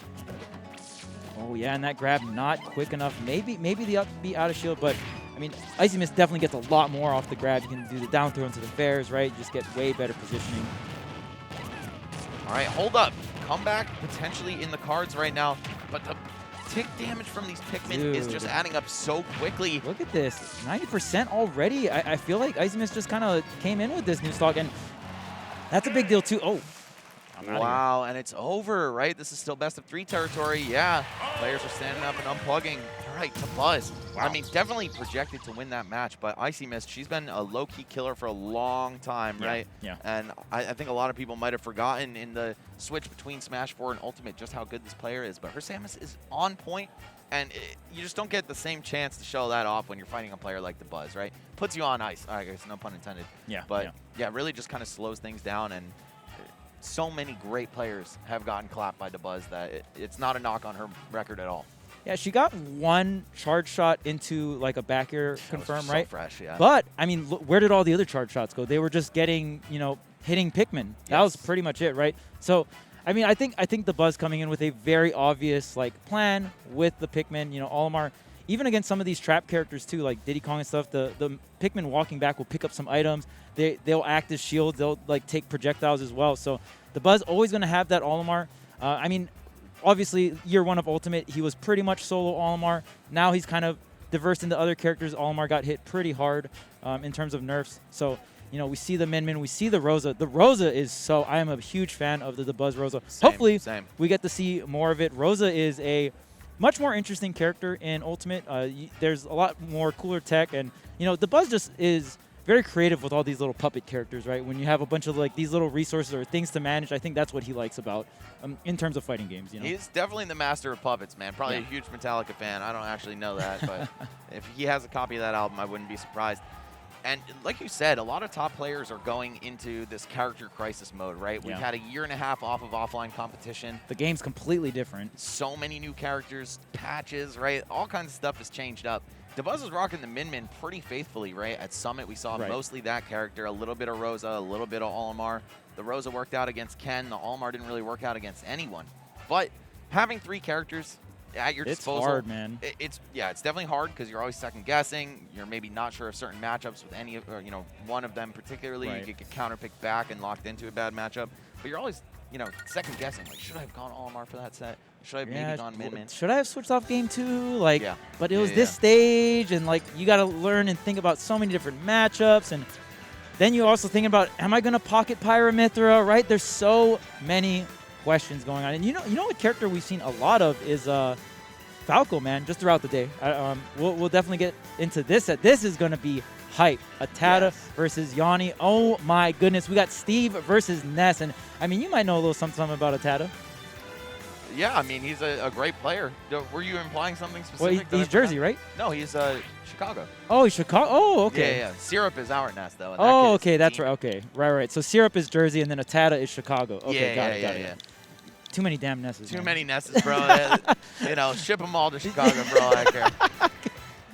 But yeah, Syrup is they're both really nasty. I mean, Ness in general, I feel like the combo game is just getting better and better. Like, historically throughout Smash games, Ness is the character that's like, all right, Ness is bodying everyone the first 6 months of the game. Let's figure out how to edgeguard him, and it's over. Wrap it up. Ness sucks, right? For some reason, it's not feeling like that in this game. No, it's not, and I think it's because he got the blessing of directional air dodge, as well as his being one of the biggest in the entire game, if not the biggest. Yeah, the Mario up B air dodge. Yeah, the super jump punch. Huge, bro. And he couldn't do that in Smash 4 or in Brawl, where he was hot trash. Right. The problem with edge guarding Ness is that you have to watch out for PK Thunder, and then, oh, I backed off because I'm scared of PK Thunder. He just air dodged back. And then when you're looking for the air dodge, he just goes into PK Thunder and either kills you or just gets back to the ledge safely. So I think, you know, this character has definitely benefited from the mechanics of the game without really even seeing a lot of hard changes. I mean, his up air is different, and side magnet is way better. So that side magnet, Jesus, man. Crazy move, crazy move. You see all these top Nesses coming through Sen, Atada, Syrup. They get one hit, gacked. They get one hit, they get one PK fire, and if you're a fast faller or something, like, you're just dead. Yeah. Super duper side magnet across the stage in the back air, like, you're just done. Now let's talk about Yanni, because this guy was turning up during the Wi-Fi era super hard. He's got that wolf bear tag on, so a little bit sore over his loss to Larry Lurr. But you know what? He's going to have that on his tombstone, man. Like, jeez, just let it go. I think he said he's rocking that till he gets a placement that he's happy with in a major. And today could be that day. I don't know, Steve, a big question mark in a lot of people's minds, because when he came out, a lot of people were thinking, oh, this character has the potential to be insane. Players like Yanni and Jake were turning up online. But offline, just the first major back. Still a lot of questions left to be answered. Yeah, Steve is a huge question mark. I mean, you guys have all seen the Twitter 0 to deaths and all that stuff. It's like, there's no way this character can be bad if, you know, you can 0 to death you. But, you know, it's all that practicality part too, right? Like, can you execute that in tournament? Wow, you can side magnet. Oh, that makes sense, the down tilt. Okay, it's fire. Yeah. Okay, here's the parry. But yeah, I mean, Steve definitely suffering from the base stat syndrome, right? Like, this character just doesn't have the base stats that are fantastic. So it's a pretty big trade-off. Yeah, it's like a Byleth kind of thing, right? You've got some great moves, some insane setups, but you're just limited by being slow. And Yanni clearly showing that that doesn't matter all that much to him. Claims the first stock. Atada going to answer right back. Up smash gets it done, even behind the walls. Man, Atada, it seems Atada is very familiar with some of these, like, building formations that Yanni is going ahead and trying to do so he can, you know, get some grinding going. Steve is, if you haven't seen Steve, he's pretty much a character that mines a bunch of minerals, and then he can upgrade his weapons. Right now is the gold weapon. You want to get to the diamond. So Yanni wants as much time to do that, but Atada honestly just not giving it to him. Yeah, I wouldn't even be unhappy with gold. Of course, you get better frame data for that uniquely, right? It's not as strong as the diamond, but you actually swing a little bit faster on a bunch of moves. Yeah, so you'll take that. You'll settle for gold. Okay, trying to get something started. Oh my goodness. That's the Steve stuff right there. Like, what's going on? Gonna mine the TNT. He's probably gonna down smash into air dodge. Yep. Oh wait, but he messed up the air dodge. So what you do there is, you down smash it, it'll detonate it because fire moves actually detonate the TNT faster. Oh my goodness, man. Atada, let me speak. But anyway, but then after you use the down smash, the TNT explodes, but you have enough time to do a neutral air dodge as the Steve. So it's a very strong, like, way to just get KOs or do damage on a ledge trap. But Atada does not care, man. He is just going in and getting all this damage. Yeah, Yanni taking 60 minimum of extra credit, make that 80. Damn.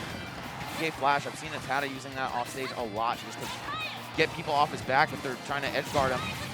Oh, PK Fire drag down. Yeah, the up air drag down stuff, and oh my goodness, the spot dodge gets caught, but Yanni barely surviving here, the directional air dodge. Steve's, I mean, speaking of great directional air dodge, Steve has a great one too, but has the diamond on deck. He just has to get the upgrade. He has to win neutral. Atada's not going to give it to him for free. Oh man, and he has no pickaxe as well, so when Steve has no weapons, oh man, that was rough. There was no weapons. Like, he had the diamond, but he mined, but he couldn't craft. Yeah, no crafting allowed. That's tragic. Yanni going to go down with a diamond in tow. But, man, it all came down to that botched TNT ledge trap, I got to say. Yeah, he lost a lot of pressure there. I'm not going to say Yanni had him dead to rights, but his options were definitely limited to get off that ledge right there. And then, yeah, you blew yourself up, Chief. I don't know what to say. Yanni going to rally back, make something happen in Game 2, perhaps, on small battlefield this time. All right, similar layout to where we just were. But, of course, the margins are shrunk a little bit. And Atada just utilizing the air mobility from Ness, kind of, you know, going up and over some of these block formations, depending on, you know, which kind of block is there.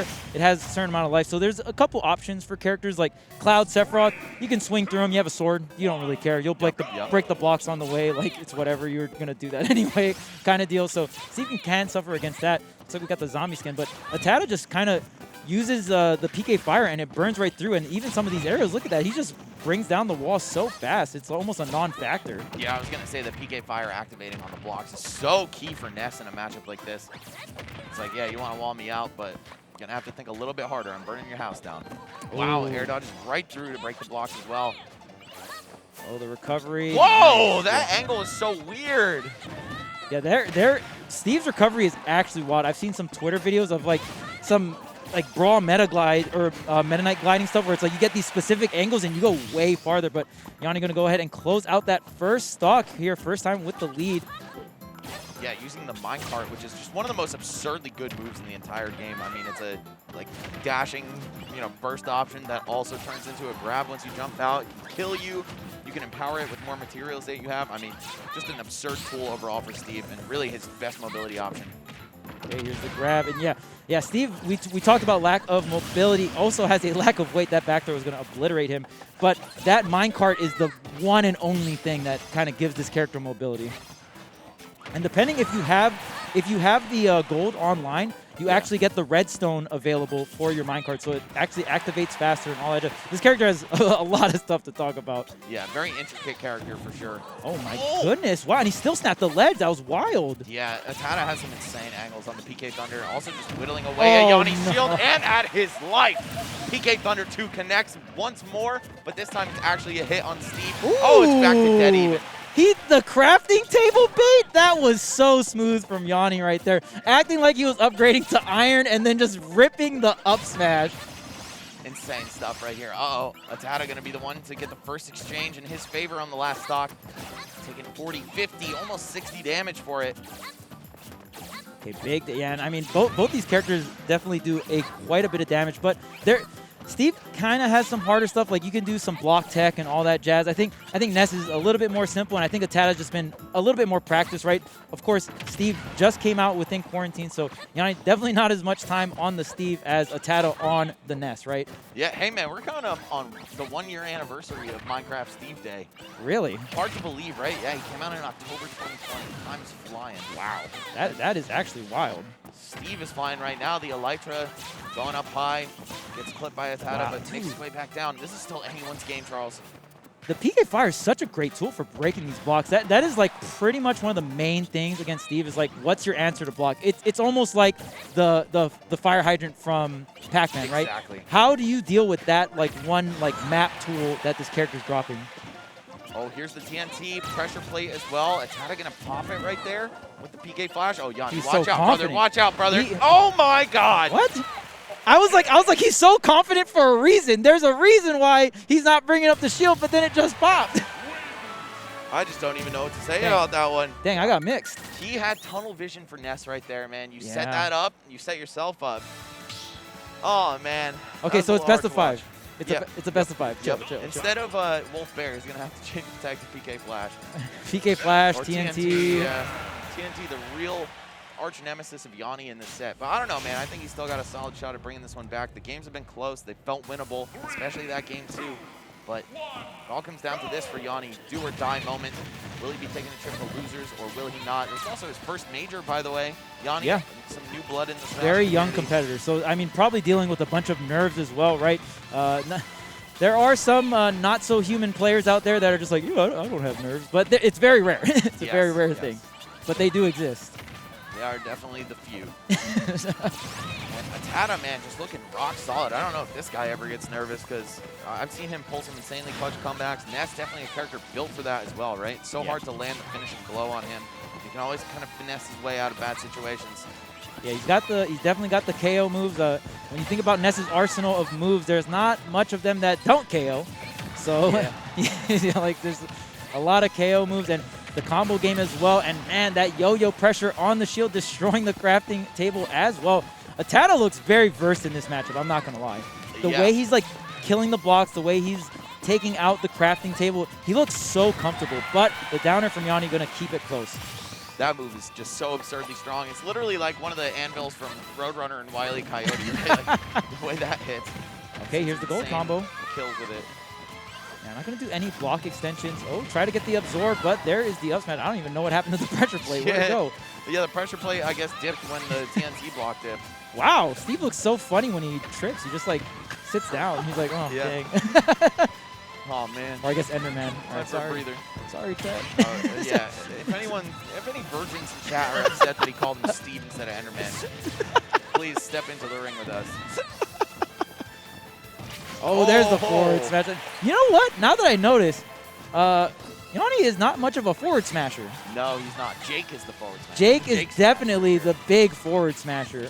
So interesting that just how different they play the character.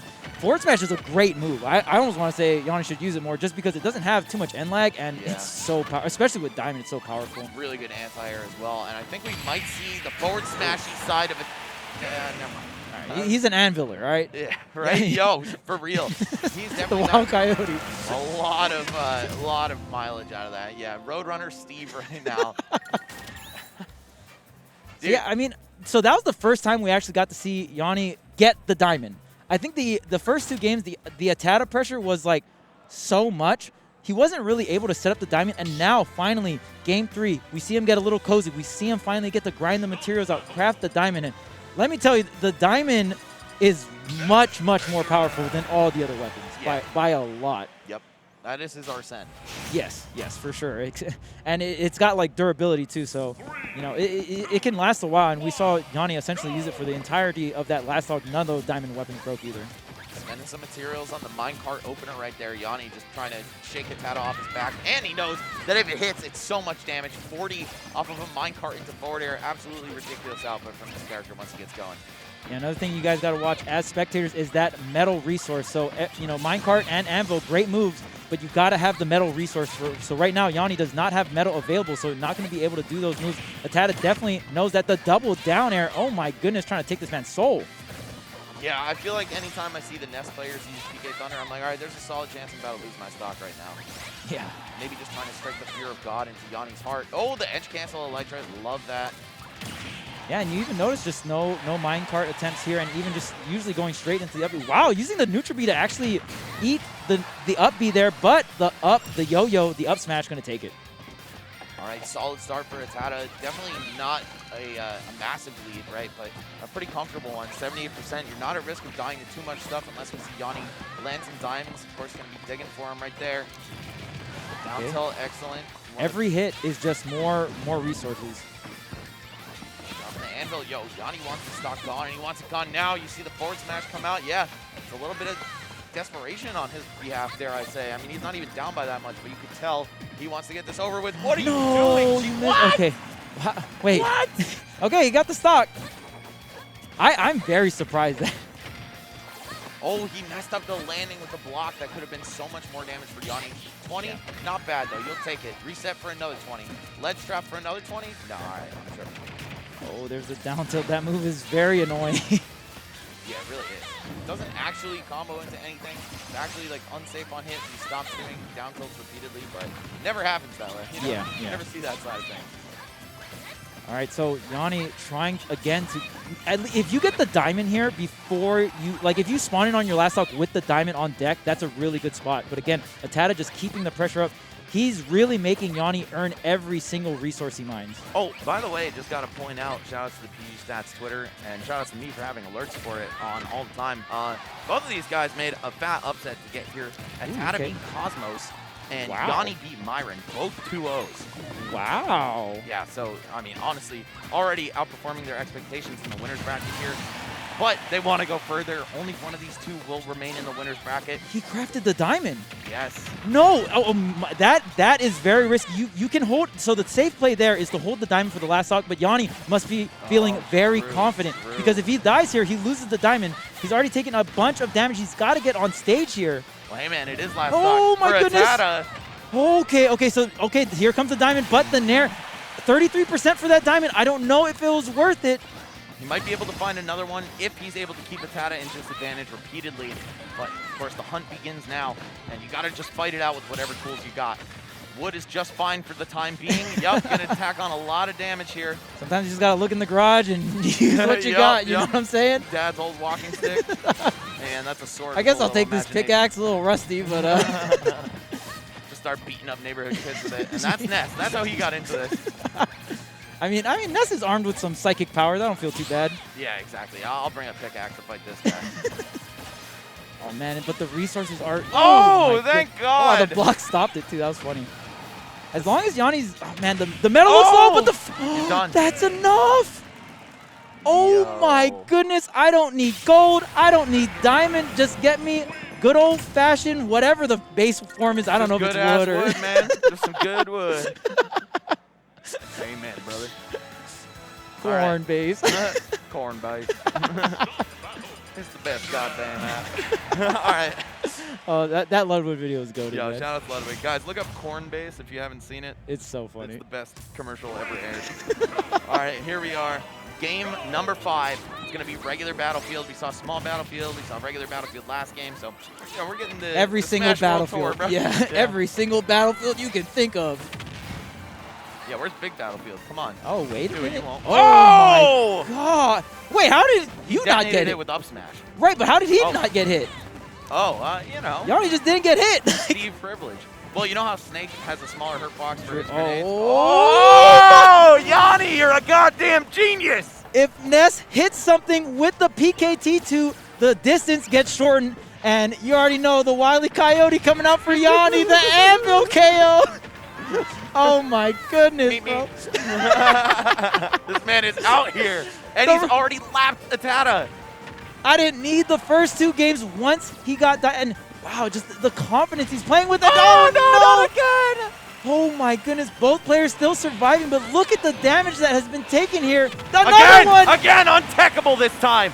Yanni on fire. The diamond's on deck. He's so confident. He built the diamond weapon 115% here. It doesn't matter. Yeah, I mean, Yanni has shown that he doesn't need the weapon. Yeah, It exactly. doesn't matter. Steve still has pretty strong knockback, even with just wood. trying to Wow, chase and he him gets down. right away from it. 45 up the diamond hits right there. Okay, I'm pretty sure any tool is sufficient for Yanni at this point, but yeah, he's still going to mine, still stick to the game plan as if this was dead even. Oh, I like that. So, see, that's a great strategy right there from, like, for any Steve player. Someone tries to mess with your blocks, you can come in and, you know, they're lagging from their move. Very similar to the Pac-Man Hydrant, Yes. of course. So, look at this, man. This reverse 3-0 looking like a reality here for Yanni. He's been playing so well. This time, is he just going to let it happen? Oh, Atata absorbs it. Okay. It's a huge heal. Yeah, but still pushing 100% yet again. Oh, wow. He didn't drift forward with that side magnet. Definitely could have gone into the side magnet down air setup there, but not drifting forward. Here's the up tilt. Oh, wait a minute. You got to get out. Oh, okay. Ooh, the parry? Yeah, just for a little extra sauce right there. Hold up, though. Atata can't. very much still in this. Like we said, Ness built for comebacks. Definitely hard to land that final blow on him. Yeah, it's right. And there's no metal here for Yanni. He's trying to mine. He's trying to get something set up here. There's literally, like, no resources for Yanni. Yeah, that bar is dead empty. Filling up a little bit. He's got gold, but is he going to have time to craft it? Okay, is the up B going to go high? And the trade, Atata will take that. And let me tell you right now, Ness is never out. This character is bonkers. There's the PK fire. Ooh, man, you got to watch it. Oh, no. Oh, man. Charles. Oh, hey, Oh, okay. hey. I was going to say, if we harken back to that set with Larry Lur, finishing the job is something that's hard for newer players like Yanni, right? Just those nerves start kicking in. You're fighting against a veteran player who's been in this situation a million trillion times. But this time, not going to be a factor. Yanni able to close it out with the minecart. Kind of an anticlimactic finish, too. Right, One of the most climactic sets we've had that was a good the one. entire weekend. That was a really good set. And Yanni, I'm very, very impressed, able to keep the composure there, being down 0-2 and still being able to pull through. This is his first major tournament, and I got to say, man, that is very impressive work there. Just the Steve coming out. We didn't see any of the crazy, like, block cancel stuff. I didn't expect it, though. I mean, this is still – a lot of the Steve players still need to, like, build on performing that under pressure, right? Training mode, tournament, 2 different worlds, right? Hey, So. man, that one guy built an F live on stream, all right? So I feel like anything is possible for this character. Once the players get really You familiarized had to bring with up the playing, F. Yeah, of course I did. Of course I did. Oh, Press man. F if you feel bad for Atata, man. Yeah. Because there were some moments in that game that were just like Steve matchup knowledge checks. You know, the TNT on the platform ledge trap. Oh, that's pretty rough. But that said, I mean, Yanni definitely suffered some unfortunate fates at his own hands, right? With some of those setups. So Yeah, for sure. I guess everyone got hit by TNT. TNT was MVP for both Yes. sides. Yes, exactly, for both of them. But hey, in a Game 5 nail biter, even though Yanni was kind of cooking him, the comeback was very real for Atata. Yeah, He yeah. almost clutched that one out, but hey man, one of the best in Chicago, falling to losers bracket pretty early. Not sure how Ned is doing in bracket. Haven't seen him yet, but Need to see that Sephiroth. Ned Sephiroth Yes. is so fun to watch. that but is man. Atata's rival for #1 in his city. Nice, nice. So number 1 and 2, obviously here at Riptide, the big Midwest tournament coming through here. And man, I got that anvil on the up B. Yeah. That was so good. Both So times. good. Both times, bro. Yeah. One Yeah. hit and one just shortened the upbeat. Yeah. So that's all you need, man. That's a character who has been plagued always by his terrible recovery, right? And I don't even want to call it terrible, but definitely sucks. Right, now, here's a fun thing.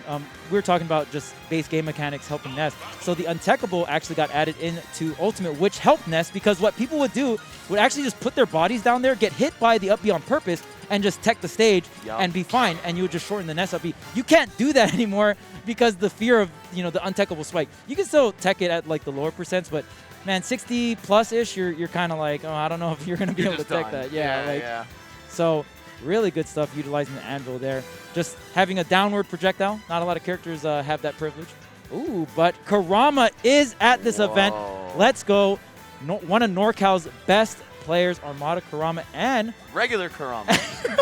no, No, that is Rickles, for those of you guys who don't know. The homie, bro. Just one of the coolest dudes out there. Oh, look at the foggy glasses, man. I Yep. feel really bad for people who wear glasses in these times, bro. What if it was Armada Kurama versus Prodigy? Like, post time skip and pre time skip. That would be hilarious, bro. Also, yo, shout out to my man Shugo who just hit me up. That is a certified Brawl OG. Shugo, if you're watching, much love, bro. I'll hit you back after the block, but glad to know that everyone is getting back into the swing of things, watching some Smash. Oh, this is not a button warmer. Yeah, no. Oh, wow. No warm-up necessary, bro. It's Mario and Ganon. They're like the easiest characters ever. Oh, my goodness. All right, so Rico's one of the best, if not the best, Ganondorf on the planet. So, and Kurama. I mean, it's hard to say who's the best Mario. There's a lot of people that play Mario, but definitely the best, like, combo game for Mario. And I really want to see Kurama because I've talked with a lot of NorCal, homies, and they said Kurama has leveled up so much during quarantine. I can't wait to see what he does at this tournament. Bro, I was just telling that to him to his face. I was like, you have grown up so much, like, as a player. Like, you look not mad old now, but, older than you used to. Teenage He was a little Kurama. baby, yeah. Yeah. Yeah. So I'm just happy for him, man. I'm happy to see all these players evolving on and off the sticks. But Formerly Rickles- known as Prodigy. Yes. Did And upset still is a MK. prodigy. Yeah, still is a Prodigy. Upset MK Leo at Frostbite in winners. The pretty much like the last big offline event before quarantine. So yeah, I mean, shout out to the name change and shout outs to Rickles, man. Keeping it like most Ganondorf matchups aren't the greatest. This, I mean, oh my, how? Well, Dude, that was certainly isn't one of them. yeah. He was so high up. I think that was that had to have been like a double jump fair there. Like, jeez. Yeah, getting max vert on that. And I can't believe that's still comboed, but if there's anyone who's going to open your mind to what Mario is capable of, it is this guy. He has lapped this character to the next level. So right there, most Marios would go for the double jump up air up B, which if you DI correctly, which it is very easy to not get crossed up on the DI, you'll be fine. But Kurama, he knows that. He will always shoot for that 50-50. Mario has a bunch of air drift. Go for the double jump down air. Which side am I going to go? If you guess wrong, you lose your stock. Yes. Very, very smart from Kurama. Very Rob and Sheik-esque right there. Yeah. Just trying to throw the opponent's DI off by which side you drift to. And it works out right there. I mean, Ganondorf, a very heavy character, definitely toward the top of things, and you're going to see him go off the top right there way before his time. Now, Rickles counterpicking over here to Town and City. We got some short horizontal blast zones here that means the up Bs from Ganon will kill in the corner a lot earlier, and that's definitely an option Rickles to spawn to. Yeah, absolutely. And Rickles still making it work out here with the Ganondorf. This character hits very hard, and if you get the reads, stocks will melt. Okay, yeah, and that forward smash is safe if it's spaced on shield.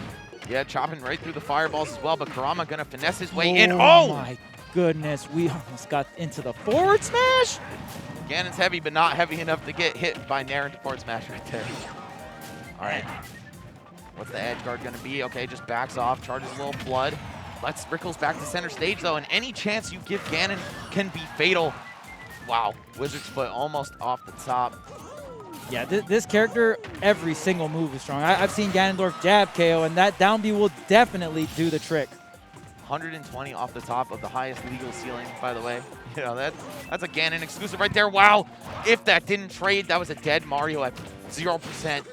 But wow, still enough. The double jump is still online here. It is very important for Ganon to use the directional air dodge when he can to save that double jump, but the fade back into the forward smash, closing it out. But Rickles with quite the lead, or had quite the lead, but Kurama sealing out that stock. Ooh, the sour dash attack usually can get anything off of that. Blood just to keep Ganon guessing on the approach. It's like, yeah, you got to run a little bit faster, old man. Uh-oh. He missed his jump, I think. Wow. Up air. Yeah, definitely wanted the jump with the with that on the C-stick there. And there's the down air mix-up, but this time Rickles DIing correctly. There are even situations in, like, if the percent's low enough that you can just hold down and guarantee your survival, because the only way you die is if you literally get crossed up. Because when you get crossed up, your DI actually helps the knockback, right? Exactly. Yeah, holding down covers a lot, you know, at once. Yeah, at very specific windows. Some windows is like, okay, you need the correct DI to survive, but... Yeah, right there, he was so low that no DI down there would have killed him, so... Correct. Either way, good on Rickles, though. He looked like he knew the direction that was sending him. Ooh, tried to hit him up twice, but don't get stretchered. We're coming out here. Ooh, I like the cape. Maybe try to set up the Trump situation, but didn't grab the ledge there. Kurama with the dash attack, though. Rickles just going to stall at the ledge, burn that invincibility from Kurama respawning. He's a stock away from tying up the set. Wow, playing with fire, jab right through the startup of up smash. Can we talk about how Rickles is doing this with Ganondorf, but the parry into up smash? This is such a close game. Yeah, I gotta say, man. Rickles is sick, man. Is extremely talented. He also told me way back in Smash 4, I was chilling with him at his house after a tournament in Chicago. He was like, yeah, man, Mario, Lucas, Ness, Fox, these are the matchups I think Ganon can win. Okay. Against, like, good-ish characters in Smash 4. I don't think too much has changed here in Ultimate. Oh, my goodness. Except Kurama coming to town. Oh, my, Kurama! There is just blood in his eyes. He just wants the stock. Oh, my goodness. Ganon is so scary, man. You got to mop this guy off the face of the earth if you want a shot at surviving him. Oh, and there it is! Where are you drifting? Are you trying to do an aerial on me? I got the sword in this game. What's up? Yup, exactly. I think Ganon has really only benefited since Smash 4. Obviously, his old up smash is such a great spacing tool because it had, like, no ending lag at all. But even despite that, the new one is great. It covers so much space. It's like Ike's on crack. And, yeah, it's going to get Rickles game number 2 right there. It is an even set. This is kind of crazy. I think most people would come in and look at this and be like, Kurama 3-0, like, whatever, right? But, bro, Rickles is super sick. And it's funny, every time I see Rickles competing or, like, just look at VODs, he looks so stressed out. But that has to just be the life of a Ganondorf fan, right? Like, yeah, absolutely. But I respect it, man. He keeps with it, and he's been doing it for multiple games. Even if a lot of people or a lot of the community don't think the character can do it, you know, he sticks with it just because he loves the character. And he has definitely reaped the rewards of that. And so many people just sleep on Ganon, don't even bother learning the matchup. And there's certainly another level of intricacy that comes to the table when you have to fight someone on Rickles' level, right? It's not just like your local Ganon who you could dunk on and beat with like half the cast. This guy's the real deal. Yeah. There's a charge. Oh my goodness! Oh! Rickles, you madman! Charging that all the way. The fear of God in Kurama's heart right there, bro. You could have just jumped. There were so many outs to that situation, but that's what Ganon does, man. The great king of evil. Oh my goodness. The fear is struck in Kurama's heart. The double spot dodge into getting hit by that up smash. Jeez. Rickles, you're a madman. I'm so sorry if you've been wearing headphones, guys. Some of the things that are happening in this block are just too much for me. It's so wild. Oh, the tech chase, but look at this. Rickles with the solid lead, the flame choke onto the edge here. He's just going to hold it. Oh, my goodness. Kurama spot dodge again. If Rickles let that rip just a little bit sooner, it was over, and he still almost broke his shield. All right, stocks are even now. Kurama with a chance. He could tack on 100 damage or a stock off of one exchange, but is Rickles going to afford him that opportunity? And I think Rickles is honestly charging these smash attacks outside of the range of get-up attack as well. Kurama knows that. Like you said, you can definitely ledge up. Okay, we're definitely trying to do it all, huh? The volcano kicks, the light years of charging of the up smash. Oh, there it is. Down B on the platform, and that's going to be Kurama down to his last stock of this game. A pivotal game 3 here. They're fighting for counter pick advantage. But you know what? Will this go to 5 games? I don't know. Yeah, I mean, the way Rickles is playing here, he might just mop this up, but we'll see. There it is, the cancel into the forward air. Oh my goodness, dude. This Ganon is so raw. This character can literally kill you at 0%. Sure, you can mash out of the Gerudo Dragon, but how often are you going to see that happening? Okay, Kurama still with a little fight left in him. Get up attack to shake Ganon off. Avoids the tech chase. Now it's Kurama's turn to edge guard. No, Fireball's not coming through. Yeah, Kurama making it very clear that he's not down to go off stage too hard versus the Ganon. Definitely not like, especially, going for these drop zone edge guards, but kind of just stays on the ledge here, and that might be the bane of his existence right now because this Ganondorf at 149%, there's a lot of rage on this. 4 jabs in place in a row. Rickles is in his head.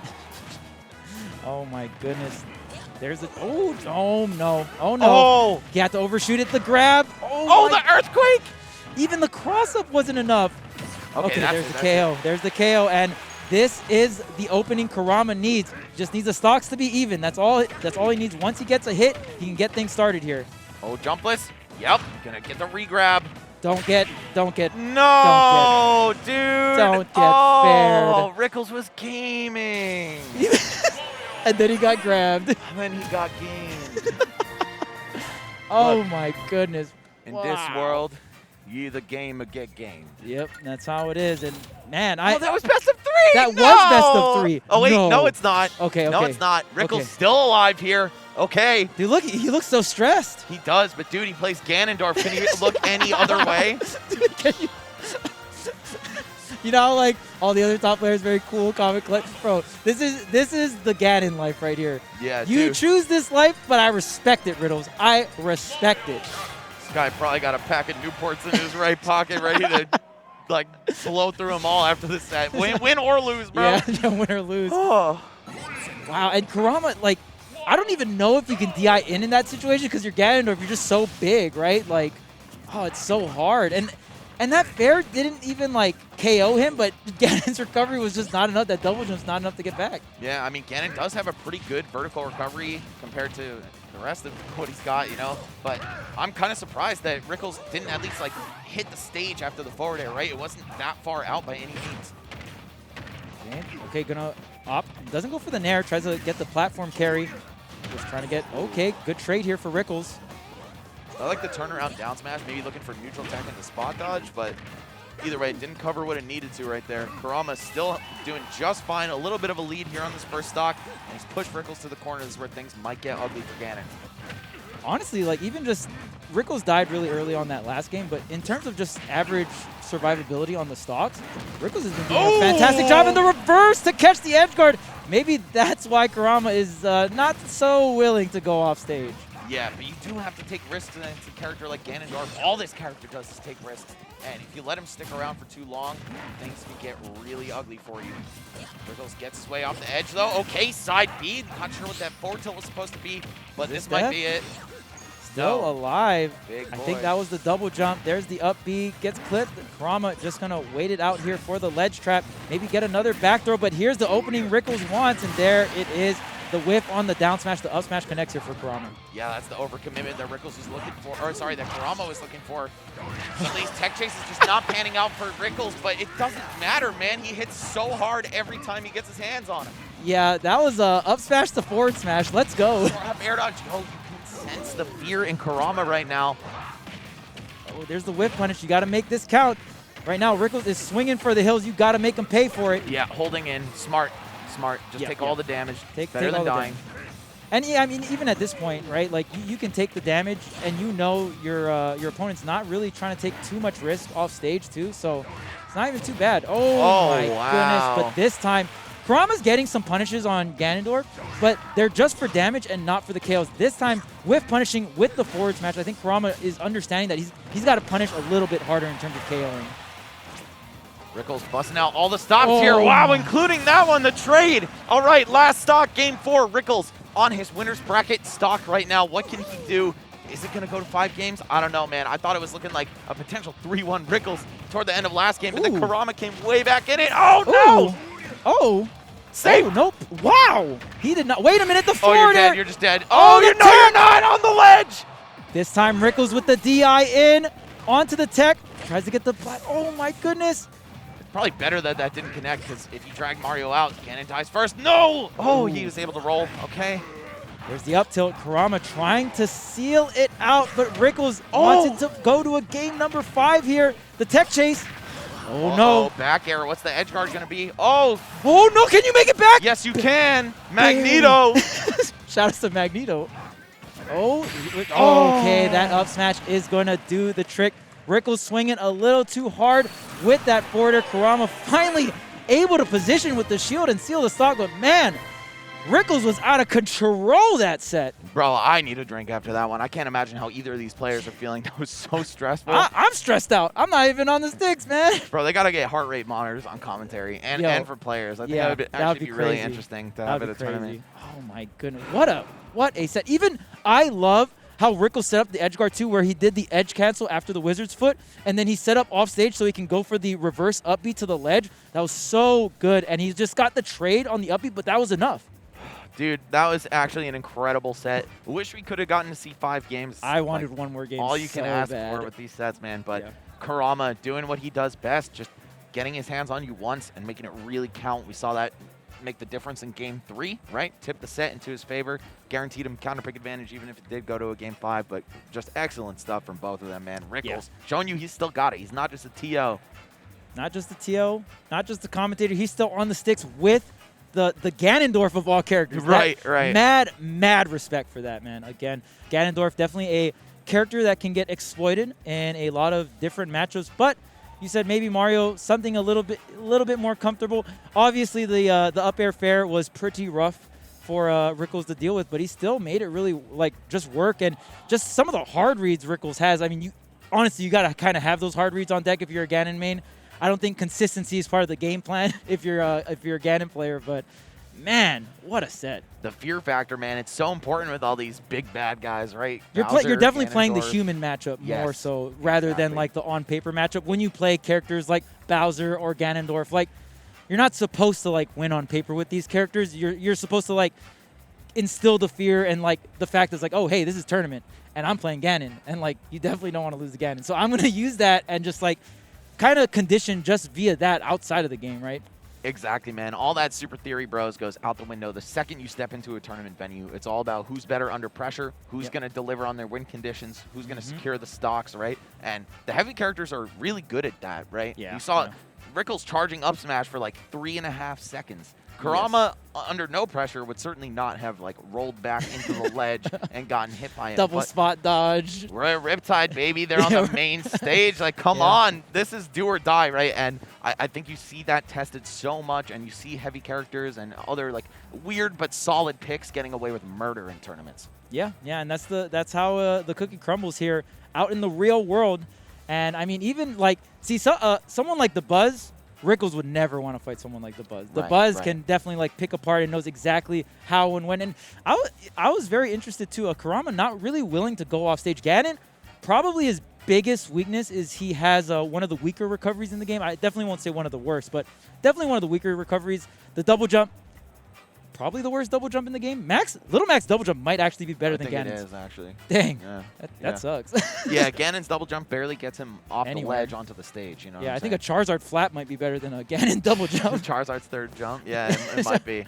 But either way, guys, I mean, just great stuff all around to both of those players. And to every player that we've seen so far, I don't think we've gotten one bummer of a set at all. And no, just the fire sets keep coming here at Riptide on this stream. And on the other stream as well, BTS Smash 3, make sure to have both of them up. There's way too many sets. I mean, I wish we could record all of them, but obviously we have a very huge bracket, so we're trying to bring the best action to you guys. And definitely check out BTS 2 as well for some Melee streaming. Yes. Yeah, there's a huge Melee bracket here as well. A lot of talent in the building.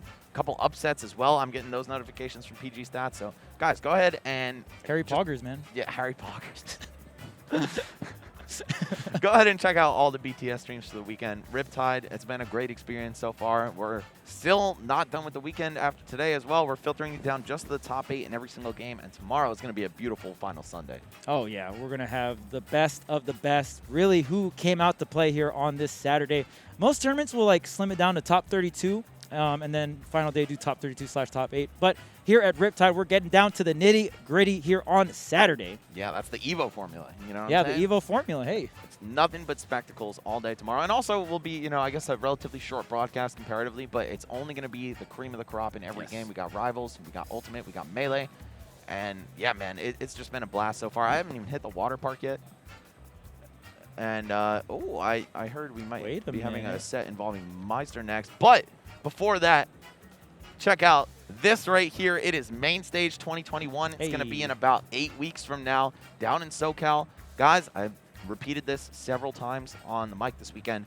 You saw how hot it was to get into Summit. It was very difficult, right? Players had to rally support from all corners of their social circles just to even have a shot, just to even get nominated and make it into the top 20. But of course, you can find one of 6 spots for yourself if you place in the top 6 for both Melee and Ultimate Summits. Register now, bts.gg/mainstage. This is going to be a sick event. BTS killed it in and out of the studio, man.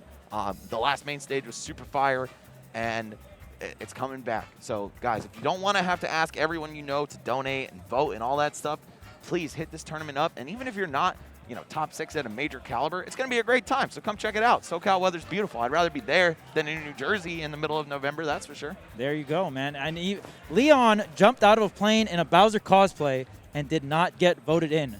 Yeah. So if you cutthroat. just it is very cutthroat, and if you got it, what it takes on the sticks, just come out and show it, man.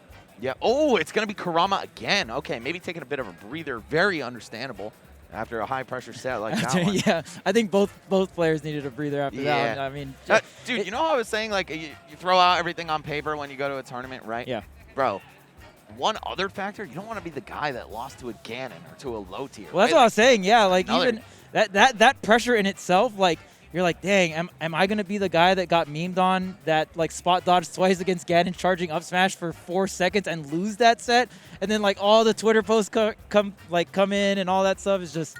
It's very interesting. It's also like a little social aspect too, right? Yeah, that's on the internet forever, bro. It's never going away. The guy that got F'd, man.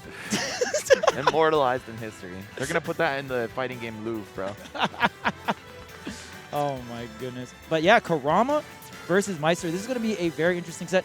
Whenever I think of Game & Watch in general, it's what does your character get off grab, right? Because what Game & Watch can do very well, I mean, obviously, it's way more deeper than this, but this is a very general way to think about Game & Watch matchups, right? What does your character get off grab?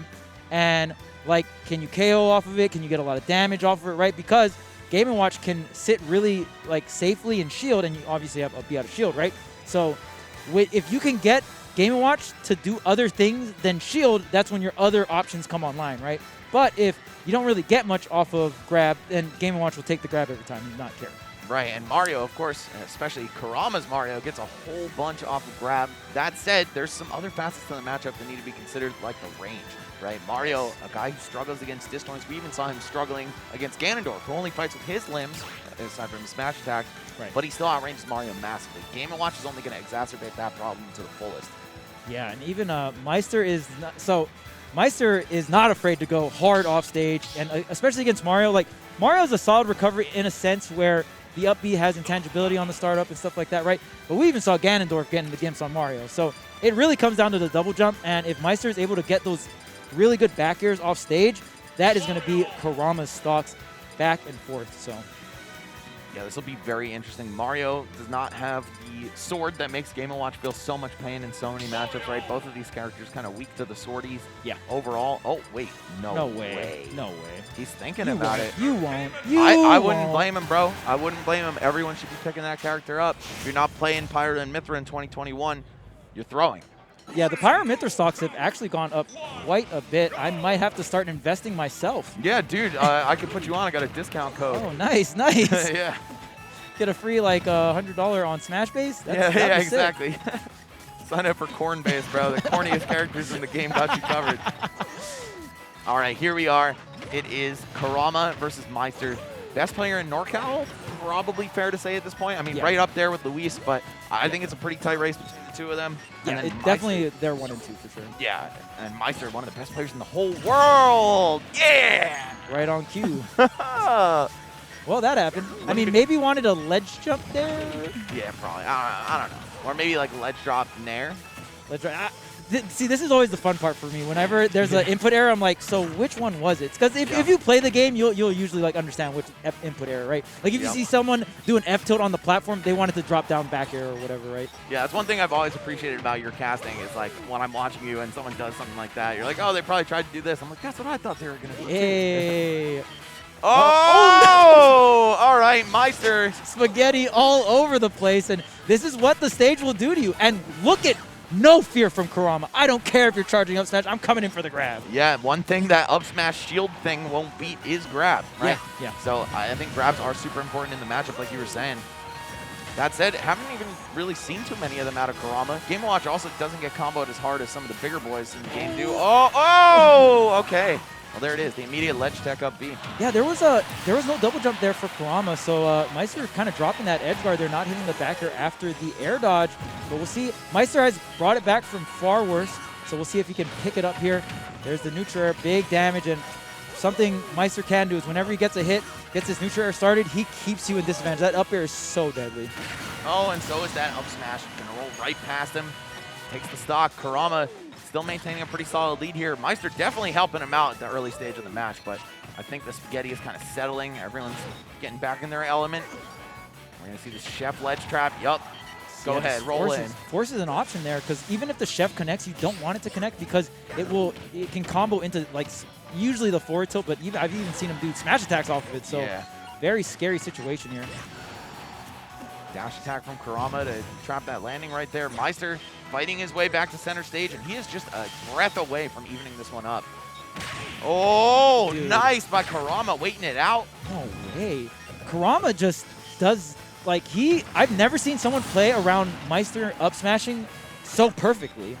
Yeah. Knew exactly when to dash grab, knew exactly when to come down with the fair. Like, he just knows when Meister wants to rip it because that's the hard part about the up smash. The release is so quick. Exactly. He knows when to be scared and when not to be scared. Gotta appreciate that from Kurama, such a young player and already playing the mental game very well against a seasoned player like Meister. But Meister will chip you away even if you have a lead versus him. Do not sleep. Look at this center stage control. The neutral air with that platform, they're best friends. Yeah, hold up. I think Meister is making the counter adjustment to Kurama, getting a little aggressive on those smashes. Maybe he's not used to being challenged. Now he's like, oh, this kid wants to act like he's got a sack of steel. Yeah. I'm coming right in. I will rip these up smashes. Yeah, exactly. Say I won't, bro. Oh, no jump, no jump. Oh, the tech. Okay, gets back on stage in time. Oh, man, this is last stock, last hit, considering Meister SD, like, so early. The down tilt, no way, that's enough. What? Yeah, that's a really strong move. Game & Watch blessed with some absurd kill power in this game. And up smash from Mario, I'm surprised that was still punishable by Game & Watch's down tilt. That is one of his faster moves. That's a tilt, right? Like yeah, like a down tilt, right? Yep, not a down smash. Yeah, you heard that correctly. Okay. Hits like one, though, for sure. Wow. As from center stage, 120%, Mario had no shot of surviving that one. That is absolutely wild. I still can't believe it. Wow, that move is crazy. It's so good, bro. Fortunately, it's not like it was in Brawl, man, where that thing was super safe and still really strong and even bigger hitbox, but yeah, it's still... Imagine that for two framing. Oh, my goodness. Yeah. There's some moves that definitely needed to go. The melee one comboed you into like everything in his moveset, too. That's so funny. Yeah. And thank God it's not the Smash 4 one with that ugly-ass win box, because it's barely a move. The troll version. Yeah, I'm sure Game & Watch players very happy about the transition into Ultimate. Yeah, Game & Watch, one of the characters that I wouldn't say got a hard rework like DDD did, but a lot of moves got revamped, like forward air, up air and air. Oh, and there is the DI cross up, the double jump up air, and against a character like Game & Watch, extremely light. I think that's gonna be a lot more live. Okay, there's a down smash, no grounded. Oh, goodness. Yeah, Kurama getting a little bit too brave when it comes to these up smashes, man. And that was what allowed Meister to make the comeback after dropping his first stock so suddenly in game one. Yeah, I mean, oh! I heard like a very, I was like, oh no, that's not a good noise, but No. just the 8, not the 9. Yeah, the home run bat sound. Yeah, and then you go into ice, like what? I want my money back. All right, the up air off the top, not going to do it. Or sorry, up B. Rarely will you see that kill. Only under some extreme circumstances / Yoshi's. on Yoshi's. Yeah. or like maybe Battlefield top platform with Rage, right? Like some things got to align here. Yeah, bad DI, you know? Yeah, bad sleeper DI. Like. That said, it is pretty much dead even once again. Kurama got the first stock so early, but Meister just looking rock solid. It's impossible to maintain a lead against this guy. Yeah, even if he SDs his first stock at like practically 0. Yep. Oh, okay. The forward smash, I like it coming out from Kurama. It's so interesting because Kurama definitely showing that he's willing to make risk. It's one of the reasons why he's gotten this far, but there's even some moments where it's like, dang, you lost because of that risk. Yeah, you definitely are kicking yourself when that happens, but when it pays off, you feel like the man. So yeah, it's kind of tough. But I mean, that's like Smash in general too, yeah. right? Like always try to find that balance between the two, right? Because you can't just do one. Exactly. This is definitely a game of risks and rewards. Got to just make sure you're Ooh. taking the best odds for yourself. Meister, rolling for the 1 in 9 odds. Hey, it's not bad. If you have a free hit that's going to combo into Judgment, you might as well try it out if they're at such a low percent. Right. Like you can either go for the Judgment or maybe get a couple more nairs. Like I'll trade like the 20-30 damage that you don't get for possibly a KO. Yeah, exactly. Effectively a 10-11% chance to get a kill. No, you're no. alive. Oh, What? no, you're not. What? How did he die there? How high did that combo start? I mean, Yeah, I was going to say that did look really high to start. I think what Kurama did was he reset it on the platform, but he landed on the platform and went into a full hop up air. And maybe because it was a full hop, not a short hop, close up to the blast zone combined with Game & Watch just being so light, but I feel like I've still seen that situation several times before. Maybe and it it's didn't just result in a because kill. Yeah, maybe it's because Kurama upbeat and maybe other Marios just don't have that upbeat. I don't know. I don't know. You also do have plenty of time to react and adjust your DI. Could have just mixed them up. I mean, it could just be a spaghetti situation where you're holding the wrong direction, heat of the moment in a tournament match. Again, you can throw everything that you practiced in the lab out the window sometimes when it comes to this tournament environment. That said, it's going to be Kurama and Meister going to game 3, 1 apiece, small battlefield. So we're going to get right down to the action. There's not going to really be any camping, any zoning from these characters really in general, but especially here where the quarters are so much smaller. Wow, it's 0 to death to kick it off. Yeah, there you go. And the up B was able to snipe out the double jump, and there's intangibility on that as well. So Game & Watch is very hard to edge guard and is a very good edge guarder. Yes, yes. So some of the best offstage game on defense and offense in this game. Yeah, that's a nice thing to have, for real. Oh, wait. Here's the Nair combo. Full string here. Not going to be able to go into the Judgment. Just finishes it off with the Nair and tries to keep pushing this advantage state with the up air. So hard to land on top of Game & Watch. The up air, Nair, just so much disjoints above him. Up smash, up B. You know, he could do whatever he wants. But man, Meister's pissed after that last game. 3 early kills. Yeah, he barely got hit. Oh, okay. Trying to charge it up, get a scared roll out of Kurama maybe, but I think that's a cardinal sin against Game & Watch. You never want to roll in. You never want to challenge that up smash. Yeah, it's crazy too because even Game & Watch is definitely known for having a pretty bad roll. So a matchup's bad when you see Game & Watch actually trying to use cross-up roll to get in. It's like, oh man, this matchup's rough for you, huh? You're using that option? He's definitely one of those counter-pick tier characters where he's so good against so many relevant characters in the meta. Right. But when he runs into a bad matchup, it really sucks for him. Yeah, and that's why, I always give props to Meister, getting the ranking he did before quarantine with pretty much solo Game & Watch. That is he has some rough matchups, and he just plays through them. It's wild. Yeah, hey, if you're the better player, you can definitely overcome the odds. Yeah, for sure. Especially in this game. Yeah, it does feel quite balanced. Like, there are very few matchups I'd even say are like in the 75-25, 70-30 category. There are some that are a lot worse than people say, though. People think that 6-4 is like a death sentence in Ultimate. I don't know what's wrong with y'all. Go ahead and sit down and play 10 games, and like, if somebody gets 2 on you, what are you, trash? Yeah, like, exactly. 2 extra game wins? Anyway. Oh, man, look at this. Is Meister about to get the 3-stock? This looks like it. Might happen, bro. Okay. Kurama we got trying you. to silence us. Power of the 69, of course. Yeah, of course. Got to reap the rewards for that. 9. Yeah, the fully charged 69. Fully charged. All right. Got the up B to up air. Classic stuff from Game & Watch. Able to tack on damage even well into these mid-percents. A lot of stuff will still link for him. I like Kurama going for the forward smash, even at 0%, just to send a message here. But Meister is still dominating this stock, going for the edge guard. No, just going to chill out, set up the chef ledge trap here, up and above. But hey, Kurama, here's the opening, but no. Hello, Uppy. Same frame as Game & Watch's air dodge. So I think a lot of people think that Game & Watch like can combo, like you're technically combo breaking with it, but it's not faster than the air dodge. So. Right, right. If he can air dodge it, he can up B it. Oh, we have a bucket situation as well. I think it's full. Can barely tell what's going on. This Yeah. Game & Watch is hard to All see. over the place, man. Yeah. Meister staying on the move, man. Just dropping these bombs.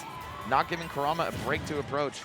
Oh, there's a chair. yeah, you want to roll back, bro? All right, I'll chase that down too. No problem. Yeah, that chair lingers forever. It can 2-frame. And no, you don't have to angle it because you can't angle it. But it 2-frames anyway. Lingers and is extremely powerful. Very great move. And it was not great for many years in Smash, but I mean, I don't know what possessed them to make that one of his best kill moves. Actually, it was actually really strong in Smash 4 too. But I don't know, Game & Watch was not very strong in Smash 4. Game & Watch was not. I mean, Meister was definitely making waves in Smash 4, but not like he is in Ultimate. Yeah. But I think it's a combination of his character getting better and him just improving a lot as a player as well. He's grown so much since Smash 4. Yeah, and, you know, I forget who it was that tweeted it. It's like, oh, I think it was Meru. He was like, why do people who mained a trash character for years that got mad buffed in the current Smash game not get called carried? It's like, bro, you're wasting your time forever, and now you just start They beating invested in the everybody. right stocks. You're carried. Yeah, exactly, right? The long-term plan, right? And Meister, I mean, he was doing great in Smash 4, toward the end especially, winning Combo Breaker twice, I think. Yeah. The last 2 Combo Breakers. Yeah, and dominating the Chicago scene for a bit. He had a long stint over there, so maybe he's just experiencing this Midwest power-up. I would not be surprised to see Meister make top 8, but I don't know. Things have shifted a lot in the last year and a half. Oh, yeah, absolutely. And, you know, there's always that argument of like, oh, should I just main a meta character or should I just play the character I enjoy the most? Honestly, I'll tell people a lot, just kind of play the character. If you can have fun playing a meta character, then go for it. But if you only have fun playing a specific character, your motivation to play is more important than how good the character is. 100%. If you play a meta character but you're bored out of your mind, you just don't play the game, you're never going to get better. You need to play the game, right? So whatever motivates you to play the game is more important. Yeah, I mean, I certainly experienced that everywhere, right? Like, if I'm not passionate about something, I don't even want to touch it. And Yeah, exactly. I'm sure most people are the same way. If you don't have something driving you, then don't bother. Like, why are you even doing it? But also don't play Little Mac. Yeah, Little Mac's a tough one. There's definitely some tough ones out there where it's just like, oh man, you sure you don't have any fun with any other characters? Like you're positive. You know, there's like Terry. He punches. He's a puncher. All right, great start here for Meister though. Going into the 4th game, more than double, almost triple the amount of percent on his opponent right now. Oh my goodness. Doing too much with that forward air. Maybe looking for a high recovery Oh. mix-up. Oh, hanging on there too long, man. That KO'd. That was the sour spot. That KO'd him. Like wow. Oh, wow, Nair and the wait from Meister just to see, like, all right, what am I comboing into? Oh, yeah, it's Game & Watch's Nair. I could wait another couple frames. Okay, forward tilt.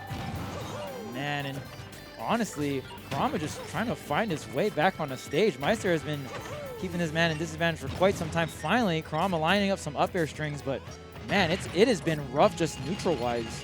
Yeah, I think this matchup is rough for Mario in so many ways. What do you have to contest with Nair and Bear from Game & Watch, right? It's even hard to deal with down air, which is, you know, kind of just like a cheesy get out of disadvantage for free tool. But when you don't have range to contest it, it becomes that much better. Man, look at all these scramble scenarios. Like Mario does have some -2 aerials, but that's like you did a perfect back air right in the shield, like perfectly right below the ground kind of deal. So Yep. anything else, you know, Game & Watch can up B out of shield. Yeah, guys, if you want those ultimate frame data block advantage numbers to be real, you have to do that Perfectly. as low to the ground as possible. Yes, that is in a perfect world. So Yep. you have to keep that in mind, and even just in a sense of these scramble scenarios, right? Kurama finally gets in, he's scrambling with Meister. Well, let me just hit the eject button real quick. Up B, I'm out of there. Yeah, yeah. You think your back air is -2? All right, add 1 frame for every frame above the ground you were, right? For every extra frame it takes you to land. Yeah. And that's how you do math in Smash Brothers. That is, it's definitely, I feel like so much people kind of look at that stuff and just like take it like it's the Bible kind of Yes, deal, you know what I mean? exactly. Definitely not the case, but there's the back air, and yeah, at 200%, that'll definitely take it. And man, Meister just looking like he's going to close this one out. 3-1 here, unless Kurama is going to step it up here. Town and City, I mean, there are some platform layouts that will help him combo, but it's going to be this transformation for about 10, 15 seconds now. Okay. Oh, hold up. Oh, maybe man. if he jabbed, the 2 extra jabs would have been enough damage if he was that close to the blast zone. Yeah, and it would have pushed him slightly further to the left. Jab, walk, forward smash.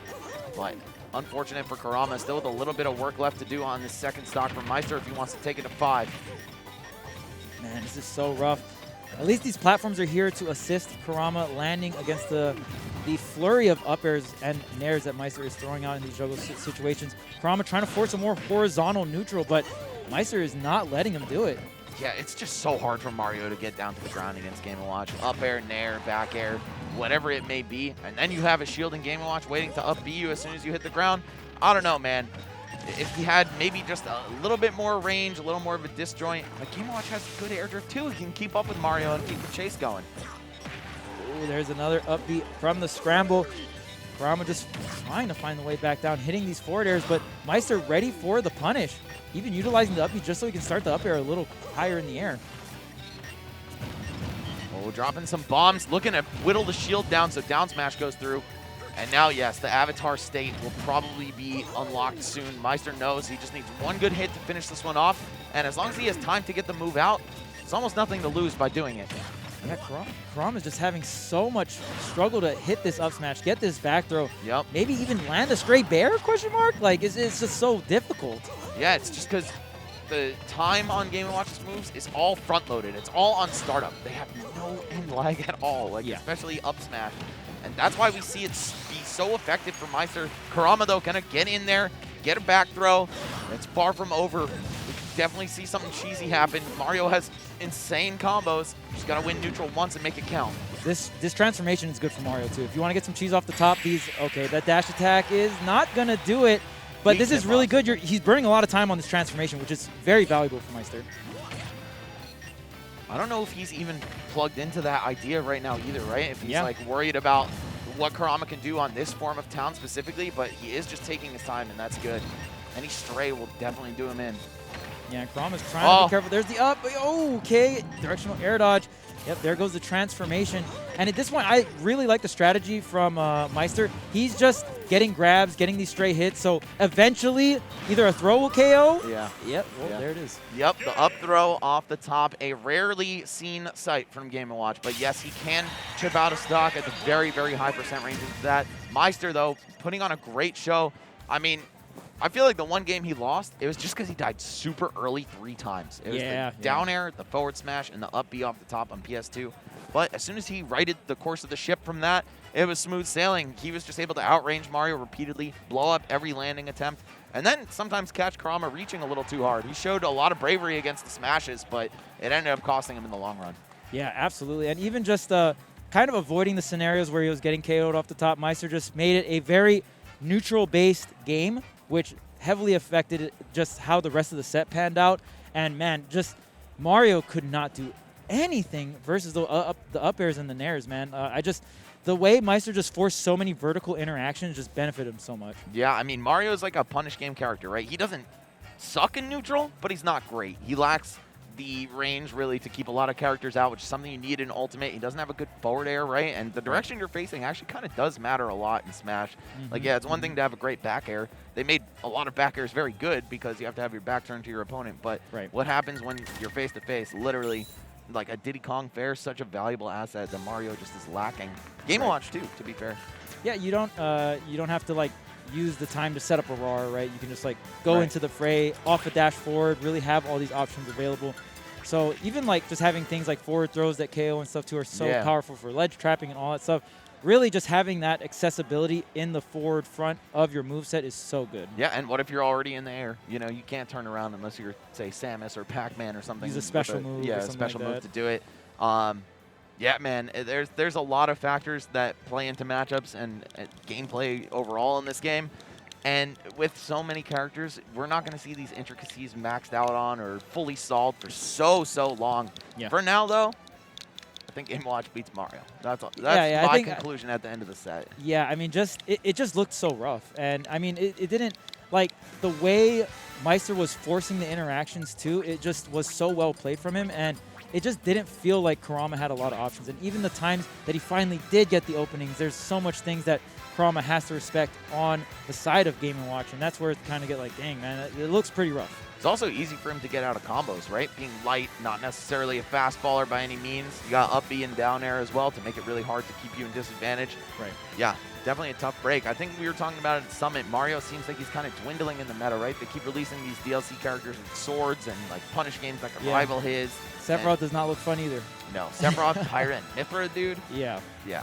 Byleth even looked pretty rough for Mario at Summit. So Yep. I don't know, man. Maybe that's just an MK Leo diff, but he's, you know, Mario I think is kind of falling off. It's just like the meta is eclipsing him, and I don't think they're ever going to buff him. He's not bad. Yeah, I mean, even Min Min too. Like, there's so much like, oh, let's increase the range.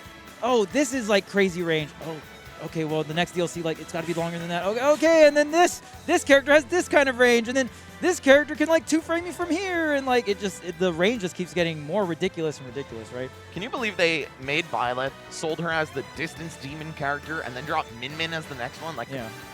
hello? This is the Distance Demon DLC set. Yeah, Except, for sure. like, excluding what, like Steve? Other than that, everyone else has just got like absurd range. Hey, man, Minecart. Minecart kind of goes in. It's got some big range on it. Just jump out of it. Ghost Ride the Whip. But guys, thank you so much once again for joining us here at Riptide. Hope you're enjoying the show. It's been really fun to be here just to see everybody again. I mean, most of it's in passing, like a quick tap and then we're out. But Yeah. like, Seeing the fam, dude, the Smash fam, it's sick. I missed this way more than I knew, man. Beforehand, I was a little burnt out, you know, going to so many events for like 4 years straight, almost every weekend, hopping on a plane or driving somewhere. But the time off is great. Give us a lot of time to just chill and, you know, remember why we appreciate and love what we do here in the Smash community. Yeah. So guys, if you missed Riptide and you're a Smasher who's just chomping at the bit to get back in the fray, it is worth the wait, man. You will have a great time. We got some other events coming up in the near future as well. I know we got Glitch in 2 weeks. Yep, 2 weeks. And then Low Tide is the week after that. Yep. And then Pinnacle is right after that. And then Port Priority is at the end of October. And then Main Stage is in November. I mean, it's really heating up. And then we got Let's Make Big Moves, Let's of course, make big moves. in You already January. Yeah, first event of 2022. Whoa, hold up. We got doubles partners going at it. Oh, this is a feels bad. Yeah. This is a super feels bad. Yeah. Tilde and Kofi had to play the two best Falcos in Tri-State and potentially just the two best Falcos in America. Wow, And- really? Yeah, and Tilde won Game 5. It was a super tight set. Dang, I need to watch that. Yep, now we got two doubles partners. Goblin and Stroder also very close friends, regardless of Smash. Not from the same region or anything, but they will have to take each other out of the losers bracket. This is top 24. All right, we're in best of 5 territory now. Oh my goodness, man, what a set. Now, it definitely hits different when it's losers bracket for sure. And man, just the team KO as well. And these two characters, definitely very quick, nimble, aggressive characters. And just going to be able to, oh man, there's no double jump. That is your stock. Stroder, he has been a little bit absent from things, right? Didn't play a whole lot of Wi-Fi. I mean, Goblin didn't either, but he was still present, right? Yeah. Stroder almost on a year-and-a-half vacation from Smash to some degree. That said, he's still incredibly good, right? He had a really high PGR placement over Goblin, I believe, by about 10 spots. And I think he's got a lot to prove this weekend because people probably forgot just how good this guy is. Still AZ's best player by a pretty long shot. Schroeder will rotate through a lot of different characters when he goes to his vocals. So, but there it is. Goblin coming in with the side B there. Double edge dance? Yes. Double-edged dancing blade. There you go. It's actually Monado Arts. Yeah. I was like, man, I don't want to get blown up, man. Twitch had me blowing me up. Drag down. Okay, there's the read. Oh, the reset as well. Almost gets the forward air. And yeah, Greninja definitely creates a bunch of these drag down scenarios or little soft reset scenarios. And if he's able to set up into like a really good close-up down tilt, able to get it into the up smash, you got to be really careful. Yeah, Greninja's confirm game is insane. The only thing is, sometimes you just fall out of it. Whether it's up air, up smash, they slightly drifted the wrong way. Or there's a platform that you can tech on the way down. Yeah, right? yeah. Several ways to interrupt Greninja's combo that aren't really even the fault of the player sometimes.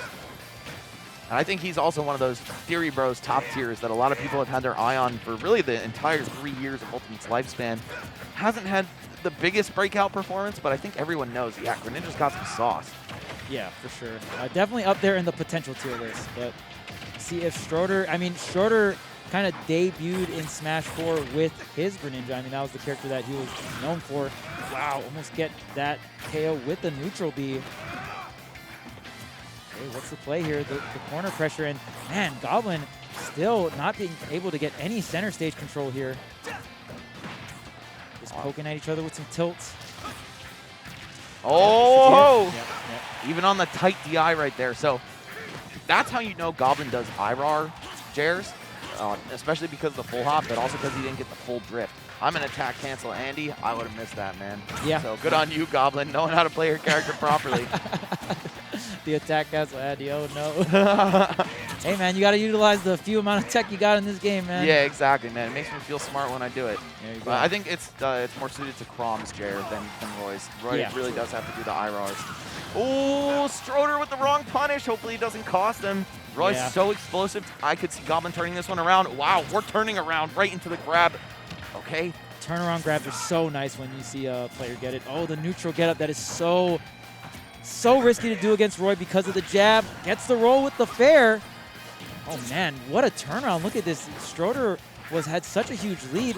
Oh, not going to be able to connect the back air. It's, definitely Dude, enough. I knew it as soon as he up smashed that up B landing right there. Yeah. I just knew something was going to happen. Roy, rock solid character, man. Doesn't really have too many glaring weaknesses. The number one, of course, being his recovery. But being that Stroder allowed Goblin back on the stage, let him live after that freebie. I just had a feeling something was coming out. And even like Roy doesn't have much air drift after the peak of the up B, so usually you can like kind of run up under him and start charging a down smash or something of the sorts, right? Obviously forward smash is the optimal punish for Ninja there in that scenario, but nonetheless, Goblin from the jaws of defeat just bringing it back, gonna seal the deal here with game number 1. Yeah, a down smash certainly would have killed him. He was at like 120, 130%. Yeah. So Goblin did win that, right? yes, Goblin did win. All right, production. Goblin won. It's a Goblin 1-0. Yeah, Goblin 1-0. All right, cool. So we are back here on Pokemon Stadium 2. A lot of players very content to just run entire sets on this stage, right? Yeah. I think that might be a little bit of a mistake. You don't want to forego any possible advantage in a tournament scenario, especially in the thick of things. This top 24, I don't know. That said, I don't think it's bad for Greninja versus Roy or anything, but you know, definitely at least put some thought into your counter picks instead of just running it right back. Yeah, for sure. I mean, there's definitely stages you gotta feel maybe more comfortable on, or I mean, hell, maybe if both players are just very comfortable on PS2, but even then, maybe like, oh, maybe you're too comfortable kind of deal, right? And then you want to like switch it up and stuff like that. So definitely a lot of things to think about. Super close, yep, especially knowing how volatile both these characters can be on hit, that is. I feel like it is kind of hard to seal the deal on Greninja, who's got a great recovery. Yeah, and Greninja, I like to call him an on-shield glass cannon, so he is amazing when he hits your shield. When you hit his shield, though, Greninja can't really do anything when you hit his shield. Most of the time, Greninja just try to reset with, like, maybe they can get, like, parry punishes, right? You know, got a bunch of quick tilts, so they could definitely get parries, but if they just block something, they usually want to just jump out of the scenario or get out. Oh, man, fantastic DI coming out from Stroder. Trying to reach for the Juer right there. You gotta really get up there. Oh, the sour spot.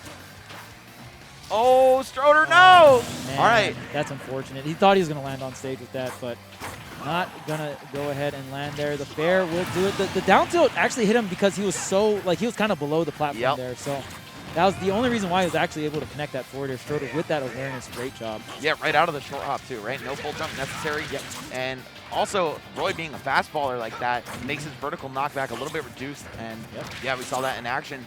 Stroder going to even the stocks up. Oh, just for a second, though. Goblin with a big forward smash to the face. Last stock for Stroder here in game 2. It looks like the set's running away from him a little bit. Yeah, dude, this is a no double jump zone. I got the forward smash on deck, and right there, a lot of players will try to get a little greedy with some resources, right? I want to utilize my double jump, get a reversal on the situation, come onto stage with that swing, but Goblin with the preemptive forward smash, what a punish. Yeah, an insane call out, honestly. And I think that speaks to how well these two know each other's styles, right? You don't just go do that against someone who you've never played before. But No Goblin, way. oh, clearly having some kind of read on Stroder here. Yeah, the reads on reads. It honestly felt back-to-back with how fast both of those stocks just melted there. I don't know if we're going to see... Now, Stroder does has very deep pockets in terms of characters. We might see something else coming out because, man, it just feels like the Roy has somewhat of advantage on this Greninja here. Maybe going to switch up the stage here. Final destination if... Oh, Goblin shaking his head. Dang, you didn't ban FD versus Greninja? Mistake number 1. I mean, Right. for the most... I know most... Okay, wow. Wow, all right, Schroeder going for the... So, see, Schroeder has multiple strategies, all right?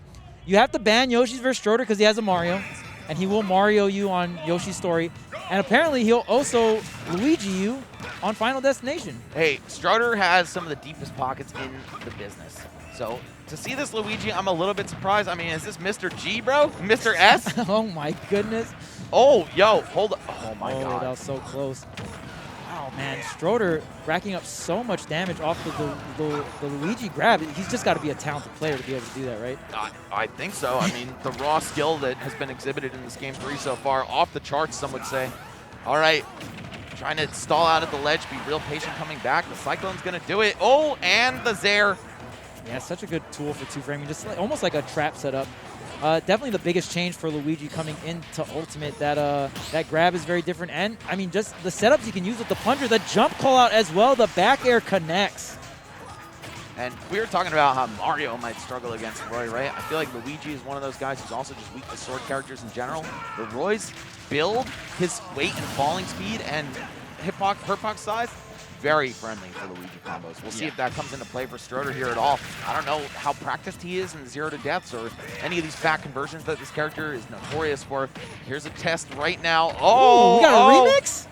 Yeah, Up there? right? Oh my goodness. With the beat break, bro. Wow, okay. You thought that was a combo. That's a reset, baby. The American reset. You already know, and getting the most out of it, stalling out the side B. Schroeder getting all the hits here. Can the Luigi recover? Wow, a little on the fade back there, but jab back here, still not enough. There's no double jump on this Luigi. Need a misfire. Oh, wow, he got it. Not a lot of ending lag on the misfire either. Wait a minute. I thought Luigi mains were the only ones that could do that. Schroeder is an everybody main as far as I'm concerned. Wow, okay. It didn't matter. It was funny. Got the Jeff air right there. We're going to see Goblin even the stocks up. Still just kind of on the back foot in terms of momentum. Schroeder's been the one claiming first blood every time. Okay, here it is. One more. This is the one that matters, and he lands it! There we go. Schroeder puts himself on the board with the Luigi out of nowhere. You're a star, bro. You are definitely a star, and I guess you also got to ban FD. He's got the Mario and Yoshi's. He's got the Luigi on FD. He will take you for a ride. No platforms or not, no matter the character, man. Good Lord, bro. Jeez. I don't know how I'm going to cast another block at 6 because my voice is shot from these games. These sets are just so fire.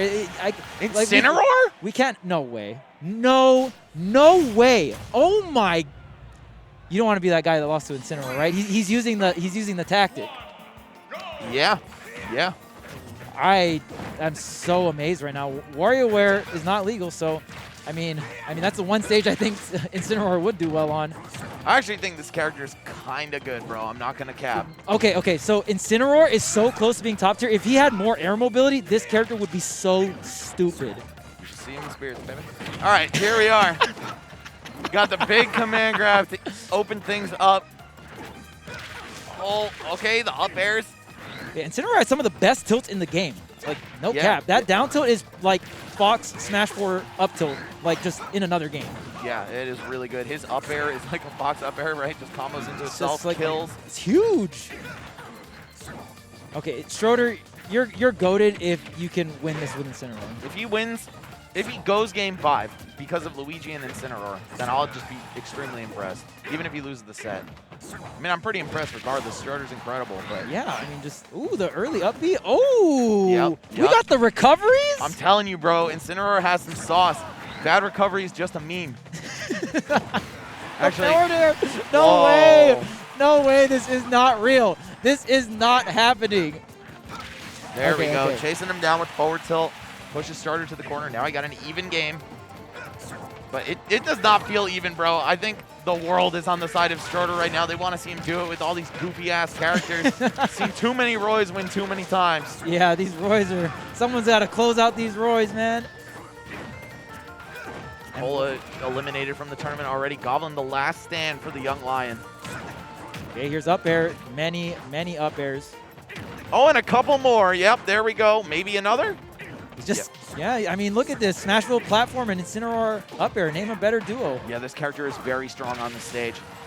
And then, of course, you got a small stage in general, right? So it's hard to camp him out if you have projectiles. Obviously, we're not going to have to worry about that with Roy on the screen. But, oh, if he didn't land on that platform, that was going to be a big punish.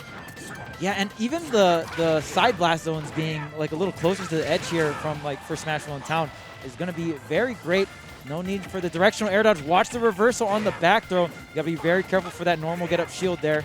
Oh, looking for the up B, but Goblin just grabbing it. Super Armor's not going to be a factor in that situation. Oh, up B scooping him out the air, but not down to the ground.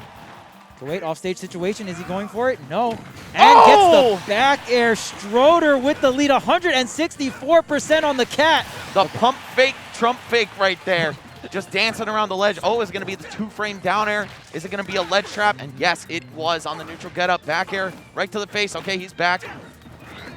Gotta be careful on this ledge here. Ooh, Stroder gives up a punish, but finds another one. That's big damage. Oh my goodness, almost connects the full cross chop there. Okay, yeah, look at Stroder just trying to get off the platform. It's so hard. But here comes the ledge trap. Oh, jumping and getting caught by the jab. I thought maybe we'd see a get-up attack because Goblin is insistent. Yeah, there it is. Yeah, there it is. Yeah, but Goblin knew that time. The first time it might have worked. Okay. Incineroar off stage. Not a good situation for this character. Directional air dodge really just needs to get to center stage. Has all this rage. There's the normal get up into the shield. Desperately trying to find his way back on the stage with the armor on the up B. Oh. Do you have a double jump? Oh, no, that is just dead. And Goblin with the pump fake, or just the fist bump in general. Man, slight pop off there on the Incineroar, man. That just goes to show how much respect is on this man's Incineroar. Yeah, that was an insanely good set. Unfortunately, we didn't get to see 5 games, but the Luigi showing up big for Stroder. I don't know why he switched off. I mean, he won the game. Maybe it was an FT thing. Yeah. I mean, I feel like a lot of Stroder's counter pick are just like stage. Right, like we've seen him go Mario on Yoshi's. Now I've seen him go final with Luigi, and then Smashville with Incineroar, man. Yeah, all very strong picks, and that is one of the benefits of having a deep character pool, right? Like your opponent is counterpicking themselves if you make the right switch. Yeah. Also, are we finished up here? Yes. Okay, so that's going to do it for me and Charles. It was a pleasure as always, bro. Love working with you, and of course, we'll be seeing each other around the venue for the rest of the weekend. Guys, hope you enjoyed. Drop us a follow on Twitter if you'd like, at @CharlesThorin_, at @MaxKetchum_. Whoever has those ats, just, come on, man. What are you doing? You already know. You already know. All right, anyway, guys, we got more Riptide Day 2 action coming your way in just a few minutes. Take care of yourselves and enjoy the show. Peace out.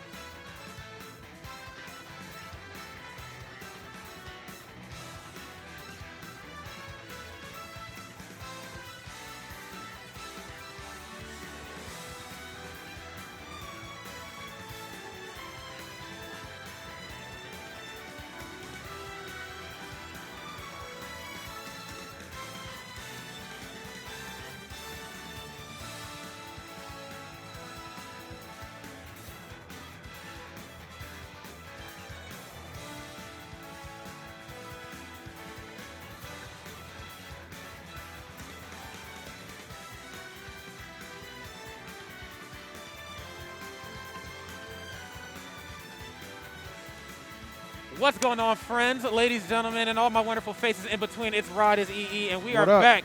Riptide 2021, bro. How you feeling? I'm feeling real good, man. I'm feeling real good. My name's not Charles, but damn it, I'll do my best to impersonate him. I'll tell you that much, man. I'll do my best. You know what I'm saying? That's my roommate, so you know I love him. But yeah, it's been great. Been a great tournament. Upsets are just flying around, man. People you think are shooing for winners have been knocked out. Most notably, man, the homie Yanni taking out the Buzz. That was insanity. Steve out here offline putting in some work. Nobody is safe, and it just keeps being proven as we progress round through round. Yo, can I talk about something real quick? Let's holler Are at you me, ready? man. All right, listen. And I don't even want to bring this up because Okay. I'm a black man, but Cole is out. Oh, that, yeah, Cole he is is. out. 65th. 60. He lost to Sharp and I believe Base Mage, Yeah. who you might not expect, but Base Mage get y'all stage. That's a whole mollywhopping, bro. That Jigglypuff is nothing to be trifled with. No, absolutely not. That Jigglypuff was jigging all over the place. I may say so myself. Look, I love Cola to death, but this tournament, this is the first big one back. Now, I know Summit was last week. Also, big shout out to you. You handled your business there. But here we are. This one feels like the family reunion. It does. Super It actually Bowl. does. It feels like the Super Bowl right now. Literally, Cola, Sharp, players of that caliber playing not early, you know that we're in for a good time. We're going to be in for an even better time right now. Louis Money, getting ready to face off against Zomba. Phil. Okay, I'm really excited for this one. Now, Louis has shown, obviously, in the past, he can play a couple different characters.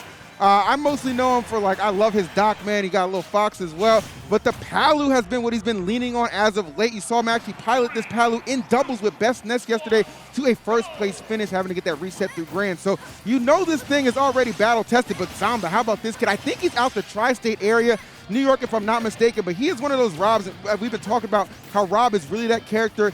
You don't necessarily want to admit he's good, but you know he's good. You know Deep what I'm saying? down in your heart, deep down, you know that this character is absolutely nutty. Himself, Epic Gabriel, Benny and the Jets, all of them, man, they definitely represent the Rob Nation in a major way right here. But not to take too much away right here from Louis Money. Louis Money right here trying to stay into the money, if I may say so myself. Yes. Palutena is such a formidable force. It doesn't matter which chapter of Ultimate you look at. This character is definitely here to stay, and you can certainly see why. Yeah, Palu, and Palu obviously been the victim of a few nerfs, here and there, but just, one of those characters just so well equipped regardless to just kind of stand the test of time. I think that's why Zomba still Louis still very much so has so much faith in this character. But as I said, man, Zomba not one to be trifled with. Louis arguably the best in NorCal. There's a couple players up there that you can kind of argue. I know Project A.K. Kurama is up there among them as well, but Louis definitely always one to kind of make a name for himself. But here comes Zomba. A bit of a tough start, but definitely roaring back. Eats a back air, however, so that's going to allow Louis to take back stage control and show you how far he can really push this, trying to catch him with the explosive flame, not going for it, and resetting the neutral. Yeah, no doubt Oh, about it. damn, never mind. Yeah, literally, man. You talked about bringing the fire there, man, and Zomba's like, I got you, Phil. Don't even worry about it. Yeah, the great thing about this match here is that it's really a game of space. Now, we've seen the combo potential between both of these two characters. Sure. One hit turns into multiple hits. But with moves like Auto Reticle, Laser, Explosive Flame, this is going to be an Old Western standoff in a few points. Yeah, absolutely agreed. Really strong start for Louis, just kind of getting wiped off. Zomba just mounting this offensive flurry, which is really showing no signs of stopping, even getting back down there, just kind of flirting with the Bastions, looking for places to land, going to find some refuge on that left side platform, and then again just reasserting himself and taking care of business. That's right. Business is to be handled here. It's just going to be a matter of time here at this point, using the back air to try to push himself back towards center stage, and I love that option there, the drop off there, multi-hitting attack, and as we all know, and if you don't know, Rob, let's say this is your first stream, Rob ain't got no hitbox in that up B. He's a sitting duck coming back to the Yeah, left. but what he does have is almost an unlimited tank of gas, and that's one of the reasons I really have a lot of faith in Rob.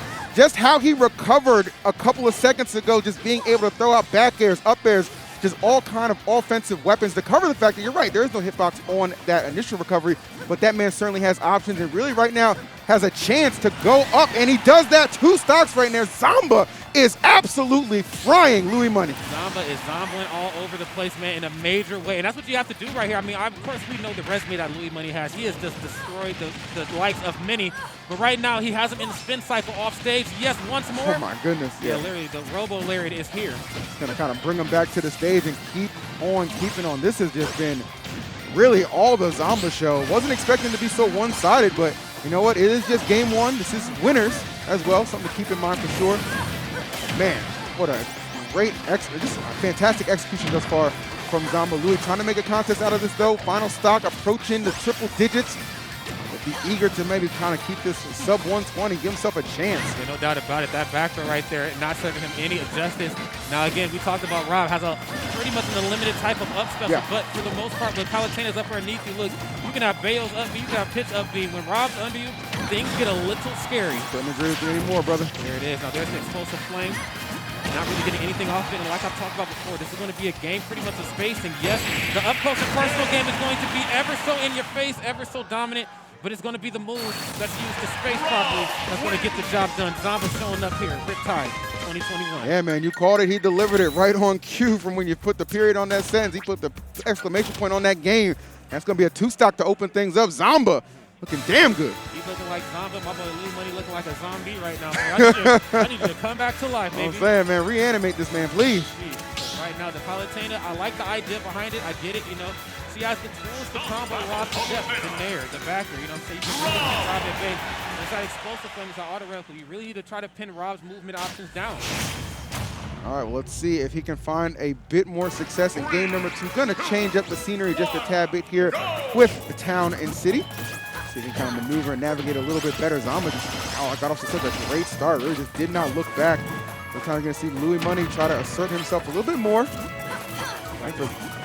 Zamba, it's pretty much just stick to the game plan, man. It's a task easier said than done for sure. You're most definitely right. You know, I think the good thing about this stage too is that you have a lot of survivability on your behalf. Of course, you know how the blast zones operate, but also you're getting harassment for a knee. You have those platforms that kind of cushion the blow you're landing. Well, one thing I just really enjoy, like, and this isn't just exclusively to Zamba here. You know, I saw Gabriel doing it earlier against MK Leo, which actually ended up going to a game number 5. Like, off stage, man, Rob is just so damn threatening, bro. And I like the fact that the Robs kind of realized, like we are a presence off stage. Like, we can be a force on stage, but also off stage, we can get the job done. But unfortunately, he found himself off stage, but not in the situation he was looking for. Back air going to send him flying, and that first stock going to go to Louis Money, really bouncing back from what I'm sure by his standards is a lackluster performance in game number 1. No doubt about that, man. And I'm actually liking how this narrative is starting to ride itself out a little bit. I was worried that Louis Money would be able to hold down the lead once he got it, but we'll see a kind of a different page turn in Palutena's neutral here. Palutena playing from behind, she certainly has to choose to keep herself in the running. But Palutena becomes a different beast when she has the lead. Absolutely. Seeing that pin put on display right now, Louis looking extremely confident and extremely polished as well. Zamba this time, basically a reversal of roles from what we saw in that first game. Hey, there's the laser. Trying to pin down those movement options. And now since Louis Money has the lead, like we mentioned before, he's going to use some of those safer tools right there to try to draw Zamba close. We're going to see a lot of spaced out back airs. Wow, to reflect, okay. That too. Don't see that too often, but yes, you do get some opportunities against Rob throwing out that laser. Back air, not going to close it out just yet, but the pressure continuing to mount. And look what Louis is doing right there, just being real smart, understanding, okay, those up airs can flick me away. Let me just play it cool, hold down the stage, no need to get too aggressive, and because of that, still in firm control and gonna go up 2 stocks. So now kind of giving Zamba a taste of his own medicine, what he had to deal with in the first game, but that up air is going to at least bring him back within 1 stock. There it is, man, the great equalizer as always, and once more, playing the floor is lava. Now, this is the unfortunate part, well, depending on which character you are. This could be the unfortunate part here at Town and City. Once you take those platforms away, Palutena just becomes a menace. Yeah. Okay, I mean, I know so does Rob as well, but look, I would much prefer to be above Rob than Palutena any day of the week. I can feel that. Uh-oh, wrong side there with the explosive flame. Not getting much off of this platform. Zamba showing some resilience right now, but not resilient enough. You are in the arms of an angel. May you find some comfort here, my friend. Oh, you're not getting cradled, baby. You're getting choked out. Okay, that's what I'm tell you that right now. That was nothing nice, but great retaliation from Louis to even up the score 1-1. That's right. Phenomenal matches right here. Round 2 pool. I think, what did I say, 2-1 up there? I don't know what the heck that's talking about. I'm glad I'm not a TR production manager, man. They just paid me to talk about Super Smash Bros. So yes, Louis Money, Zamba right here. 1 game apiece right here, like EE said. And this is certainly what you signed up to see. Now, yeah, obviously Squad Strikes was amazing. Can't argue that. You know, doubles went very well as well. But this is the money maker right here. This is the meat and potatoes, the cream of the crop, the pièce de resistance. Okay, excuse my French. Sorry, I got a little Ebonics in me. This is what people come to see, bro. God almighty. I'm sorry. Well, I couldn't agree with you, man. This is definitely the main event for a reason. And, guys, we are playing it all the way down until we get to top 8, which will be contested tomorrow for Championship Sunday. Very much so looking forward to that, as you should as well.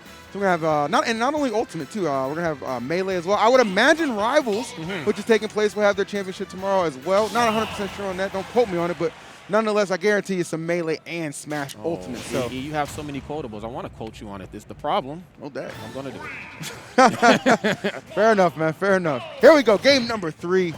Taking this time to a small battlefield. Interested to see who's kind of going to take the reins here. Zamba can kind of get back to his winning ways at game number 1, or will Louis continue to provide a little bit of that momentum he certainly built in the second game? Yeah, Looks no like doubt it could about be the it. former. Absolutely, man. You know, and the great thing about this stage is that now we're kind of forced to play closer quarter combat, which kind of elects, you know, people to, you know, get a little bit more handsy with one another. As you can see there, just going super deep early on. But you know what? The name of the game here, especially on a stage this small, is all about stage positioning and advantage. If I am above you, if I'm at that ledge, you can bet your bottom dollar I'm going to try my damnedest to keep you away. There you go. All right, trying to play on this platform a little bit. Yep, finding a little bit of room to operate. Great space in there with the back air. Oh, don't get caught up with the gyro. Do not get caught. I said it, and it happened. As soon as that gyro went out, I was like, you're a little too close to that zone, brother. There it is. You'll never know if the stove is hot until you actually touch it. So in that case there, hopefully he learns for the next go-around, because good Lord, man, Zamba is here to play. And I'm going to be honest, man. I know a lot of commentators like to get up here and pretend like they know every player in the world. I didn't know who the hell Zamba was before this, but I definitely do now. I'm going to have to shoot him a follow on Twitter. Yeah, I was aware of Zamba for sure, definitely from some offline, online stuff as well as offline, and see him featured in a video or two. Like, dude's definitely a lot of potential.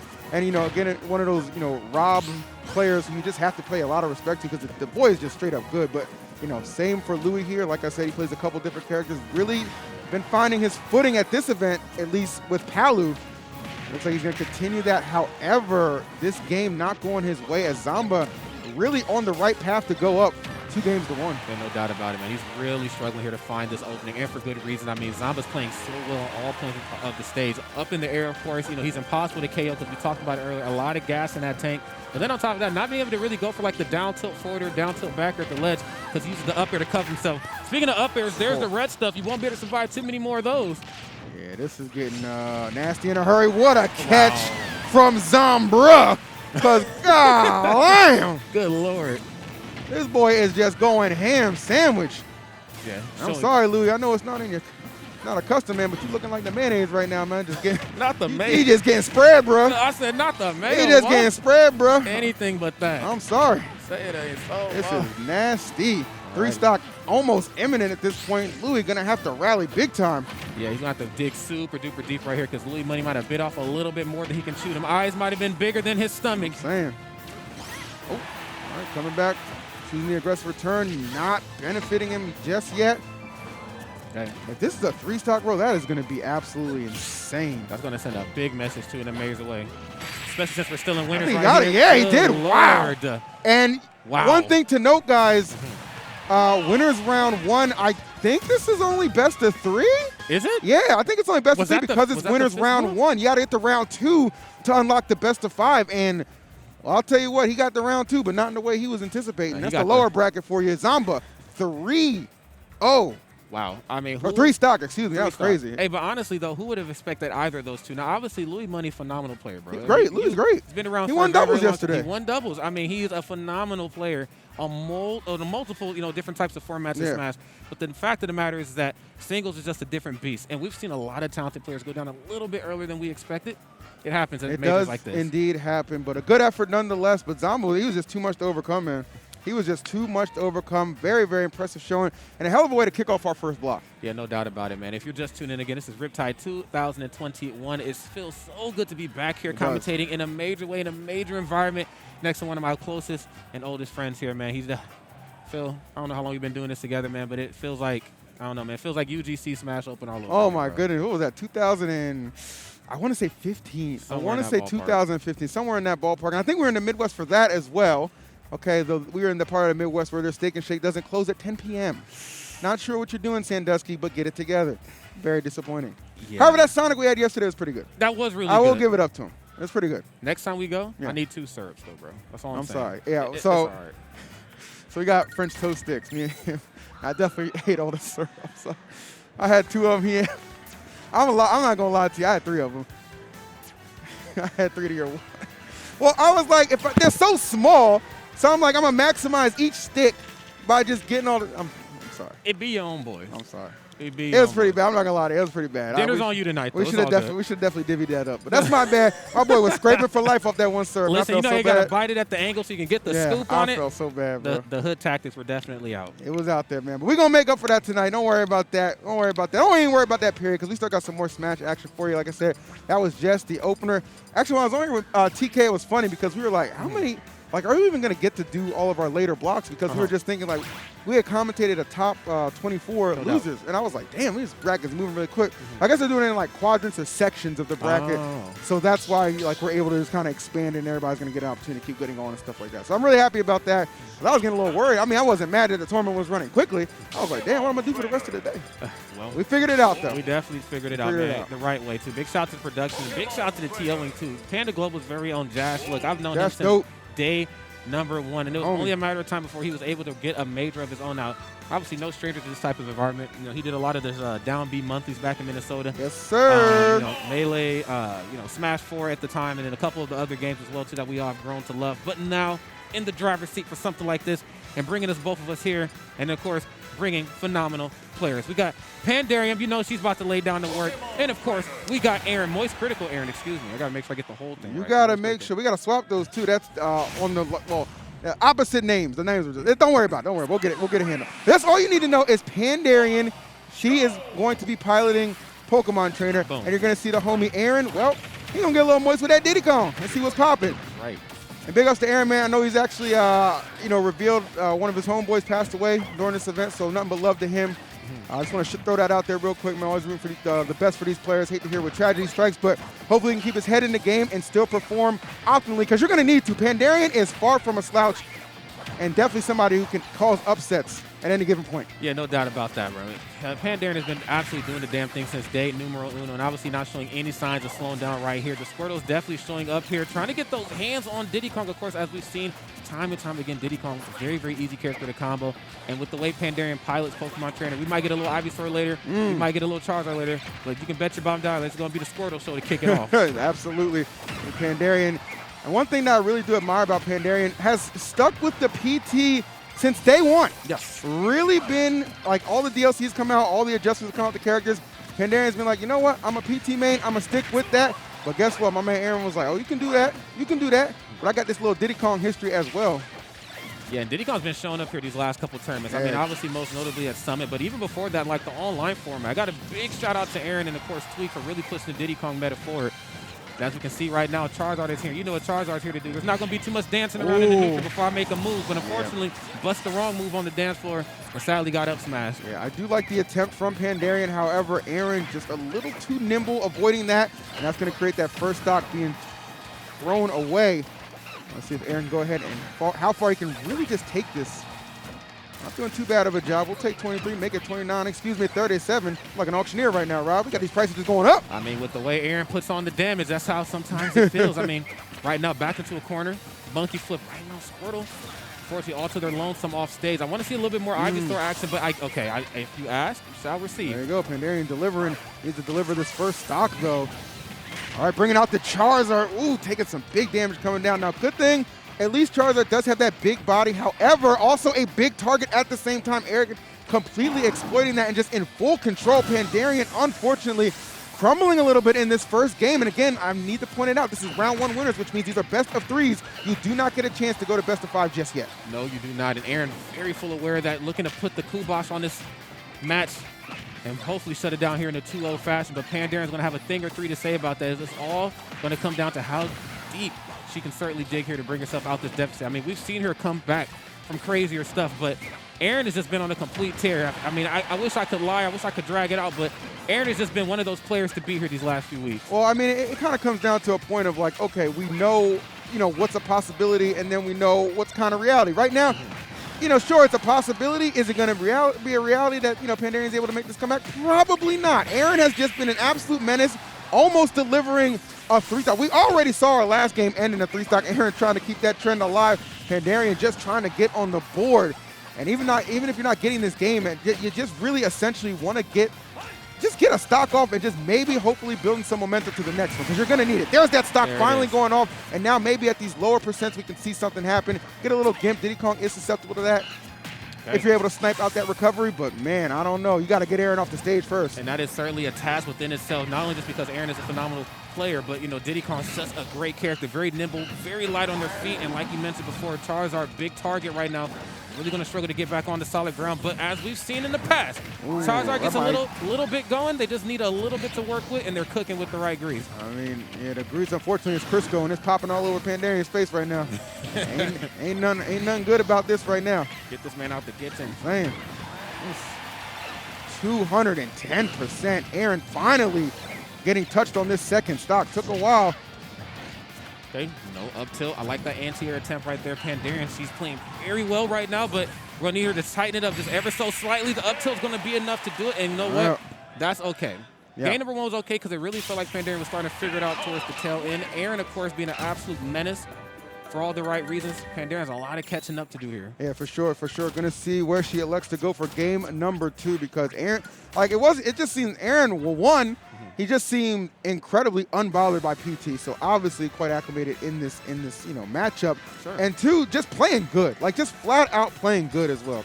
Gotta highlight that as well. So still can go either way. You know, game 1, we've seen so many times, game 1s do not dictate how a set goes. No. But definitely need to be a big bounce back game for Pandarian if we want to see a third out of this one. Definitely in a major way, too. Like, it can't just be like, it comes down to the wire. Like, you absolutely need to put this fan in the coffin and then throw the whole coffin away. Like, you cannot allow any sort of sign of growth here in the matchup with Aaron because Aaron's going to take an inch.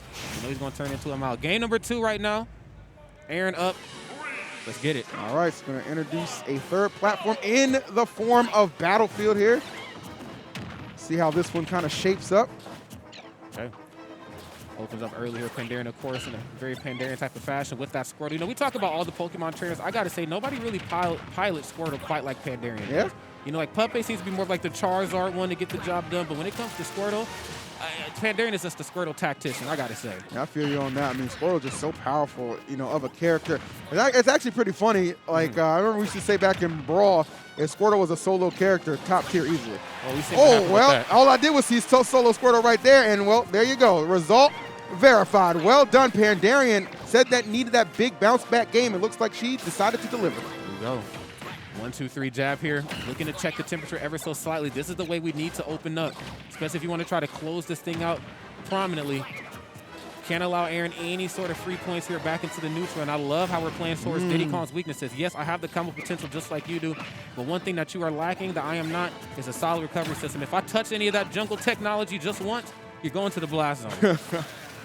I am absolutely loving the fact that, despite how, rough that first game was, it did not hinder Pandarian's ability to just kind of refocus, change the stage up, and then get themselves back into this game. Going to eat that forward smash off the banana assist, but still in the lead here, tacking up the damage, and here comes Squirtle yet again. Having so much success on that first stock, why switch it up? There you go. Monkeying around right now.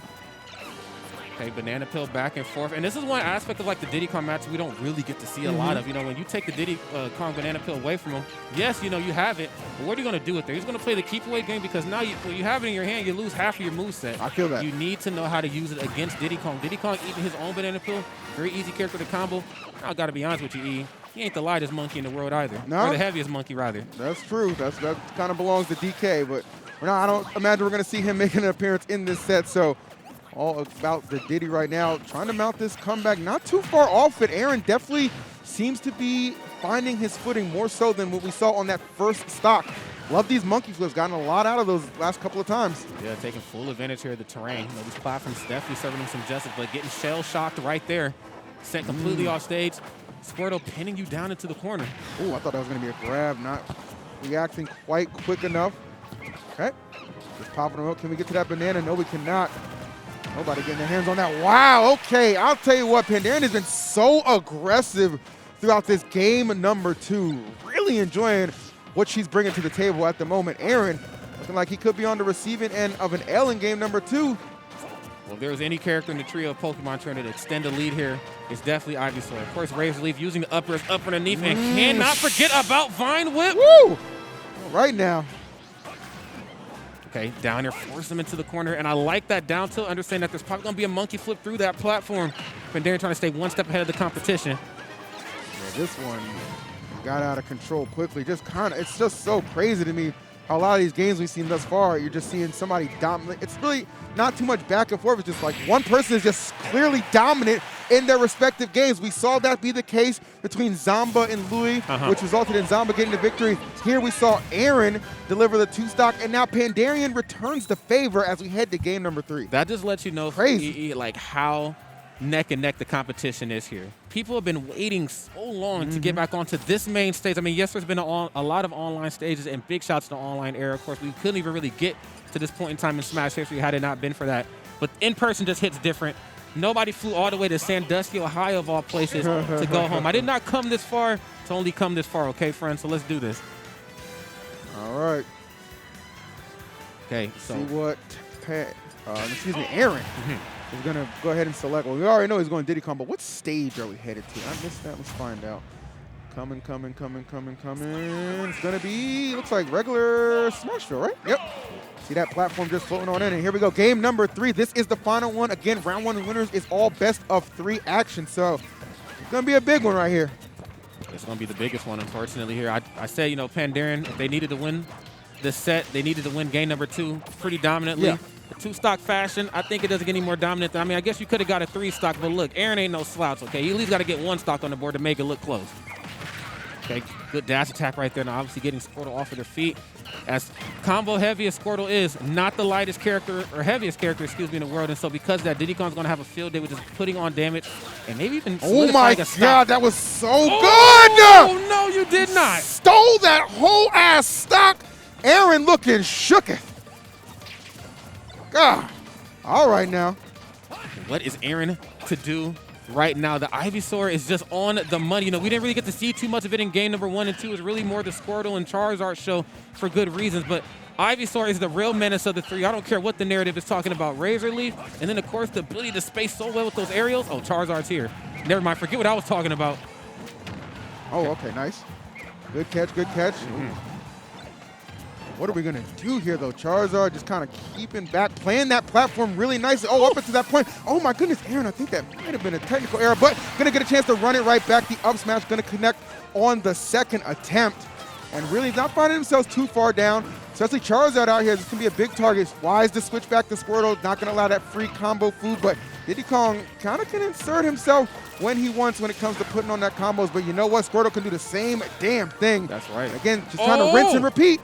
Oh my God, big shout out to Magna Hands. Yes, the rinse and repeat is definitely here, figuratively and quite literally here, courtesy of Squirtle and that water gun. This is very scary business right here to be stuck into the corner versus Pandarian, piloting the Squirtle, getting so much mileage off of here in this set, and then now using the aerials to try to pin Aaron down here into the corner. Of course, Diddy Kong blessed with some great movement options. If you want to beat Diddy, you want to see a dead Diddy, you got to stop Diddy from moving. Okay, there you go. Banana out, trying to connect. Ooh, getting back to the stage, and you know, I'll tell you what, Pandarian really pretty fearless with how she has continued to play this on the approaches, understanding I'm in the lead, and that's gonna continue to help it build the yeet off that back throw. See you later. Aaron down to his final stop. Yes. Hold up. Okay, wait a minute. Banana peel? Wait a minute, EE. He tried to make the highlight reel with that one. I like the idea, man, some sick combinations, but did not pan out how he wanted. So now 135 on this Ivy. We're starting to see safe. Diddy Kong come up, but we're also starting to see safe Ivysaur, but not safe enough because Big Brother Charizard made a brief appearance. Little Brother Squirtle is here right now. A couple uppers right here to get the job done. Forcing you down into this corner. Yes, playing the keep away game. I'm very interested to see what Squirtle can do with Banana Peel in hand. Okay. Oh, Lord. Starting to pick it up a little bit. Okay, Pandarian firing back, about 30% separating these two competitors. This one going down to the wire. Can you believe this kind of action only in round 1 of pools? Again, going to show you just how stacked this tournament is. Aaron just struggling to land, does so with an aggressive nair. Love that banana back in hand. This boy is just moving and grooving, but Pandarian trying to put an end to this momentum. Just considering maybe going for a flood, didn't pull the trigger on that one. Can't be hesitant in a time like this. You got to have ice in those veins. Or I guess in Squirtle's case, the water. But Diddy Kong right now. Oh, Aaron, what a catch. Not yes. looking too good here. Pandarian with such well-timed. Oh, the pop-off. Okay. Well-deserved. She comes out, gets the dub, despite a dominant performance from Aaron in the opening match. Pandarian seals the deal. And yet another one of the Moist Squad following. Cole is already out in 65th. Aaron getting sent to loser's bracket. Maybe the magic tough out here. Maybe the magic was only limited for Summit. Who knows? It's tough out here. It is definitely one of the tougher brackets to definitely be in, especially to get 2 players of that caliber so early on. I get it, but you got to bring that A game. Pandaren, of course, the Pokemon trainer, wants to be the very best like no one ever was. And Pandaren showing time and time again why they're going to live up to that statement. Big shout out to her.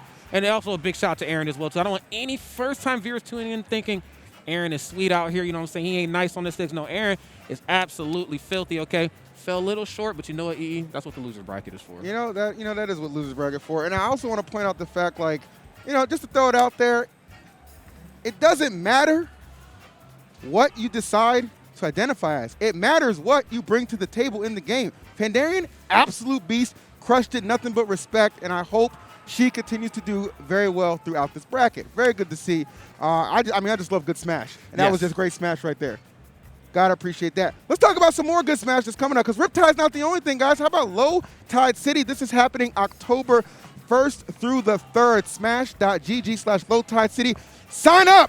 Another Kalahari Resort Tournament in beautiful Austin, Texas. You need to be there, because guess what? I probably won't be there, but y'all need to go. They definitely should go. I would like to go as well, too, but, maybe next time. Maybe next time. Yeah, but we're going to get in that water here. We're going to get in that water at Low Tide City, and I believe BTS has another tournament that they're working on as well, too, that I hope you don't get into the water too early on, a.k.a. drowning in pools. Yes, that's called main stage. I don't even know if we got a slide for that.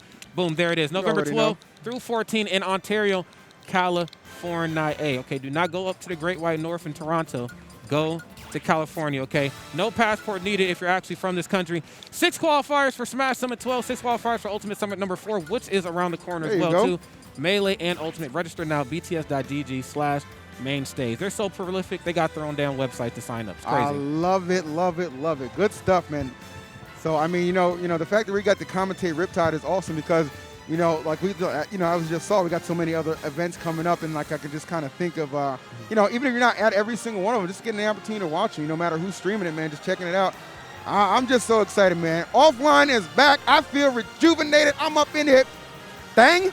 Holding it down with my boy Rod. Hope you guys are enjoying it so far, man. It's an absolute pleasure to be here. Yeah, it definitely is. We've been doing this for many, many years, and honestly, many moons. Many moons. We've definitely been here for quite some time. We got some skin in the game, to say the absolute least, and every time we do this, I feel like a young man all over again. I get that giddy feeling like, damn, it's 2014, and I'm new on the mic, and I'm having fun. But honestly, when you've been away from something you love for so long, you're going to get hit with a wave of emotions coming back. And when I seen EE and everybody else, I was like, oh, my God. I miss my boys. Oh my God. I know how that feels, 100%. Yeah. All right, so it looks like we got some more great action coming up. So Kobe versus Ned. All right, so Ned, that's Sephiroth. Some nice. It is. Some nice. He came within an inch of winning that qualifier for Smash Summit. Fell a little bit short, though. Sure. To the homie Cosmos, who would end up going on to that event. But, Ned is he's a beast. Like, Ned is just a beast all around. Kobe, I haven't gotten a chance to see too many matches from him. Eager to see what he's been up to since quarantine and how he's going to go up against Ned, somebody who has definitely been having a lot of success from both Smash 4 up into Ultimate. Absolutely. I couldn't agree with you anymore, E. It just feels like, Ned has been nice, fresh out the gate. I believe, first kind of rising to prominence in middle to early Smash 4, was eating up the Arcadians. Now, look, Arcadians, say what you want about them. It all really depends on where these Arcadians are stationed at. And in some place like Chicago, in that Smash 4 era, Chicago was very, very strong. And he won a couple hidden boss events playing, I believe, ZSS. Of course, moved on to Cloud, moved on to a couple other characters. But here we are right now with Sephiroth. And I'm going to be real. It kind of feels like home sweet home for Ned in this character. This character just kind of complements the good footwork, the aggressive movement, and, of course, one thing that Ned is really, really good at, EE, and that's that spacing, bro. And Sephiroth was all about that. There you go. Spacing, getting in. You're going to need all that and then some to combat young Link. So good. Such a strong zoning character. And really, if Kobe just kind of decides to commit to that, can get a little frustrating. I think that's the thing about zoners is you just have to have a certain level of patience. But somebody as seasoned as Ned, I would imagine, shouldn't be an issue for. But I am not for a second sleeping on Kobe, much like you guys should sleep on nobody in this bracket. Yeah, we've lost a lot of talented players early on right here, and I'm sure, this could happen to either of these two great players as well. So let's see how this one is going to play out right here. Kobe looking to open up here in a very aggressive fashion. That is just the young Link type of tactics that you have to apply here in this match. Sephiroth, big target. You hit him with one boomerang, guess what? Go ahead and forward there, too. Get a lot out for that, no doubt about this. However, guys, I want to point out real quick, this is winners round 2, which means this is a best of 5 type of situation. So we're going to see this one potentially really go the distance. Kobe not off to a bad start, really utilizing a lot of those projectiles to full effect at the moment, keeping his distance from Ned while still tacking on a ton of percent. Ned already in the triple digits. Kobe a very modest 18%. And just hounding Ned on this right side. Ooh, and then the runoff for there, you dog. Kobe out here, I mean, literally shooting from the field right now, playing like actual Kobe Bryant. There you go. Okay, up air too, trying to take these platforms away. Now, that's exactly what you're supposed to do as Sephiroth. You know, you get your opponent off of your feet. Most characters just don't have the range. They just don't have the fortitude to be able to cover every platform literally with one fell swoop. Sephiroth definitely does, but Kobe not really caring too much about that, electing to kind of stay back into the cut, use these bombs, use these bow and arrows to just try to pin him down and chip away at this. It was already dominant lead, you know, trying to extend it, if anything. I do like the movement options Ned is choosing when trying to get back to the stage, trying to mix Kobe up a little bit and really avoid that finishing blow. And this is where it can get a little bit scary. You've done all this damage to a character like Sephiroth, but you've yet to take the stock. Now, let me tell you something. Sephiroth is a hard-hitting character. Ooh, however, actually on the receiving end of a Nair, that is going to hit hard and take that first stock. Well done to Kobe. Now, as heavy, you know, as Sephiroth hits, you know, very, very light in the behind, if I may say so myself. And so because of that, Young Link, a character that, you know, a lot of people kind of argue they don't have great kill options. Honestly, I'm not believing it. I'm not seeing it right here because the schmicks has not stopped here on Ned. Don't believe the hype, man. The only hype I see right now is my man Kobe. He is coming through and just tearing through Ned. Who really just has no answers thus far. All right, gets that one wing. Not even sure it's going to help him get one stock at this rate. God, hey! Kobe right now is Kobeing all over the place here for good reason. I mean, you did not come this far just to fall short here to Ned. Nice, great recovery. Probably thought Ned was going to try to drop down and go for something. Wanted to play just a little safe. Oh, no, you did not. Tried to get that reflector. Really wanted to get an edge guard, but nothing doing. 121. Very comfortable lead for Kobe. Ned seemingly with like just no answers for this zoning menace in Young Link. It's hard to shut Young Link down, you know, when they start cooking like this. You know, you're already in a huge deficit. Like I mentioned before the stream started, or the match started, excuse me, you know, Sephiroth, big old target, pretty light as well, too. Young Link, not really, no real struggles to kill per se, but I mean, if you're lighter, the lighter you are, the easier you are to KO for somebody like Young Link. So certainly be safe. Okay, down there at the ledge, that was... My goodness, just the theme of just getting ran over in this first game. Like, no matter who we've seen so far, the first game on all sides has been a complete wash. It seems like Ned is starting to play his own game here, just maybe a little bit too late into the game. You know, I like that he's kind of slowing it down, really utilizing that time while he has wing, you know. And then on top of that, you know, spacing just a little bit better, picking his points of opportunity a little clearer here as he moves right now into Young Link's second stock. I think it's really good for Ned just to see one of those stocks finally just fall off. Like, even if he doesn't get the game, like just good for the mental going into the second one. But we'll see what he can do, man. It's going to take a whole lot of effort to make this one happen. 127, trailing by an entire stock. I wish you the best of luck. I would not want to be in your situation. No doubt about that. I guess Kobe doesn't want to either. That's why he's asserted himself, gaining such a strong, powerful lead. Coming back up, trying to play around him, using these platforms. Oh, nice, just barely staying out of that grab range, and the Nair to seal the deal. Complete domination from Kobe, and he's going to take that first game. You know what that felt like, E? That was just like great manageability of your tools. Really on both sides, but I feel like we just seen a wider array of tools being used from Kobe. I mean, the bomb manageability is keeping Sephiroth at bay, and we see this type of play style when you see like the Sephiroth play against the Snakes. Right. You know, as great as they like the space, they also for some reason find themselves on the receiving end of a lot of explosions. Big target, and because you're a big target and you're also moving around too, there's a good opportunity you might actually run into something you don't want to actually run into. And unfortunately here for Sephiroth, and I guess even more unfortunate right here for Ned, they didn't ran into Young Link and Kobe. So they're going to have to figure something out here for game number 2. Now, if anybody can dig deep and adapt on the fly, it's definitely Ned. We have seen it since his inception here in Smash 4, moving all the way down to Ultimate. He's a grown-ass man now. Hell, we met him as a kid. He's grown now. He's in the real world. He's weathered. He's been around the block a few times. We need a Sephiroth to act like it. There you go. I know, I mean, you know, gotta imagine, like I've heard that, you know, characters that zone really well, definitely a little tougher for Sephiroth to kind of overcome, but man, just kind of seeing it put on display as efficiently as Kobe did, man, I'm really seeing why that could be a little bit of an issue. So I don't know if this, you know, depending on how this game number 2 goes, if this could potentially force Ned's hand to maybe try something different, but we shall find out. I mean, I'm not sure if PT is going to be too much better of an option if that's still on the table, but Nonetheless, though, Ned not thinking about that. He's all into this game number 2, which is proving to be having more success in this one, definitely in the early goings. Actually, with stage control right now, trying to push his advantage, and he just does just that. And he's going to make sure that man is not coming back. That sword definitely got some length to it, and that stock is done. That's right. You reach, I shall teach. You know how the saying goes, and I love the fact that he just stopped him from air dodging while he had the bomb. He's like, this man is trying to stall his ass off out here. I'm not having it. You're not coming back to the stage. Now, this is Ned at his most dangerous. Ned, all points and times in the stage, or in the match, excuse me, very dangerous. But when he has the lead, whether it be a stock, hell, it could be 30%. Yeah. Ned becomes impossible to fight. Ooh, wow. Kobe, excellent execution right there. Not allowing Ned to build any kind of crazy lead. Only about 40% separating them. This is a good position for him to be in. But for Ned, it's all about momentum. Can I go ahead and make sure I can secure this game, not fall too far behind? Because that first one was just nothing pretty, but I'm loving what I'm seeing in game number 2. Yeah, and like I said before, Sephiroth, a really, really big target. Now, we talk about momentum and how much Ned is not supposed to have it here in this match, but the same could be said for Kobe and this Young Link. Young Link finds one hit. I'm talking it could be as simple as a down tick, it could be as simple as a boomerang or a bow and arrow. The fact that a zoner can combo like Sheik or like ZSS in this game is absolutely madness. And the target that much nicer to hit to, like Sephiroth, I mean, what is Ned to do? The question, which he is trying to answer right now. Hopefully get the W. I'm sure this is all he's thinking.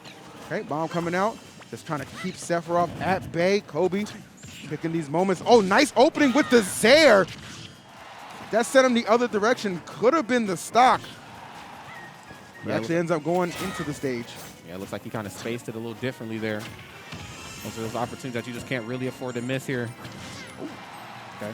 All right. Safe option, just runs right up and goes. Ned does here. Oh, he got behind it. He got behind the reflect. That's so unfortunate. Ned kind of like shaking his head like, well, damn. That wasn't supposed to happen. However, that forward tilt going to go ahead and clean up the stock and keep this very competitive at 1 stock apiece. Come down to the wire in game number 2.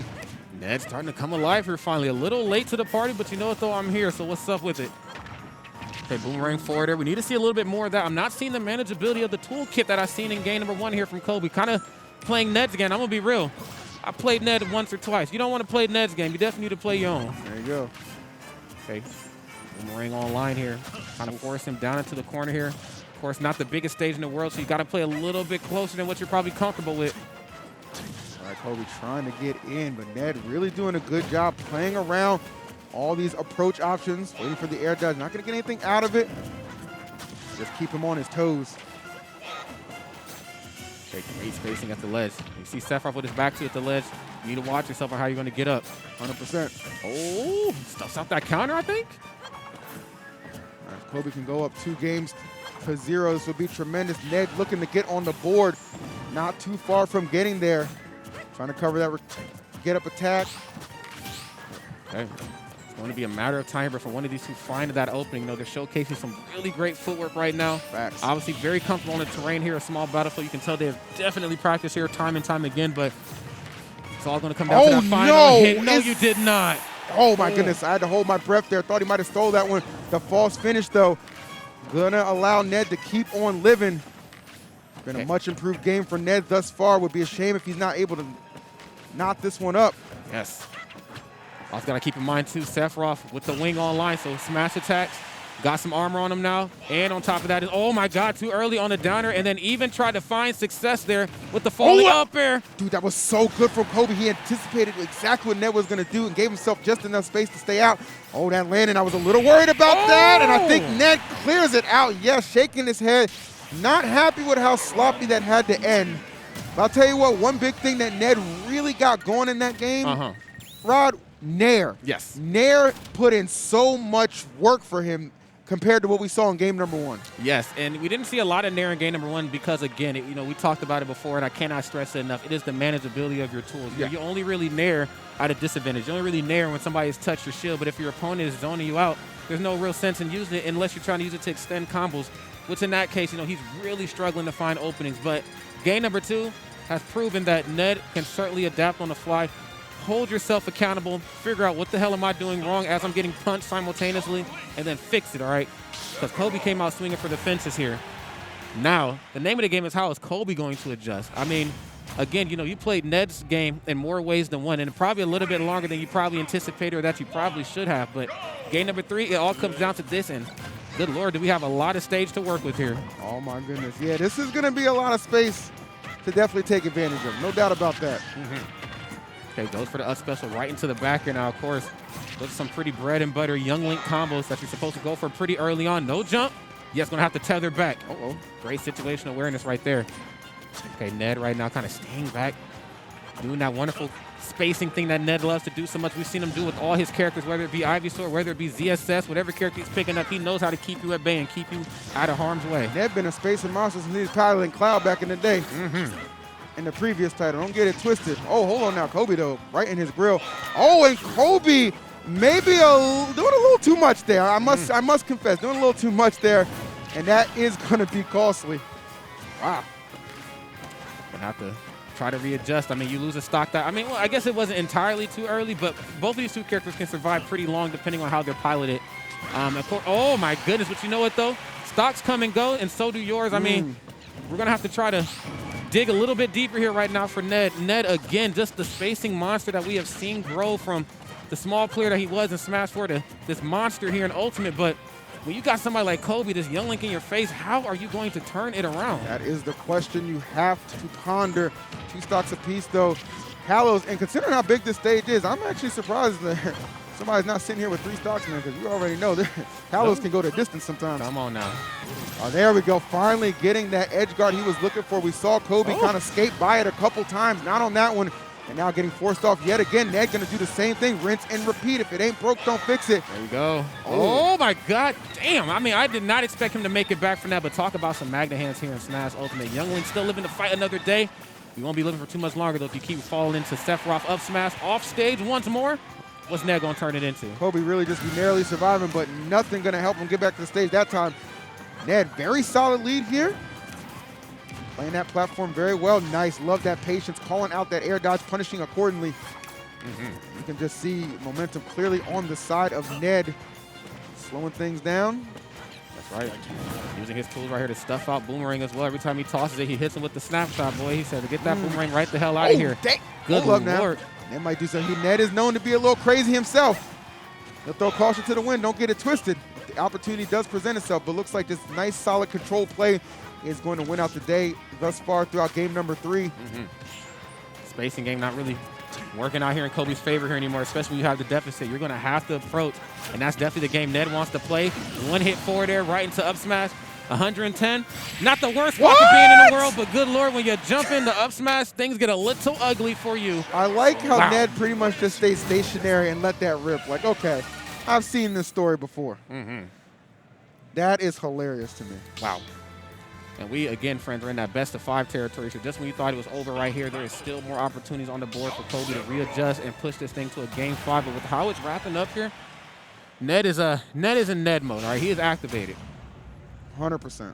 Well, let's see how this one is going to play out here. Potential final game here for Kobe. I don't want to call it too soon. Going to have to figure out a way to douse the flame. That is Ned. And, of course, opening up in a very reminiscent fashion of the first couple games, putting up blood on the board. Okay. I think Kobe's just, I got to imagine he's just a little pissed how that last game went. I mean, for good reason, too. I mean, he played absolutely well, but, you know, he just got his weaknesses exploited. Excuse me. You know, Young Link, again, terrifying to fight on the stage and off stage, actually has a pretty solid recovery system. The problem is that even as solid as it is, there's a sequential thing, like, you know, steps that need to happen before you only can think about getting back to the stage. And I got to say, you know, Ned did a really good job of just taking away the jump and then, you know, stopping him from air dodging with the bomb. I mean, he just really did a lot to stuff him out. Whole lot.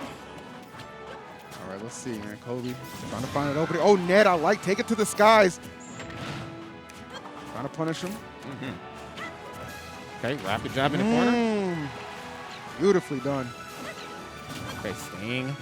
Oh, damn. Oh, okay. I think if Kobe had been a little more aware that bomb was going to detonate, he would have tried to go up there and maybe force the fair, but nonetheless, he'll settle for that nair. Not quite going to get the kill, but 141 is stock of Ned's probably on borrowed time. He is just getting popped up. Yeah, I mean, literally tossing out anything right now to cover himself, using the counter just to cover himself in almost a failed ditch effort, but it was able to work. Up throw? No, going for forward throw. What am I thinking, E? My bad. Just go ahead and just chuck him in. That percentage not going to do you any favors, and Kobe saw the opportunity to strike, did just that. Nice dash attack here from Ned. Okay. They really struggling to find his opening now, but that's okay because Ned knows now that he has to approach and get a little aggressive, and I actually like that option. I want to see neutral special used a little bit more, but it doesn't even matter. No neutral special needed. The back air is going to shut it down right here and keep this thing as close as it can, because one thing that both of these two players have proven is that when they get an inch, they're definitely going to take them out. They're definitely going to go the distance with your money, and I don't blame them, man. They're looking for the most bang for their buck. Okay, boomerang online. Okay, footstool. Just really trying to find this safe opening, but not safe enough. You know, as good of a move as Nair is, you can't toss it out willy-nilly. I know sometimes people like to sleep on Young Link and Toon Link because they have tether grabs, but no, trust me, when you have a grab that slow, you know your times when you should and shouldn't use it. 100%. Okay. Getting these tosses going, and this is where you kind of see this large stage of Kalos, see how effective it can be, especially for somebody like Young Link.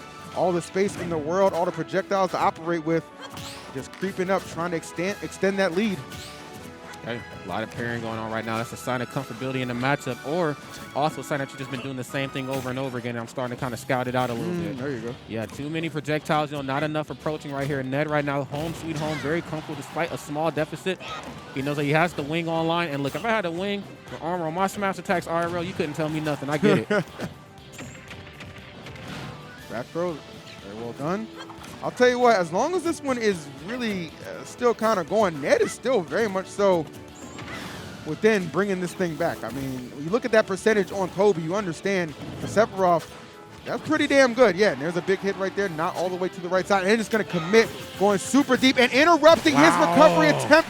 So good knowing it's going to send him to the right side. And just like that, I was just literally highlighting it.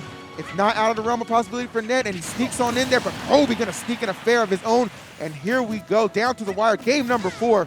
Ned trying to close it out, Kobe trying to keep this set alive. Yes, trying his darndest, and yes, very smart to jump out of harm's way. It looks like he was trying to eat up that shield, and yes, Ned is just, I mean, I'll be honest, they made a Smash book for dummies. I mean, just everything that Ned is doing right now is literally Smash 101. Your opponent has a weakness, find it, pinpoint it, highlight it, and exploit it.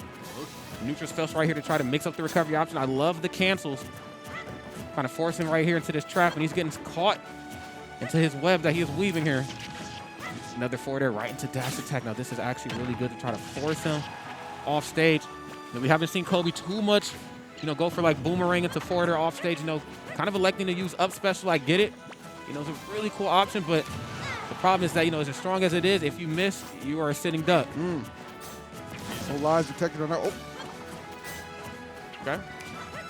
Another boomerang, but I like that back here, though. Getting a little aggressive right now.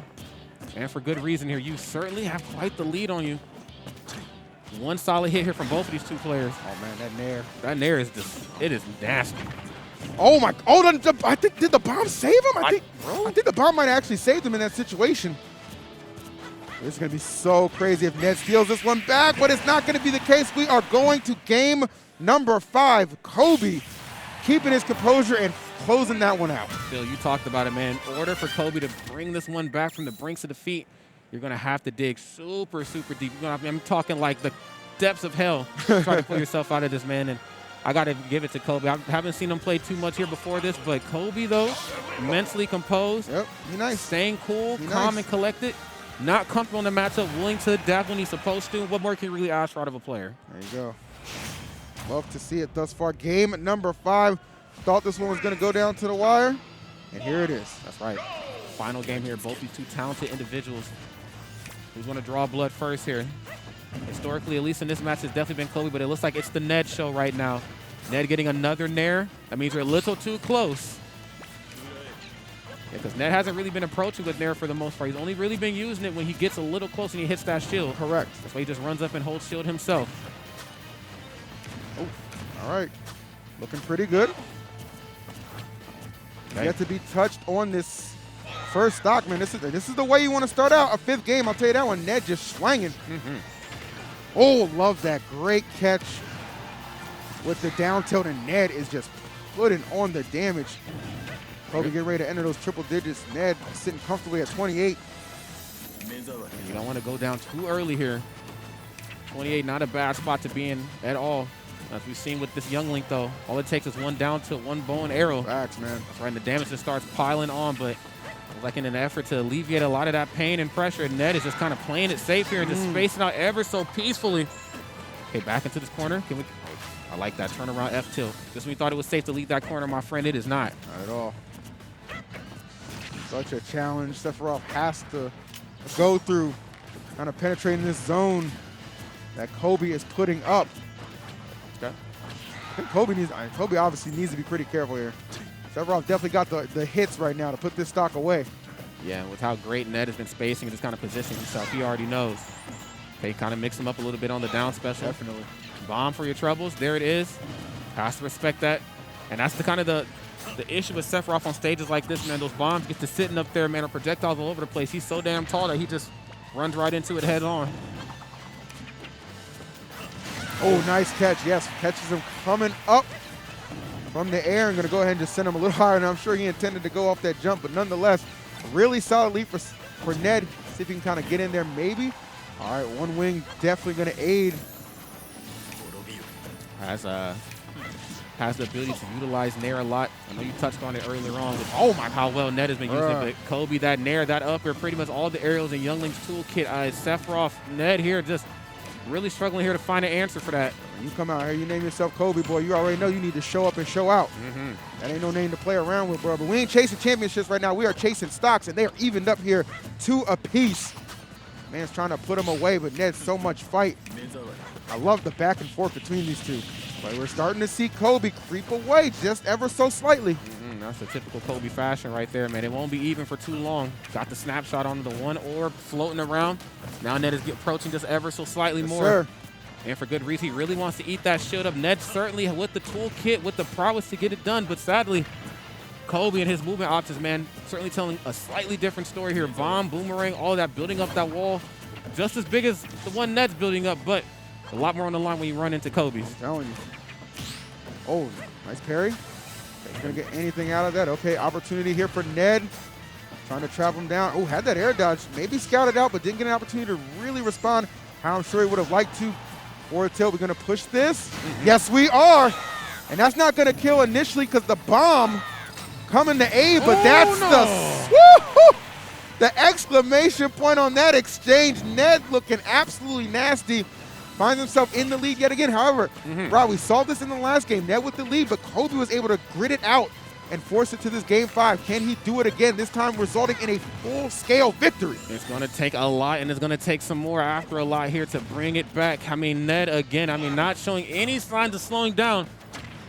As you can see right now, he's finding a lot of mileage off of that Nair here. We talked about it earlier, man. It's just kind of been the bane of Ned's existence right there. But in that case, the turnaround bow and arrow right into the, I mean, hell, Twitch chat, y'all seen it, okay?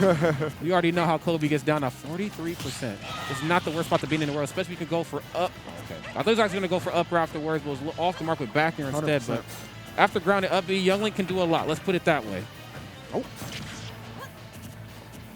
Oh, okay. And trying to bait him, picking option out of shield. He was not expected with that back air. Kobe, Ned, really just doing it out, man. This going to game number 5. This has been a very long set, but certainly one where you come out victorious, you just feel so rewarded for this. Oh, my goodness. Got that one wing. And it is the Kobe show right now. Kobe right here with a slight lead, but you got to watch yourself and how you operate around these platforms. Early on the down tilt. Oh, my Lord. Oh, man. Oh, and then actually goes for the get-up attack, you monster. Who would have thought to get-up attack right there? They're trying to space this out. Oh, I love that Nair. That you needed to pick an aggressive option there. I'm glad he did just that. Kobe, one opportunity to get this one done. Same thing with Ned. Is the fair going to do? Hold on. Hold your breath. Yes, that false finish. Don't be fooled. We not done just yet. However, one more of those, I don't think Ned will be surviving. Kobe goes so deep right there. Ned with the beautiful evasion. My goodness. Oh, no, but he couldn't avoid that. Kobe took everything, bro, down to the wire, approaching that minute mark, gets the job done. Wow. Wow, indeed. I touched on it when Ned got that stalk off and went up. I was like, it's not over yet. It's really not over yet. He's shown that from behind on that last stock, he can still come back and pull it off. He did it in game 4. He did it. Does it again in game number 5 and seals it away. kudos to Ned, but Kobe not being denied, bro. Absolutely not, man. Living Damn. up to the name. Big shout out to Kobe. Again, my Clutch. first time really having a chance to watch his matches and commentate. And damn, what better place to do it than here on BTS's main channel for There you Smash. Kobe, wow. I mean, hats off to you, quite literally. I mean, I had to actually take it off.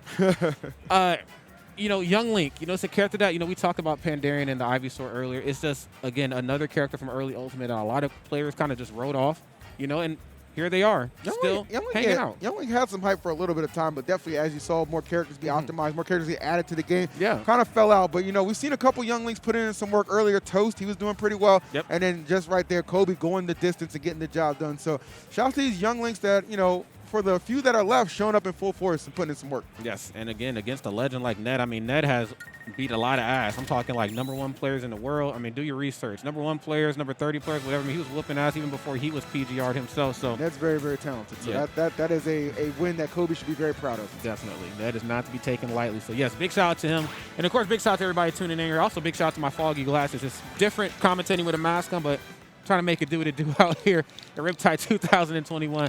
It's Rod, it's EE, and we're just having an absolute ball. And if you are definitely feeling the same as well, too, be sure to share out the Twitch channel in any type of which way you can. Tell your grandma to watch, everybody to tune in, and of course, hashtag Riptide on Twitter. Join the conversation even if you can't be in the room. No doubt about it, man. Always love to hear from the fans, the homies, whatever you want to call. I call my. I don't have fans. I have homies. You already know that. And chat goons. Hope you're all doing very well and feeling good, behaving yourselves. You already know, man. Let's make Smash a great place for everybody because I love being here. And man, that's these matches right now.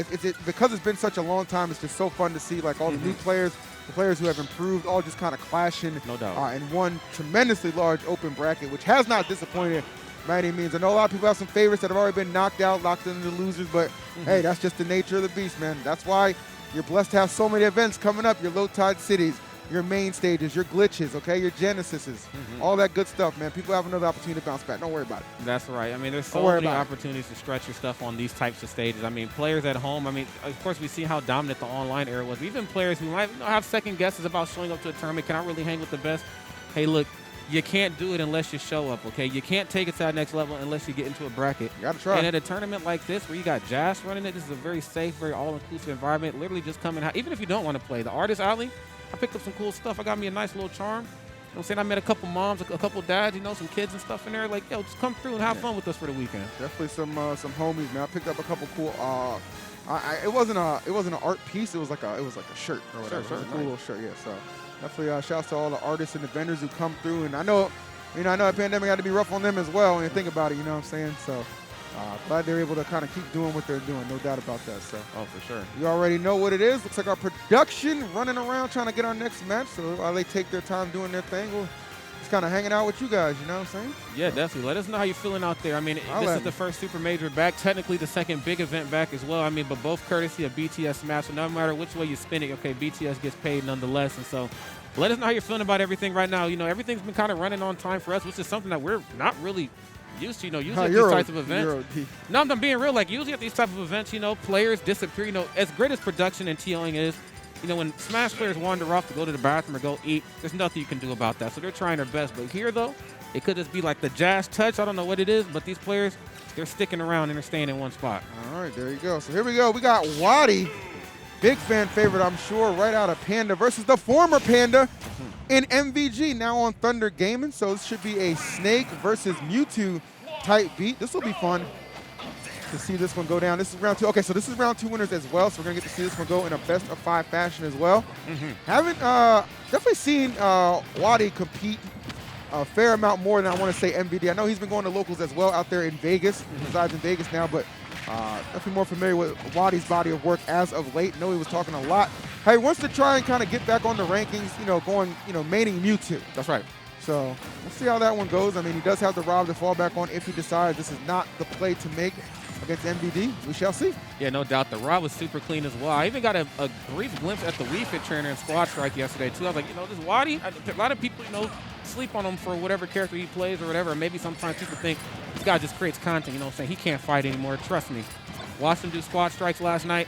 He is very prime and very ready here for singles today. And as you can see right now with the slight lead here on MVD and kind of forcing MVD out of this I was kind of his natural environment. MVD approaching just a little bit too much here on Wadi. It's kind of funny. If you actually got to know Wadi through his YouTube, you might not know that he was obviously like a hardened competitor before he even started streaming or making content. So don't get it twisted. This guy's still one of the most feared in the business when he is on the money. So MVD obviously going to have to be on his P's and Q's to handle this one. But MVD, he is so good at just kind of putting out a minefield, using that heavy artillery of Snake to really just make you uncomfortable and force you in situations you don't want to be in. But Wadi taking that first stock, obviously exactly where he needed to be. That's why you got to be mindful, too, as well of the C4s and how everything is kind of laid out here onto the field. Mewtwo, big target, very light in the behind as well. Good patience, forward throw, yes. I love what MVD did there. He tried to assume that Wadi was going to panic in that situation. Didn't give it up to him. Oh, my God. I like the attempt. Look at the fact that he's using side special here to just reflect the up smash. Okay, very good, yes. Nice. Mewtwo things. All right, going high right now. B reverse, yes, sir. Using there, trying to stuff out these approach options is actually really good. MVD come in just a little aggressive here. Oh, wow. Okay, Wadi, that was slick. I'll give it up. These nairs looking very potent. Yeah, and I think that Nikita there just a moment ago maybe was supposed to be B-reverse. Oh, shit. Woo! That was ridiculous. And them flying off of that. Wadi is destroying MVD in this opening game. Wow, I have to say, man, Wadi showing up here just in a type of way that you don't really get to see very often. I mean, we haven't seen Wadi play it at a tournament of this stature in some years, and I was kind of worried myself. You know, I always worry about my brothers. I'm like, yo, how are we feeling before the tournament? Tell me I'm going Mewtwo. I'm like, you seen some of the other characters in the cast? Like, no, I think I believe in my Mewtwo. I said, you know what? That's where it starts. As long as you believe in yourself, it don't matter what I think, Wadi. There you go. I mean, he had one of the most feared Mewtwo's in Smash 4, so, you know, pretty smooth transition, I would say, despite some of the changes. Wadi able to get the job done, but so is MVD. Tracking him down, finds that up tilt. Beautifully played thus far. And don't get it twisted. Snake, that big body, a lot of weight to him.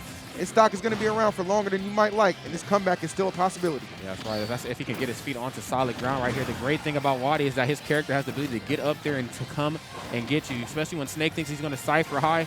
Mewtwo gets up there, confusion right into Shadow Call. Is this Pokken tournament? What are we commentating right here?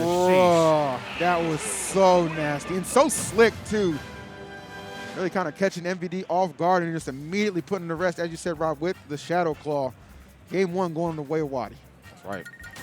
You know, the great thing about Mewtwo is that he just has the tools to, you know, kind of dig into, you know, MVD and just everything that Snake kind of brings to the table. You know, whether you get MVD off stage, you know, on stage, and how you decide to kind of space around him. You know, if the pressure gets too thick, guess what Snake's going to do? He's going to pull grenades. He's going to try to bust up the fun. You space in there properly enough, fall away forward there enough, Mewtwo is actually in a pretty okay position. There you go. Big shot right there to your percentage manageability. I think everybody, when they go into a match versus a high-level Snake, such as like MVD, of course, you're going to be like, okay, there's going to be a time where I'm going to eat a lot of grenades. Wadi kept that to a bare minimum, and because of that, we're able to sneak out at game number one. Here's game number two, though. Canonically, home sweet home here for Mewtwo. But this stage actually works pretty well for Snake in a lot of ways.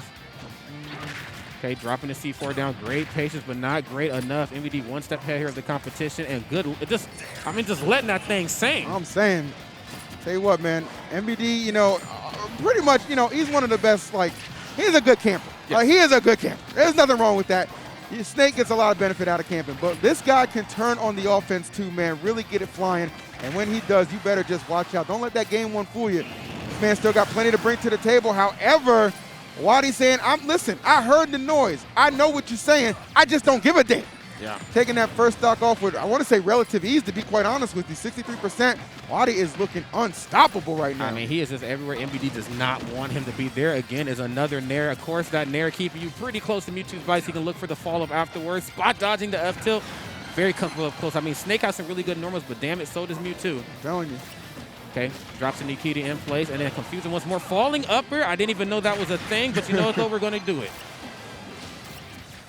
Getting back safely. Dash attack, however, going to meet him and just continuing to really try and use MVD's own arsenal against him. Wow, I mean, I've never seen disable used so many times. Ain't going to be able to disable that, though. Yeah, he's really good at just getting that grab on either side of the stage and just using that forward tilt to finish all stock. Saw him do it in the first game. Going to be what gives him the first stock in game number 2. Rolls right in to a fully charged Shadow Ball, though. Not where you want to be. MVD looking a little lost for wear. I mean, you know, you would have told somebody that this matchup went this way in early Smash Ultimate, they would have laughed at you. I think Mewtwo, we're seeing a resurgence of a lot of characters that people have felt the type of way about. Mewtwo most notably, and then, of course, the Falcos earlier. But hold on, Snake, you're going to need some wings right here, dog. How you going to get back? Oof, tried to catch him right there, just narrowly avoiding that. MVD back on the stage, but man, what a mountain he has to climb. Okay. Use the grenade against him. Oh, Saw dear. Oh my God! Son! Nothing nice about that. You saw the nod too. Waddy was like, yeah, I know I'm gonna be on. I'm on you. Wow. Track Mewtwo back, bro? I don't know, bro. Track that man down like a parole officer. He said, hold up now. Hold up now. We still got some tests for you. Right. Wow. MVD here. Kind of pinned down here in a lot of ways, man. I mean, the Snake is, we know what the Snake can do. We've seen the Snake for years. Yeah. The problem is that the meta is ever so changing, and you're going to have to adjust because, look, toolkit-wise, Mewtwo kind of has your number. Now, obviously not quite as heavy as Snake. Pretty good normals. Has the ability to combo for a long time, too. Well past, like, the dark red percents, like down tilt forward air still works. What are you to do? You got to be a little bit more sparing about how you use your projectiles, which is a tough thing to say, even as like it comes out of my mouth, because that's literally 95% of Snake's toolkit are projectiles. But when you got confusion on deck, you reflect all of this. Let's see how this game number 3 is going to play out here for Thunder Gaming's very own MVD. Yeah, he's going to need a lot, man. He's going to have to come with the lightning and the thunder, because right now he is just getting bopped, to say the least. Waddy really out here trying to make his own highlight video doing just that. But MVD, very resilient player, not one to get easily rattled as well. So I'm sure this game number 3 has an opportunity to bolt a little bit better for him. Now, you know, I talked about earlier the utilization of grenade and how you just can't be too. Wow, that was unfortunate. But yeah, he definitely just ran to his own C4. But at least in terms of like the grenades, you know, he got a lot of percent here early on. Of course, in that same turn of breath, he's also taken a lot of percent because of his grenade manageability. He'll have to turn it into something, but good Lord. I feel like he almost baited MVD to come out of his shield with an aggressive option there. Like, that's just how good I feel like Waddy is playing right now. Okay, back air with the Shadow Ball, actually. It's actually really good for MVD. That Nikita putting on some pressure. That's right. Trying to force him out of that. Love that there. Yes, all those kicks, all those multi-hit attacks. Mewtwo can't deal with that. Great trap, down throw. That should do it, yes. I said that in the last game. He's so good at getting that grab on that side of the stage and putting it away with the the forward tilt. Okay. Like I said, man, not easily rattled, man. Had a very rocky start there, bouncing back. Okay, Waddy still trying to keep it close. MVD, though, working with a new bag of tricks here. Yes, working with a new bag of tricks indeed. Yes, playing the minefield game. Now, we talked about the ability of camping, setting up shop, whatever you want to call it here with the Snake, but nobody does it quite like MVD, and because of this, Waddy kind of playing the MVD game right now, and that's not a game you want to play. Really slick from MVD, just kind of baiting Waddy, and then really just closing it out, getting the stop. Okay, you see, this is what I'm talking about, man. Like, things can look a little rocky, but you got to remember, these players, man, these are some of the highest calibers you're going to see. And Waddy kind of playing with the crowd a little bit, too. You can tell he's just super comfortable on stage, right? Like, even in a high-pressure situation like this, still kind of turning to the crowd, being a little bit of a showman. I appreciate that. It's one of those entertainment factors that people really appreciate him. Him and that Billy Army. There you go. Okay, getting hit with the barrage of projectiles. Gonna have to watch how you move here. Oh, yes, jumps around top of his head, throws the grenade down. Again, the placement here has been ever so dominant right now from MVD. Taking a lot of unnecessary percent, though, here, EE. Yeah, that was a big one. And that air dodge is going to be costly. The 3-0 and a handshake from Waddy, the former Panda MVD, getting introduced the hard way to the new class. Wow. Nobody does it quite like Waddy, man. World's strongest Mewtwo in a lot of ways. And, of course, Mewtwo, world's strongest Pokemon. I mean, just living up to the legendary name himself. Wow, I mean, people were naysayers. They were like, yo, this character's not good anymore. You need to go Rob. You need to go Weefy. You need to go every other character in the world. He said, no, look, I trust in my Pokemon, okay? And I got to say, Waddy, such a strong player, man. That was just, bro, that was just nasty. Like, yeah, straight up. Like, seriously. good stuff to him. Clearly, I mean, you know, Waddy played Brawl, baby. That Snake matchup ain't nothing new to him. But he definitely looked very, very comfortable. So props to him for getting the job done there. That was very exciting to watch. Yes. No doubt about that, man. It's always a pleasure to see MVD. I'm going to be honest, I kind of fell out of contact with him, you know, with how everything happened and, like, online, and I just really wasn't sure where he was playing. I know there was one Smash World Tour that we did that I know he did show up and play it. But outside of that, sorry, my mask keeps falling. Outside of that, I don't really know what he's been doing, but I do know because of how great and how legendary of a player he is, no matter what era of Smash we're in, he's always going to show up at that top professional level. It just so happens, though, that Wadi been really working on this Mewtwo. And I don't know, a lot of people seem to be kind of out of practice with some of these characters, you know, a little unfamiliarized with the young Links, the Falcos. I didn't even know Falco was a thing like that. And there's a whole Falco agenda and like. There's a whole Falco army, bro. Where have I been? They out here, bro. Kofi, Tilde, Polonian, them boys showed up. They did. So kudos to them. Though I think 2 of them had to take each other out, so I don't know. Oh, yeah. That's I think so. I don't know how that worked out. But either way, shouts to Falcos. Shouts to everybody at this event, man. Coming through, having a good time, putting on a hell of a show. I'm personally very much so enjoying this. I'm sure you guys are as well, which we do appreciate. Yeah, we definitely couldn't be here without you wonderful faces out here in the chat, and especially out here in the audience. I mean, I hope you're not listening in the audience, but if you are, I feel, you know, you're getting the double doses of Smash, whatever. It just happens to be at the courtesy of a 10-second delay. But I definitely feel y'all here. Yeah, we're having a great time. I'm ready to commentate some Smash. I'm ready to get my ass in that water. I'm ready just to have a great time here this weekend. You ain't been to the water park yet? I haven't, man. Oh, Well, you figure like last night, commentary went till 8 or 9.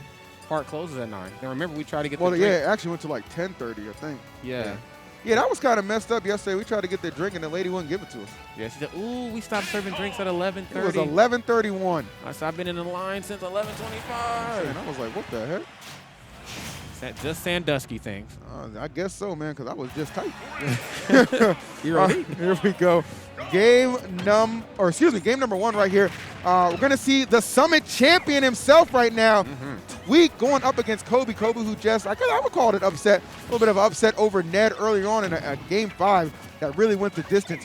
Fun fact about Tweak, though, no matter who he went up against here, whether it be Ned or Kobe, he's played both of their characters like in tournament stuff. Like he used to have a really nice young Link. That's right. And of course we know he does play Sephiroth quite consistently as well. So either way, you're gonna see Tweak feel pretty comfortable in these matchups, but it's gonna be Kobe trying to maybe deliver an upset right here to the champ. It's all going to be a matter of time right now. I mean, if there's ever a stage to write that story out for yourself, it's definitely this one. But Tweak, of course, he is a very seasoned vet. He's not going to allow just any old body to put the hands on him, you know what I'm saying? It's going to take a very specific type of neutral to really shake Tweak up. But Kobe right now still keeping this thing pretty close, and I love the play style between both these two characters. It's the name of the game is one hit turns into many hits.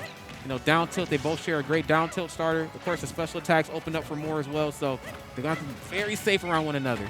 Oh my, okay, Tweak, that was, okay, that was slick. Wow, and that's going to result in a stock loss. Just a great movement from Tweak, one of the fastest players, I think, in the game, and just so creative. Like I said, you know, I said this a lot at Summit. I feel like Diddy has really just allowed Tweak to be that freestyle monster of a player that he's truly meant to be.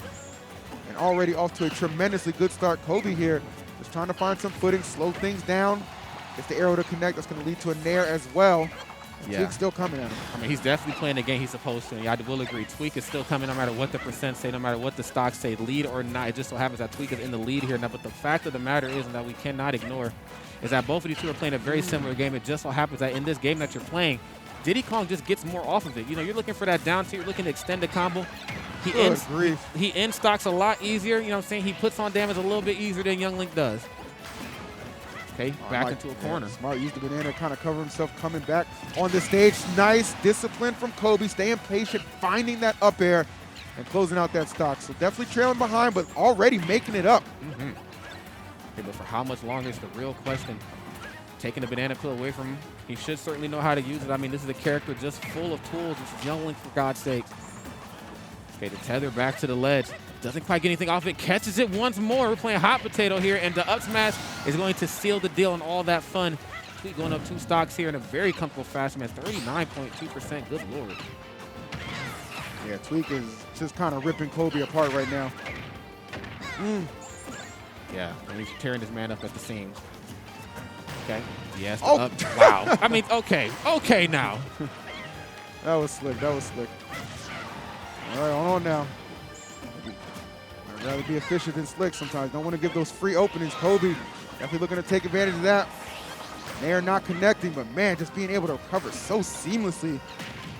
Barrels, little banana betrayal for a moment. Good. Just, I like that. Didn't panic and air dodge. Just say, you know what, let me put this fair out. And that's how I'm going to be back clean return to the stage from Tweak, and this could very well lead to a potential 2-stock. This all depends right now on how he's going to play to his advantage. There it is. And yes, Tweak does it like no other. Now, I got to say, though, Kobe, What's up? he was able to get that first stock. And I did appreciate that because he understood that, yes, you know, Tweak, Diddy Kong, I can't think of a better combination right now. It's like peanut butter and jelly, milk cereal, Tweak, Diddy Kong, I get it. Yeah. Now, however, though, he knows that Diddy Kong, not the greatest character off stage. He is not. You know, so because of that, he's really using his tools to try to mess up the recovery system that he has on deck for himself. Kobe definitely playing the game he's supposed to, but in order to get a character off stage, you're going to have to play nice in the neutral, and Tweak is not going to let up in that area at all. Tweak sensational as per usual. Over with that first game, but you know, Kobe, despite losing that first one, man, definitely does not need to panic. You know, I think he just kind of needs to just slow it down a little bit. You know, especially like in the air. Tweak caught him a couple times just, you know, off the ground and really made him pay. That's where he got a lot of that damage from too. So just try and get, you know, play your game, play grounded, play smart. That's right. That is the name of the game indeed here. Now here we are, game number 2. TSM FTX Tweak right here. Pretty comfortable lead, man. Up 1-0 here in the set, but Kobe. Oh no! Damn. You don't want to see games decided in that fashion, but just obviously an input error going to result in that dare, and that is going to be the first stock. So a freebie for Tweak, one of the last people you want to give a free stock to. Yeah, definitely. And it's because of that right now. Tweak goes up in a very prominent fashion here. It's going to take a lot for Kobe here to really come back out of this deficit now. Started to figure some stuff out. This definitely was supposed to be like his protagonist story arc right here. This was supposed to be like the beginning of a comeback here in a lot more ways than one, but when you give up that stock early, you just make the journey that much longer. Right now, Kobe looking for an opening, trying to set up some traps here. Oh, I love the way Tweak spaced around him so nicely. Yeah, the spacing ever so dominant here with Tweak, man. I mean, Diddy Kong's such a nimble character. Yes, sir. Really good at crossing opponents up. Now, that's not to say that Kobe doesn't have good options out of shield. Like, you know, you can narrow out a shield and do a lot of things with Youngling. But for the, you know, fact of the matter here versus Diddy Kong, it just feels like the pressure never stops. 100% agreed with you, brother. Oh, going high, trying to find that kick. Not quite there. Kobe really, again, just loves to find refuge in the air. And that can work to his detriment at times. We saw in that first game. He still has the banana in hand, if I'm not mistaken. Yep. Okay. Oh, doesn't really get a chance to utilize it. Yeah, just going to get clapped and slapped. And Tweak going up 2 whole stocks. Tweak right now just in kill mode, just activated. Kobe's going to have to try to figure it. I mean, at this point, I'm just not exactly even sure what he's going to have to do to try to bring himself back out of this deficit because Tweak is just so good at covering himself on all points. What? Oh, my God. I didn't even look. It did not look like he was going to make that one back, E. Don't worry about it, man. Deep Kong is alive and well. There you go. Oh, catch, yes. Excellent conversion from Kobe. There we go. Get yourself on the board. See what we can do with this, though. Obviously trailing an entire stock, but still with an opportunity. For how much longer, though? Yeah, Tweak just kind of glides through, man. Tweak gets that banana peel in hand, too. You know what I'm saying? Glide as you may. You know, it doesn't even matter at that point. You see Diddy Kong approaching in any type of fashion with that banana peel. It's your time to get the hell out the way. There you go. Okay, great up air here. Trying to dance around and take the platforms here away from Kobe, and he's doing it ever so peacefully. Oh. Nice. All right, good nair, good nair. Okay, Kobe, trying to get it flowing, but man, just been such a difficult task breaking down Tweak, and you know, even okay, well, yeah. I mean, it's kind of funny too because what Tweak loves to do, especially on those final stocks, sometimes you'll see, is when he gets down to that situation where it's like, okay, I'm going to hit you. He'll wait to see how you react and punish accordingly. That time on the right side, he's thinking, okay, if you give him an air dodge here, I think Forward Smash will do it. That's exactly what happened, and that's going to be a 2-0 lead for Tweak. Yes, you know, Tweak, it's not out of character for him to be playing, you know, 1-2 steps ahead of the competition, especially with the character as talented as Diddy Kong. I mean, there's not really much you can't do. Kobe, though, again, this is far from out. I mean, yes, you got to ignore what the PGR says. You just got to play your ass off right now, especially not give Tweak any free stocks. I mean, that last game, that was just unacceptable, man. But I get it. It happens at times. You got one more game, one more opportunity right here if you win this one to bring it back. And then you still got a couple more games after that. Oh, my God. Please don't. He's scaring me right now. All right, Kobe really needs to rally. Oh, okay. Like that reset, actually, but Tweak said, I can do that too, in a similar fashion. Percent's reversed here, 86 to 68. Oh, only momentarily though. Uh-oh. Okay, takes it from him right now. Not the biggest differential here between the percent, but that gap getting widened ever so slightly here with Tweak. Oh, all right, that was a really good forward tilt, actually. That's going to do it, yeah. Perfectly positioned. That forward tilt set it all up, and Tweak's like, okay, the way you have to recover this should not be a problem to get this stock, and it certainly wasn't. That dare putting him to bed. That's right. It was a sting operation from the very start, friends. 91% only taken here. I'd be surprised if too much more percent gets put on right now. Tweak is in just a very comfortable spot. Oh, Bro, a little so early on the think about how he just uses the banana to just cover his approaches, man. Like, he's like, okay, I can be a little aggressive. If it doesn't pan out, his banana is falling, it's going to keep me covered. Almost similar to how the young Link can use his bombs at times, but man, obviously the banana just so much more flexibility. Yeah, I mean, just even the threat of not being hit by it. I mean, just throwing it in place, even throwing it right in front of the opponent now forces him to approach the ledge a little differently there. But no matter which way you throw the banana, an aerial right there from Young Link is definitely going to come through and shut it down. Nice. Gets in there right into back here. I got to be honest with you, EE. Kobe has spent quite a bit of time off stage here in this game. I want to see him get back onto solid ground, and I definitely don't want to see him get hit with any more down there. Yeah, he was definitely about to spend even some more time if that dare was able to connect, but luckily that up B, the last parts of it, keeping Kobe alive. But Tweak, yeah, right in his zone right there. All he had to do was just wait out the up B and just send him up with the up smash. One stock away, Tweak looking poised to keep this run up. This is winners round 3. We are deep into this bracket, Rod. We most definitely are. The journey is, wow, my goodness. Both of these two definitely on the journey right here, but Tweak looking to keep the narrative back into his favor. I mean, everybody's looking for the upset here.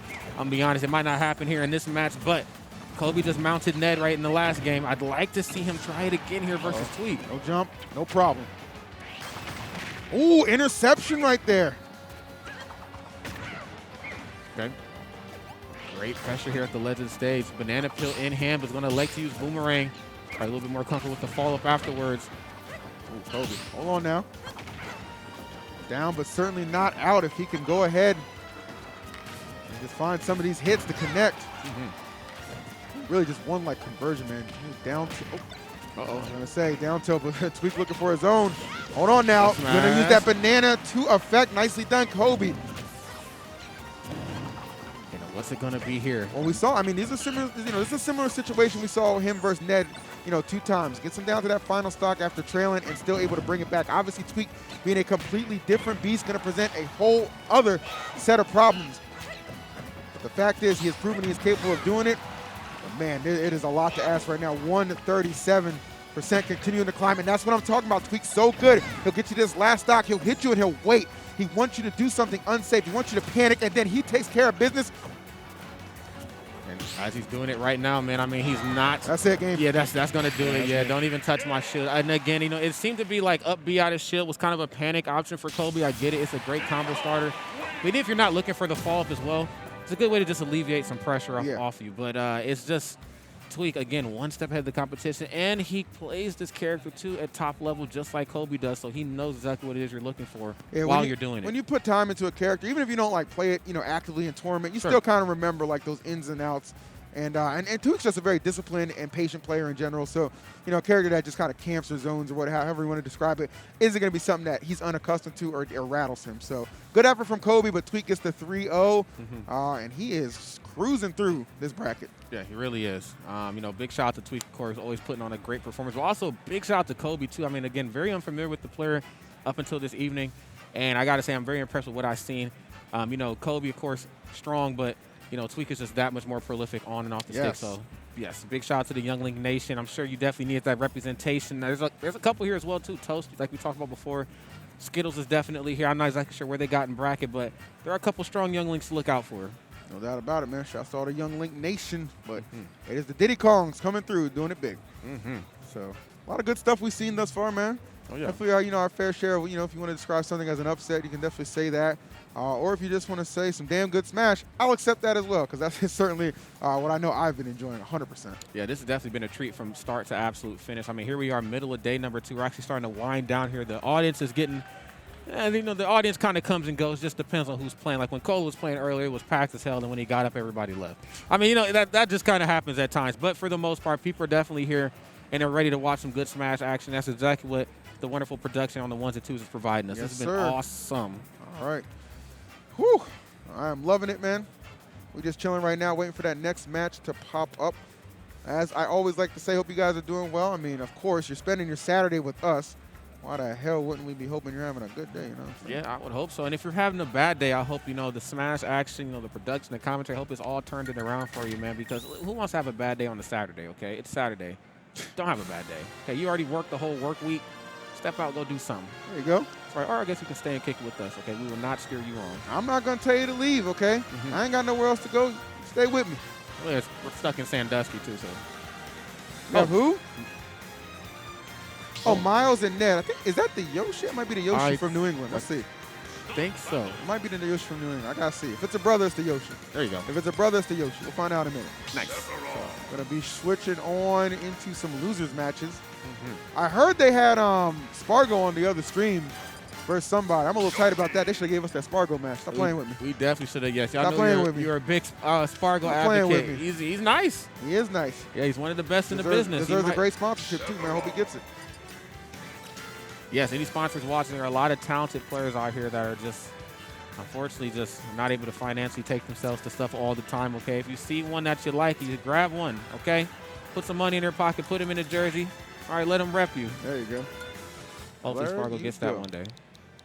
Okay, Miles definitely sitting down. I think I hear Ned as well, too. I hear inputs and stuff being put in on to the Switch. And so, yeah, Ned, of course, played a little bit ago. Was fell a little short to Kobe. Great match. Stayed close to the very finish, but it was Kobe. Somebody keeps telling me that the points are getting rigged in the chat. What's going on, guys? Are the points rigged? Somebody said the points are being rigged. What's going on, guys? Not the rigged points, man. Talk to me, man. Not y'all losing points in the chat. How can I help, man? I lost 80K points because I picked the winner. Welcome to Vegas. Welcome to Vegas, man. I hate it had to be them. I really do. It had to be you, man. Wait, where the hell did our players go? Okay, there they are. Oh, the points were wrongfully distributed. Where the mods at?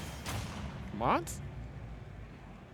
Well, I mean, I'm a mod, but I'm casting right now. I'll try and help y'all after this. Here we go. So I do believe this is the Miles I was referring to from New England. We'll see what he can do here against Ned. Ned definitely, gotta imagine he's a little tight the way that thing ended with Kobe. Seemingly had it well in hand to take that game number 5, but just let it slip out of his fingers. So now got to find himself up against yet another bit of an unorthodox character in Yoshi. Let me tell you something right now. Miles is far from a slouch. Oh, yeah. I mean, to be playing Yoshi this late in bracket, I mean, you could bet your bottom dollar that your opponent knows what the hell exactly they're doing. And so we're going to see that type of mindset play out here in a very major way now. Yoshi, again, a character that we don't really get to see very often, but when this character gets it going, I mean, they get it going and they do not stop. There you go. You see right now Ned right here being ever so just dominant, not letting up. Looking for Nair, fine. Lead, nice. Finds the turnaround F tilt. Now Yoshi, of course, pretty, you talk about unorthodox gameplay, unorthodox recovery system, but I tell you what, there ain't a recovery strong enough in the world to bring your ass back right there from Nair or that up smash. Yeah, there you go. Just kind of exchanging stocks right there. Really excited to see how this one goes. I don't think I've ever seen Seth take on Yoshi before, so this is the first time encounter for me to get to enjoy. Liking what I'm seeing thus far, two very talented players with their respective characters. Okay. Okay, Ned just keep creating some space, but Miles, the same thing about Miles, man, when he gets in there, he can put on a ton of damage. Boy, he's just so efficient. One thing about Miles I've always enjoyed, too, is his movement, right? He moves so fluidly with this character. Yeah, and that's kind of just Yoshi one-on-one. I mean, if you're not moving properly with Yoshi, man, I mean, you're not playing the character correctly. And Miles to be this late here, loser top 24, I mean, you're going to have to showcase some of that great footwork that Yoshi's blessed with, some of that great air mobility. Ned on the opposite end, understanding I'm going to have to keep spacing this dinosaur out. I cannot elect to go for any damn trades. That's not the Sephiroth way. That was a prehistoric beatdown right there, coming from Yoshi forward smash, finding his mark. However, Sephiroth with some utility as well, not going to get the up air to connect, but will settle for the back. Nice, goes for the counter, now pushes him off stage. Now what's it going to be? The parry, he knew he was going to throw the egg. Now I feel like Ned should be pretty comfortable in this bracket, or excuse me, in this match here versus Yoshi. I believe there's a Seth something from Chicago. I think Seth McBoogie Woogie. I think that's the full tag, but he plays a really strong Yoshi out there. I'm not sure what the brackets are looking like these days, but yes, Ned, very comfortable with how Yoshi's going to approach you. Okay. Okay. That's back air. go. The classic. That's right. Immediate nair out of shield. There's the back air as well. It's kind of pinning Ned down to a corner. I mean, even if that sentence left my mouth, that was so weird to say. Yeah, dude, that was nasty. Miles, maybe showing up and surprising a few people. Miles, always that guy in the bracket. I always see people just kind of like, wow, this Yoshi is really good. Like, yeah, he's been good for a while. Like, Miles, you know, sometimes I feel like maybe more known for some of his doubles acumen. Does have some very strong doubles placements, if I'm not mistaken, but Sure. definitely a threat to anybody who crosses in the singles portion of this bracket. Oh, yeah. Do not sleep on anybody, especially to be playing him here in Losers Top 24. Are you kidding me? If there was ever a place to not sleep, it's definitely this. There you go. Ned right now, never shaken. Of course, keeping it solid is always going to probably, okay, kind of going back and forth between Sephiroth and Pyra and Mithra. I mean, I'm not opposed to the Pyra and Mithra either, but looks like he's going to stick with the Sephiroth here. It's what's been getting the job done up to this point. Now Yoshi, again, a character he should be very accustomed to fight. I don't know exactly how much Yoshi experience he's had in Ultimate, but I know he fought a good amount of Yoshi back in Smash 4. So here we go. Small battlefield. Orbs are on you. Ned should be looking to approach here pretty soon, and there it is. Okay. All right, Ned holding this center stage. Yep, that's for good reason. Back at the ledge once more now. Yoshi's just, like, the way Yoshi fights is just so goofy. It's hard to take this character seriously as a threat sometimes, but man, there's so many solid hits, good options. And right now, looking like the option might be def if this percentage continues to rise. Ned really putting on a ton of damage, and yes, almost a minute going by, making 45 seconds, and that first stock gonna fall. Ned doing an excellent job trying to bounce back from that game one. He let get away from him. Oh, good scoop there with the up tilt. Right, I mean, when you talk about just kind of the danger that Yoshi brings to the table, I mean, you see Ned with the wing, and it's very scary to deal with, but man, I'd be lying if I said that Yoshi wasn't just as scary without the wing. You can't do that right in Miles' face and think he's not going to recognize the situation. Nice little dunk there, and now we are back to pretty much even footing. Yeah, I mean, that's what you have to do, man. That's just situational awareness one-on-one. Yes. I understand there's a regrab right there. Forwarder is one of my best killing tools. I mean, I'm not a mathematician, but you can go ahead and put it on paper and, do it yourself. But I mean, good Lord. Oh, damn, okay. Wow. Hold on now. Yeah, Ned trying to put some distance between them. Miles up there just harassing him. Hey, but for how much longer, though, man? Nice is going to stand in place and just hit that forward tilt. Tough move to work around here. Yoshi obviously can't jump around Sephiroth for free.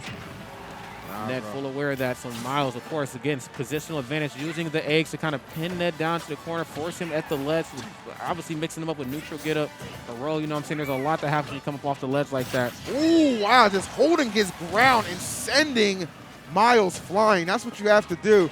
Don't let him just jump around, try and overwhelm you. A whole lot of Yoshi trickery. No, just stay in place, get the job done. Oh, I thought Nair might have been coming there. Great aggressive options from Ned, pulling the trigger just half a second early and beating Miles to the punch. Oh, no punch needed right there. Okay, I forgot this is Yoshi for a second. I got a little hype. It's been a while since I've seen Yoshi, y'all. My bad. There you go. But it's nice to see one played like this. And, of course, Miles looking damn good. Yeah, he really is. This is not, I mean, I can't imagine this is an easy matchup for Yoshi going into this, but he is definitely doing his damnedest to make it work, even getting that first game. Looking to maybe mount this comeback, steal game number 2. Ned, obviously, with other ideas on the brain. 116% and climbing right now. Ned looking untouched up until this point. Now, obviously, big target. You get off of your feet. Miles is going to have a hit or two. Nice up tilt. Going to have a hit or two right there to find a fall up here ever so gracefully, but as you can see right now, we're playing the floor is Lava EE. Yeah, that's going to get him. Nicely done. Ned not letting that one escape him and evening things up one game apiece as this third one approaches. Whew. Wow. That's what I'm talking about right there, man. I don't want to see any more 3-0s. I'm going to be honest. Not with players of this caliber. Nah. Got ourselves a set right now, my man. Now, Miles, of course, coming into this match with the good Yoshi. What are we to do to try to bring ourselves here closer to a W? Because right now, Ned is in full kill mode. I know this face. I know the eyes, really. That's all. I know the eyes. I'm damn serious. Like that's all I need to see under that mask. I'm like, okay, Ned is activated. Man's just feeling good. That's right. Oh, hold up a minute. Talk to me. What's the Kirby stage? Wait, what song is this? Oh, God. I don't know about this one. Not a fan? I'm back and forth on Kirby music. I mean, you know, there's some songs in the game where I'm like, okay, this is an absolute bop. This is a banger and a half. Then there's some where I'm just like, this can't really be fighting music. Fatal Blooms and Moonlight, okay.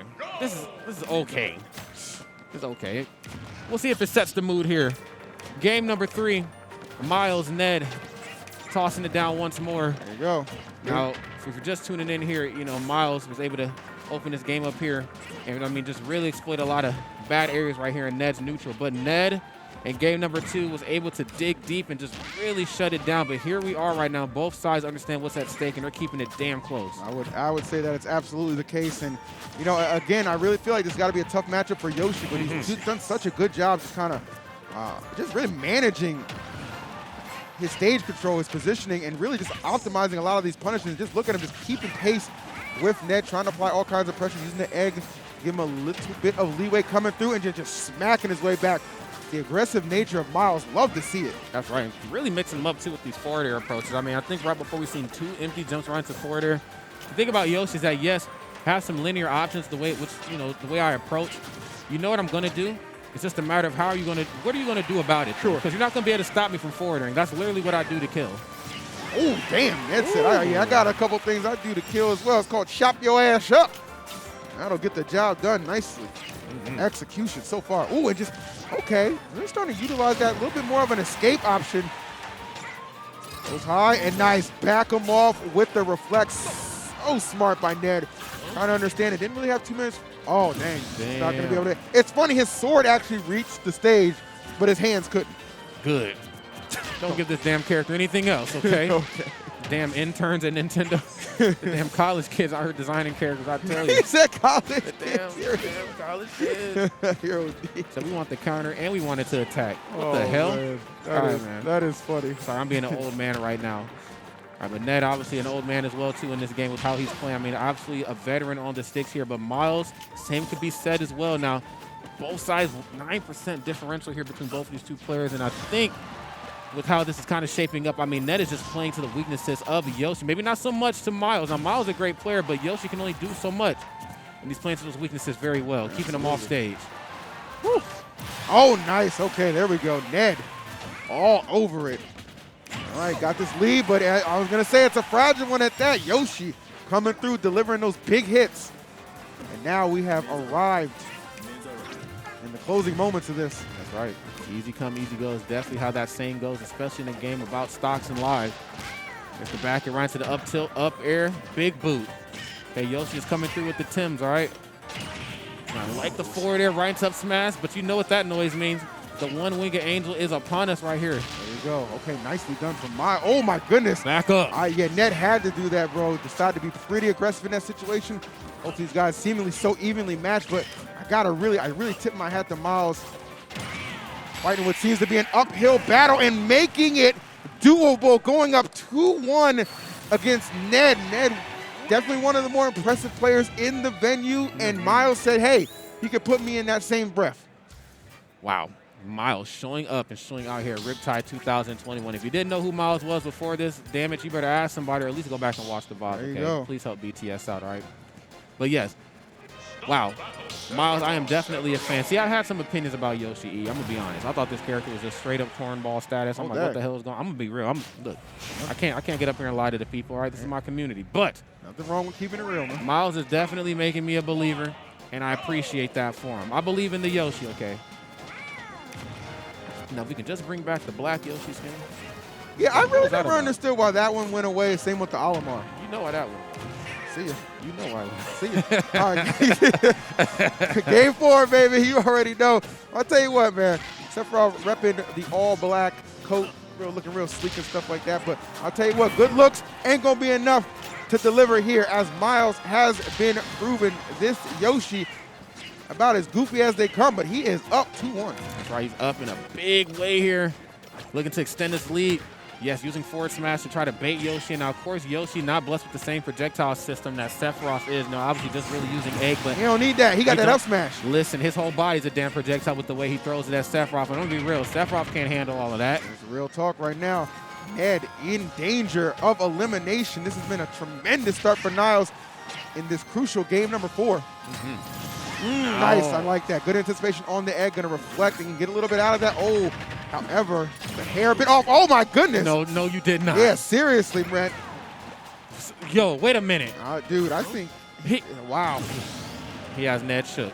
Yep. Okay, Ned, credits to him coming back and immediately taking off the stock, not allowing that flurry that Miles delivered to continue. Got to put a stop to it at some point. Final stock, though, for Ned. He needs to play the game of his life, or his tournament run here at Riptide 2021 is going to come to an end, courtesy of this sleeper boss right here from New England, this menace in the form of Miles. Right, I hate to see it happen so early on, but it happens to some of the best players in the world. Now, Miles, again, I'm becoming more hip to his gameplay. The run off forward there, I love the attempt. I like the down there at the ledge a little bit better. Of course, even as down as Ned is, he is far from out. He just has to find one solid conversion. Be back into the running here. Okay, there's the backer. That's right. Yoshi's now off stage. And another backer, a little misplaced there, but I do appreciate the attempt. I think Ned is poised to kind of get this stock off and keep his percentage at definitely sub 100. Just needs to keep this pacing going. Great command grab. That was very slick. Out of the B reversal at that. And just couldn't even really finish the sentence before you see Miles. Just look how much damage he's able to tack on. Ned, though, does get his one wing. And that's kind of the tough part about this matchup here, is that they can't really afford to trade with one another, especially more Sephiroth and Yoshi. Okay, there we go. I was going to say, you get the one wing, but you only got one stock, and he's trying to make the most out of it. Ned crawling his way back into this game. Look at that, 46% within the span of about 5 seconds. It's all going to be about how he's going to milk it here. Ned chopping away, has the wing online. Oh, no Ned, way. not like this, Ned. bro. Not like this. That is a tough way to have it end. Obviously not intentional, but that's just the way the dice rolls sometimes, man. That's just the way the dice rolls sometimes. Damn. That's painful. Yeah, that's rough, man. Hey, but kudos to Miles. Like, regardless of the way that ended, he played a fantastic game. No, a fantastic set at that to even be in that position, or that is how the set was decided. So well done to him. He definitely showed up and showed out. But for Ned, that will be the end of his tournament run here on, like, kind of his home ground here in the Midwest. But I think he did a good job, man. He made it to, you made it pretty far in this bracket. Obviously wanted to make that top 8 push, but was not meant to be on this one. So best of luck on your future endeavors in tournaments. That's right. Ned, again, a monster from day number 1. And, of course, he's living up to that statement every time he picks up the controller and plays. No matter at which level, regional, weekly, or super major tournament here like Riptide 2021, friends. But I got to be honest, I feel like no matter which way the Ned and Kobe set would have played out, I still feel like Miles would have been in a good spot. That Yoshi looked very well equipped for any type of swordsman to approach him. Definitely got to say, Miles is definitely a treat to watch, man. I've known about this guy for a while. Yeah, definitely. I'm glad to see he's doing really well in singles, so hope he keeps it up and has a good bracket run. Don't know who he's up against next. I heard that Wadi upset Spargo. I don't know how accurate that is, but that might have been that loud pop-off and cheer that we heard earlier while we were actually involved in that set. So if that is true, wow, that loser's bracket, I wouldn't want to have to fight Spargo. I wouldn't want to fight anybody in the loser's bracket. The loser's bracket is traditionally scarier than the winner's side in a lot of ways. It's a Shark Tank down there, man. It most definitely is. We got some sharks on the main stage right now. To the left of me, I see Louis Money, so he's always here to do some damn damage. Palutena, Dr. Mara, whatever character he picks up, he does it pretty damn well. Not exactly sure who the competition is on the opposing side, but if they're at this level, it's going to make for a good viewing experience. No doubt about that. Last time we saw Louis, it was kind of catching them hands, man. Zamba really humbled him. So Yes. Zamba was a beast. Yeah, Zamba was an absolute monster. But see, that's the beautiful thing about events like this. There's certainly a narrative that's placed into effect because of how tournaments and players and their resumes kind of play out. But sometimes you get players like Zamba, the Kobe's, the Miles, who we all know deep down are really strong players. They just need that opportunity to shine, and I'm glad Zamba got it. There you go. I guess to close out our block, we will have Louis. Yep. And it's going to be, versus Pandarian. Oh, okay, wow. so Pandarian back. So this is kind of funny. Okay. Because you had, Louis Money the last time we saw him he was getting his clock clean. I'm just going to keep it real. Like, Louis is a godlike player. Talk to him. But Zamba giving them hands. However, last time we saw Pandarian, she was doing work actually upsetting Aaron and sending him into the loser bracket. So we'll see if Pandarian, if she can keep that winning streak on stream alive, or will it be Louis' time to shine and get a big W here? Let's see how it all unfolds right now. With the way this match is starting out, man, you would say that maybe, you know, Louis Money is having a bit of a better time here in this match, especially with how well they're managing Squirtle now. You know, great thing about Palutena, you know, she beats up big characters and medium-sized characters pretty well, but it's the little homies that she really struggles with. But here, though, I'm not seeing that at all right now. And definitely off to a pretty solid start, but Darian, he has continued to prove, like, look, it doesn't really matter how that first game goes, how that first interaction, like, I can still get the job done. So, you know, you get this first stock off here, which it does seem Louis is poised to potentially do. You can ill afford to get too comfortable. Back throw, yep, it's Chuck. No doubt about it. Off on stage, and that was a tremendous catch. That explosive flame finding its mark and lighting them up. Definitely confused me a little bit too, man. I'm gonna say I thought we were gonna see like follow off, you know, Nair, and that's only because, you know, you have Vine with the, you know, swings obviously are back to the stage. Yeah. The Nair will just kind of stuff it out, but not at all. I mean, just really trusting in their aim and their precision there. Oh, same could be said for Pandarian though. I told you, man. She, like, you think, okay, I got her on the ropes. I opened up strong. It's so hard. You got to maintain it. That's the thing. And then Squirtle, this combo beast, just already closing that gap. Only about 30% separating these two. It is a battle. It really is. Keeping this thing neck and neck right now. I mean, if there were ever two players right here in this block to keep it this airtight, it's definitely going to be these two. Very evenly skilled. Louis Money right now playing this one very safe. I mean, as good as the options are for approach now, Palutena has, obviously, they're that much better. You know, using like short hop Nair, they just outspace Palutena ever so slightly. And of course, now you have Razor Leaf. You have got to watch how you approach Ivysaur, man. Ooh, catch on that back air. Very well done.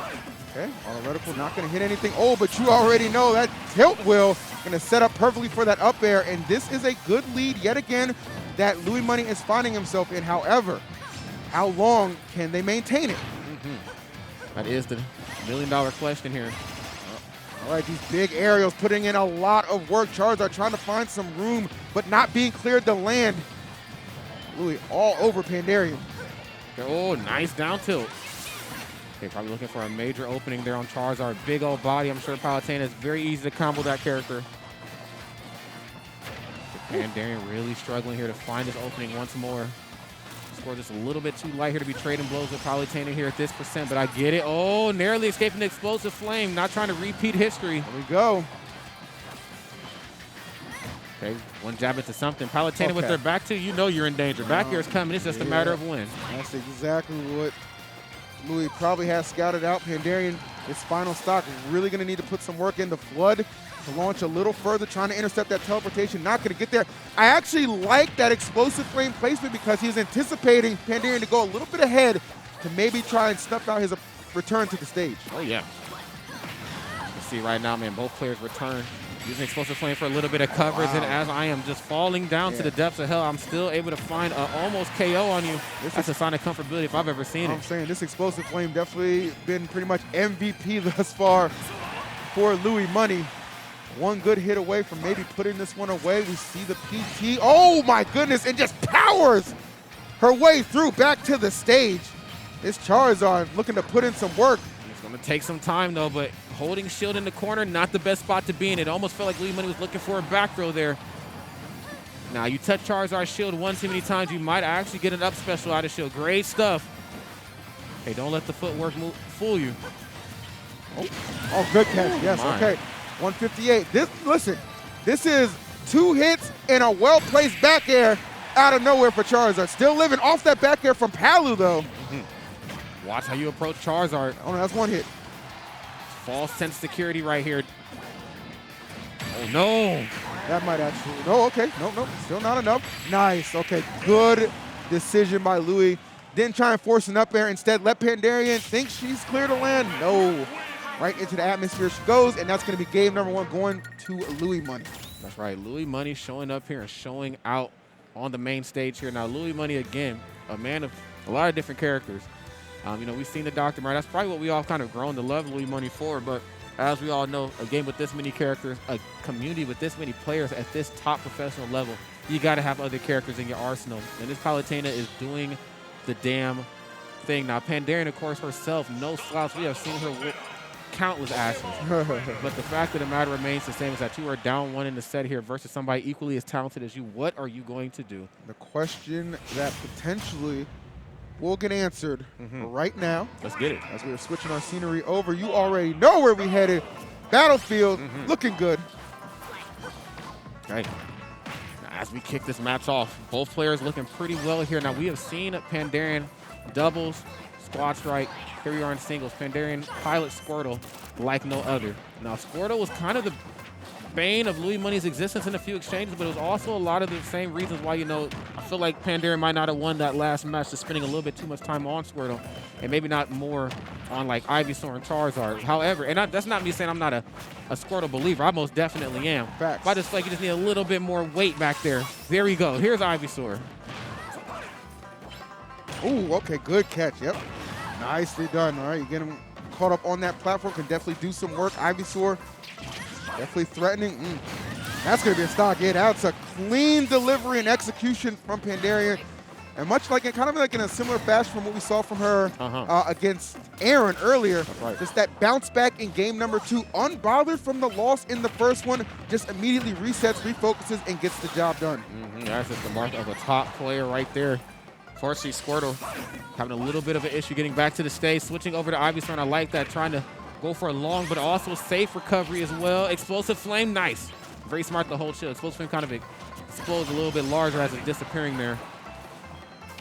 Another Explosive Flame right there for your troubles. It's able to get in between Palutena and Explosive Flame. And I got to say, that's the sign that I know exactly what the hell I'm doing in the matchup, because I'm going to be real. Oh, so good Lord. I think it's safe to say that Pandaren, she knows what the hell she's doing too. This has all the makings of a very solid delivery and get. Oh, hold on. No, you did not. Don't you do that now. Oh. I thought it was coming. I ain't gonna cap.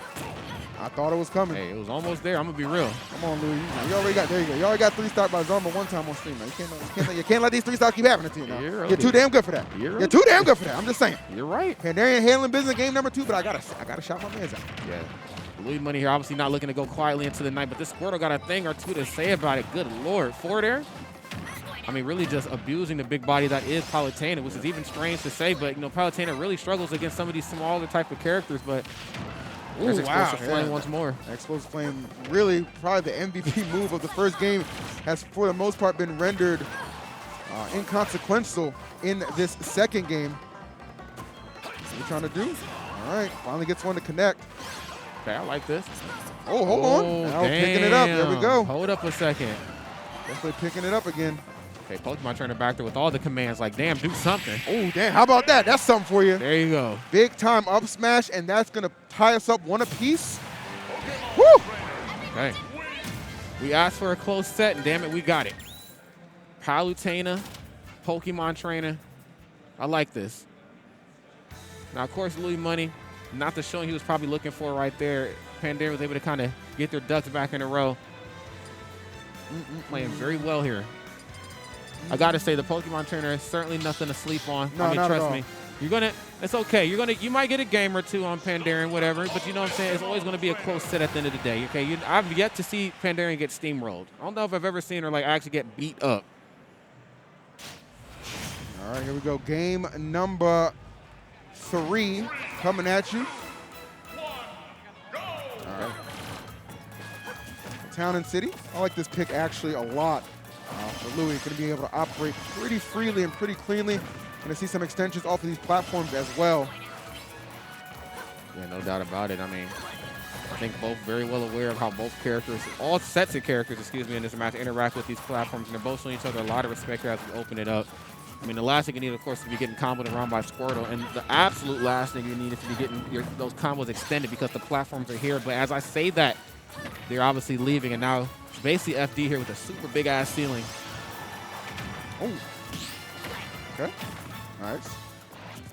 Kind of trading hits back and forth. Not too much developing early. About the first 45 seconds of this match, but there's some big hits on the way, you have to imagine. Pandaren doing a good job keeping that spacing. And Louis, to his credit, being very disciplined as well. That's right. You got to be disciplined in a lot of ways here. We're faced up against an opponent of this size. Yeah, trading aerials and the cross-ups here, looking for some type of opening, some type of mix-up here. Oh, that was something so new. good. Oh. That was so good. Louis, nice. Immediately just going to go ahead and just get back to the stage. Put him on his ass, bro. That Squirtle, he was like, what do I do? You die. That's what you do. That's what happens, okay? That's what you do. So Pandarian, she's going to lose that first stock. Okay, now it's time for the comeback journey here. There it is. Ivysaur equalizing. We're on Wall Street. It's a stock exchange right now. Okay. Looking for a lot of up airs under these platforms, trying to shark it out. And that's okay, even at lower percents too. That's the great thing about Palutena is that a lot of her options don't change between low and high percents. You know what I'm saying? Everything kind of hits and kills the same. That's true. Okay, Nair, no back throw, absolutely not. Just a forward air immediately right out of shield. And there, I mean, now I gotta say, she has done an awesome job of getting between Palutena and Auto Reticle and Explosive Flame, but right there, got in between the blast zone and that up there, and you seen what happened there. Yeah, like I said, I highlighted this at the start. I felt like the stage, perfect pick for Louis Money, able to operate a lot more freely, and you're seeing the extensions really pay off with the platforms. This is the kind of space that Louis likes to be able to play around with. And Pandarian not having all the answers at the start of this one. Absolutely About midway through this match, she needs to pick it up ASAP. Okay, now what's it going to turn into here? Louis Money with the sizable lead right now. Now I will say that Pandarian plays so well here, right, especially on the left side of that stage on that platform, respectively. There's just something about the positioning with that Squirtle of hers that, this really breeds death. Right. But however, Louis Money right now with the lead, and we talk about how scary Palutena is offensively. A defensive Palutena, a sound Palutena, a Palutena that knows that they have the lead. You have to approach them. It's a scary shiz naive, man. I got to be real. He never told a lie. Ooh, okay. He wanted to end that with style, but he'll choose efficiency for the back air and then just going to go ahead rising there. Not going to put it away. That flare bits, though. Ooh, okay. Wow. Yeah, actually. Is that going to do it? Yeah, I think that'll be enough. Okay. Couple of different ways that one could have ended, but the point is Louis staying aggressive with it and comes out on top. So heading to game number 4 with a 2-1 lead. You know what that last interaction kind of showed me, though, is that Louis Money not really up to speed on punishing the Pokemon switch. Now, there's some players out there in the world that I've seen actually do it really well. Like, most namely, the first one that comes to mind is like Esam. I always go back to this match at Battle of BC where I was like, wow, Pandarian, she's playing so good right now. But damn, Esam just knows the frame, the window where the Pokemon come in and out and what move to throw out in order to catch it in time. And I'd like to see Louis Money kind of play into that a little bit. Palutena, of course, has some moves that last a little bit long, like Explosive Flame. But if I'm talking like more of that hand-to-hand physical combat, then of course it's Nair. Feel you. Well, that knowledge thus far has been enough to get him up 2-1 here. Looking to put it away. Who's that on his shirt? Was that a Robin? Okay, that's a Robin jersey. Okay. Or not jersey, Robin shirt. I didn't know Louis was in the basketball. I talk a little bit, man. Man of culture, brother. He's from North Carolina. He's probably a Golden State bum. Hey, now, hold up. I'm sorry, man. I forgot you're a LeBron fan. You light-skinned brothers had your chance. All right, here we go. I'm mahogany, not light-skinned. All right, man, here we go. Game 4, little hometown advantage perhaps for Pandarian as she looks to even up the score. Ooh, okay. Louis playing a dangerous game down there, but still, keeping it real. There you go. Pandarian right here opening up here. And I like what I'm seeing. It's kind of keeping Louis Money off of his feet. She knows exactly where Palutena is going to land and what options she has in disadvantage. Squirtle, of course, has the toolkit to just exploit them all forward there. There you go. Oof. I like this a lot. Man, yeah, seriously. Really good start for Pandarian, just applying a whole lot of pressure. This damage really starting to add up. One thing about Pandarian, definitely somebody who you just cannot put away easily. Yeah, you know what I'm saying? You're not ever going to beat Pandarian down. I don't know if I've ever seen it happen. Oh, you got to watch how you are recovering, though, good sir. Sheesh. Kind of like a little bit of a surprise there, too. So maybe using that surprise factor. Like, oh, you're not going to expect me to be all the way up here. Okay, back to the ledge here, playing it cool. Ooh, yeah, up there. Very well placed. All right, 83% right now on Pandarian. She's looking pretty good, pretty poised in this 4th game. Let's see if Louis can respond. This is what I like to see right now from Pandarian. I mean, she knows, the set waves rolling out right now, not really going in her favor. She does have a point on the board, but, the adaptability, man, that's what's really going to separate, the top-level players from the high-level players. And right now, Pandarian, she has proved time and time again why she is top professional. Just the adjustments that we have seen. Charizard's coming out here to hang out a little bit more. Oh, yes. I love that Flare Blitz. So good. The aggressiveness from Pandarian really paying off. And Rod, I do not think she has any intention of being denied a game number 5. I don't think so either, man. I mean, she is showing up and showing out, but Louis Money right now kind of has her back into the corner. There's the nair, the red stuff, and it's going to be enough to do, but that's okay. You want to know why, EE? But she doesn't mind Squirtle, man. Squirtle's been doing some damn good work. Yeah. And for Louis, he's probably thinking, okay, got the stock off. We're back to even stocks. I already know a couple of good nairs, a couple of combos no doubt. from my pal who's going to bring me right back in this game. But you got to get the hits first. You got to find the openings. Pandarian trying to lock him down. The task easier said than done right now. I mean, as well as she's playing, I mean, we cannot deny the fact that this is still Louis Money and this is still Palutena right here. It's a dangerous combination of anything right now to ever walk this face of the earth. Damn, Rod, there's a lot of things that have walked the earth. That's an intense statement. It is. I was kind of thinking my mother with a belt. Well, you already know. My dad was pretty good with a switch himself. All right now. We grew up rough. But things are getting rough right here for Louis. 160. My goodness. Can he find a way to mount this comeback before this stock inevitably going to fall? 75 and climbing. I mean, this stock is well past its prime. It needs to go the way of the dinosaurs and quick. And there it is, friends. There you go. All right, one stock away from sending us to game number 5. Louis gonna need to play absolutely berserk to bring this one back. Louis Money right now picking her points a little bit more carefully. Kind of dancing around a lot of aerials to go for the bait and punish type of play style. Unbeknownst to him, that's Pandarian and this Squirtle type of play style as well, too. I got good footwork, you know what I'm saying? I could be everywhere at once. You sure you want to play me in my own game? Oh. Up B? All right now. Oh, Ivysaur, excuse me. All right, now get that quick little early damage with the Squirtle. Sometimes just like to bring out the Ivysaur and then just continue to let it flow. Oh, yeah. Great game so far from Pandarian. Should be, oh, no, gonna break out. Okay, looking really good here. Explosive Flame just to try to force a quick recovery. Just and not only a quick recovery, but to force him back at that ledge, too. Well, this seems like Pandarian's recovering. Almost seems like Louis just not confident enough to really kind of push too much there. You know what I'm saying? Like covering the ledge, not doing a bad job, but certainly not going off stage trying anything risky, no falling nairs or anything of that nature. But the patience paying off. Gonna remove that stock, and now trailing but not out. Palu can make up this damage if again can find that opening, which he has struggled so hard to do. But hold on, here we go. A couple of big time aerials. That's an air dodge. Forced out that air. Oh, nothing to come of it though. Pandarian catching a little bit of a break there off of Louis' hesitation. So they kind of gave her a break there once more. Can't say the same here on the other way around. Alexico right back to the ledge. No high recovery mix up here. Very, very smart. And the water gun readjusting you ever so slightly. Nice. No down smash either. Damn.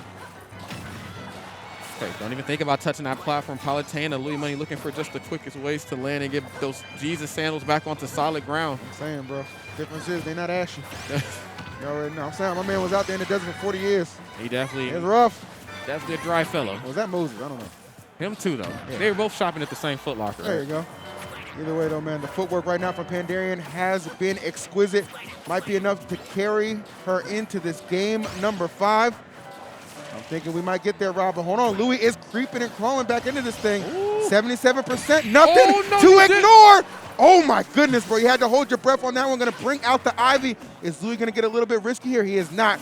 Going to stay disciplined, stay focused, stay on the stage, keep that stage control, explosive flame, auto reticles, throwing out all the arsenal to try and keep Pandarian at bay. Okay, there's the razor leave.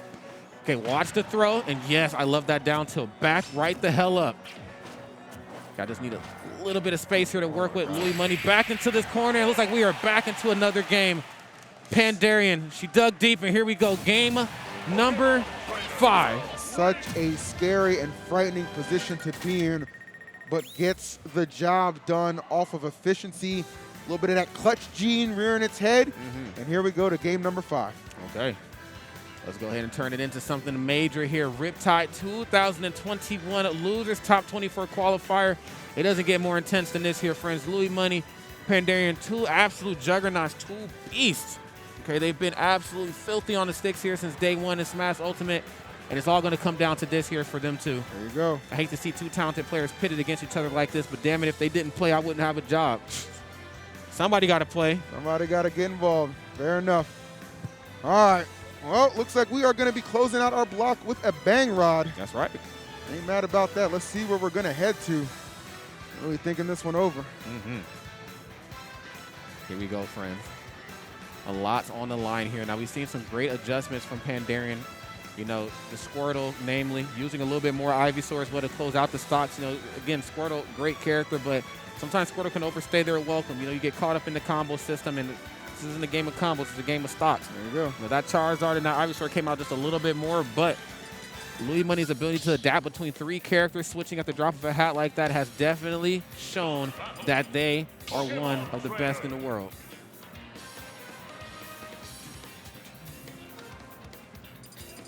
Alrighty here.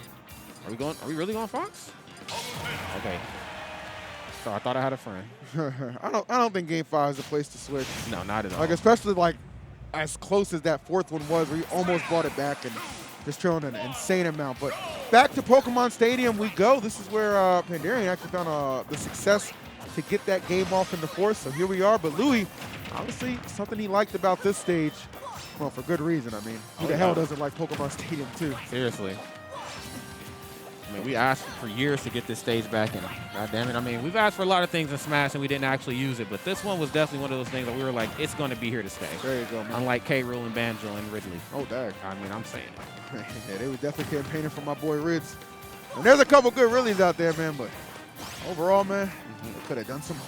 Definitely. Here we go, man. Nonetheless, game number 5. This is a big one for both of these competitors, looking to keep this tournament run alive on the lower bracket side of things, but alive nonetheless. Oh, okay. Like the patience from Louis. Didn't get the follow-up. Oh, my goodness, but how about Pandarian? Come a little too close in her zone, and she's going to knock you out. Well done. Great execution already. This Squirtle picking up where she left off in the last game. No Ivysaur and Charizard needed right here. Palutena, of course, so that back air, there's not really going to be much you can do about it. It's just one of those moves you can't trade with. You know, you just got to get the hell out of the way. When you see her back is to you, you know what's coming. And same with dash attack as well. Once more, Squirtle off of their feet. Yes, looking for a character with a little bit more weight. Now, it's in your best interest to not be above Palutena at percents like this. Back throw? No, there's a forward air. Oh, damn. All right. Gonna come back safely, kind of hugging that. Oh, yeah, trying to hug that ledge, but Louis Money sniping that out. Down tilt back air, you know the deal. That's right. Seen it too many times. It's definitely a tale as old as time, and the great thing about that is that, you know, you see a back air, you see those aerials come out from Palutena, even if they don't connect, you could almost argue that it's just as scary to deal with. Now, obviously, nobody wants to get hit, but also nobody wants to get conditioned into anything they don't want to be put into. Of course. That's all the way facts right there. 30% lead just about for Louis. Okay, great stuff here from Pandarian. Getting right up underneath Palutena. Oh, wow. Yes, love that up tilt. Ooh, okay, yeah, she was lining up for another big hit, but not going to happen. All things considered, the way this started out, I am very impressed with Louis, his resiliency, how he has actually brought this one back, taking control, knocking on the doorstep of knocking off this second stop from Pandarian. She goes flying, and that's going to do it. Louis Money bouncing back, looking to continue this run and loses bracket. Pandarian, she has one more stock to respond. Rod, can she get it done? It's the name of the game. I mean, it's the million-dollar question. I got to be honest. I mean, she's forced it this far. We've seen some nail-biting finishes from her in the past at this tournament, but Louis Money is just a different breed of player here. You're going to need a lot to really try to put a nail in this coffin, and as I say that, finds the smash attack. Only 69% right here and climbing, but Palutena, though. Well, you said she would need a lot, and that was a lot, but going to need some more on top of that to finish the deal here. Squirtle, oh, wow, the Nair actually interrupting the waterfall. Okay, we'll take that back air. Hold on now. Going to threaten with the explosive flame. Louis continuing not to go off stage, try anything too risky. Just likes to maintain the pressure, hold this stage control, which he is doing outstandingly at this moment. Oh, another good catch. Kind of goes out to the right side, though, so not going to be a follow-up. Rolling just a little bit too much with Charizard, had to make a brief appearance and then dip. It's like my uncle at Thanksgiving. Oh, bad, man. I'm saying, man. That last pork chop, you know where it went. And this last stock all the way up, courtesy of Louis Money, taking care of business, getting the job done in Game 5. Such a back-and-forth set we saw.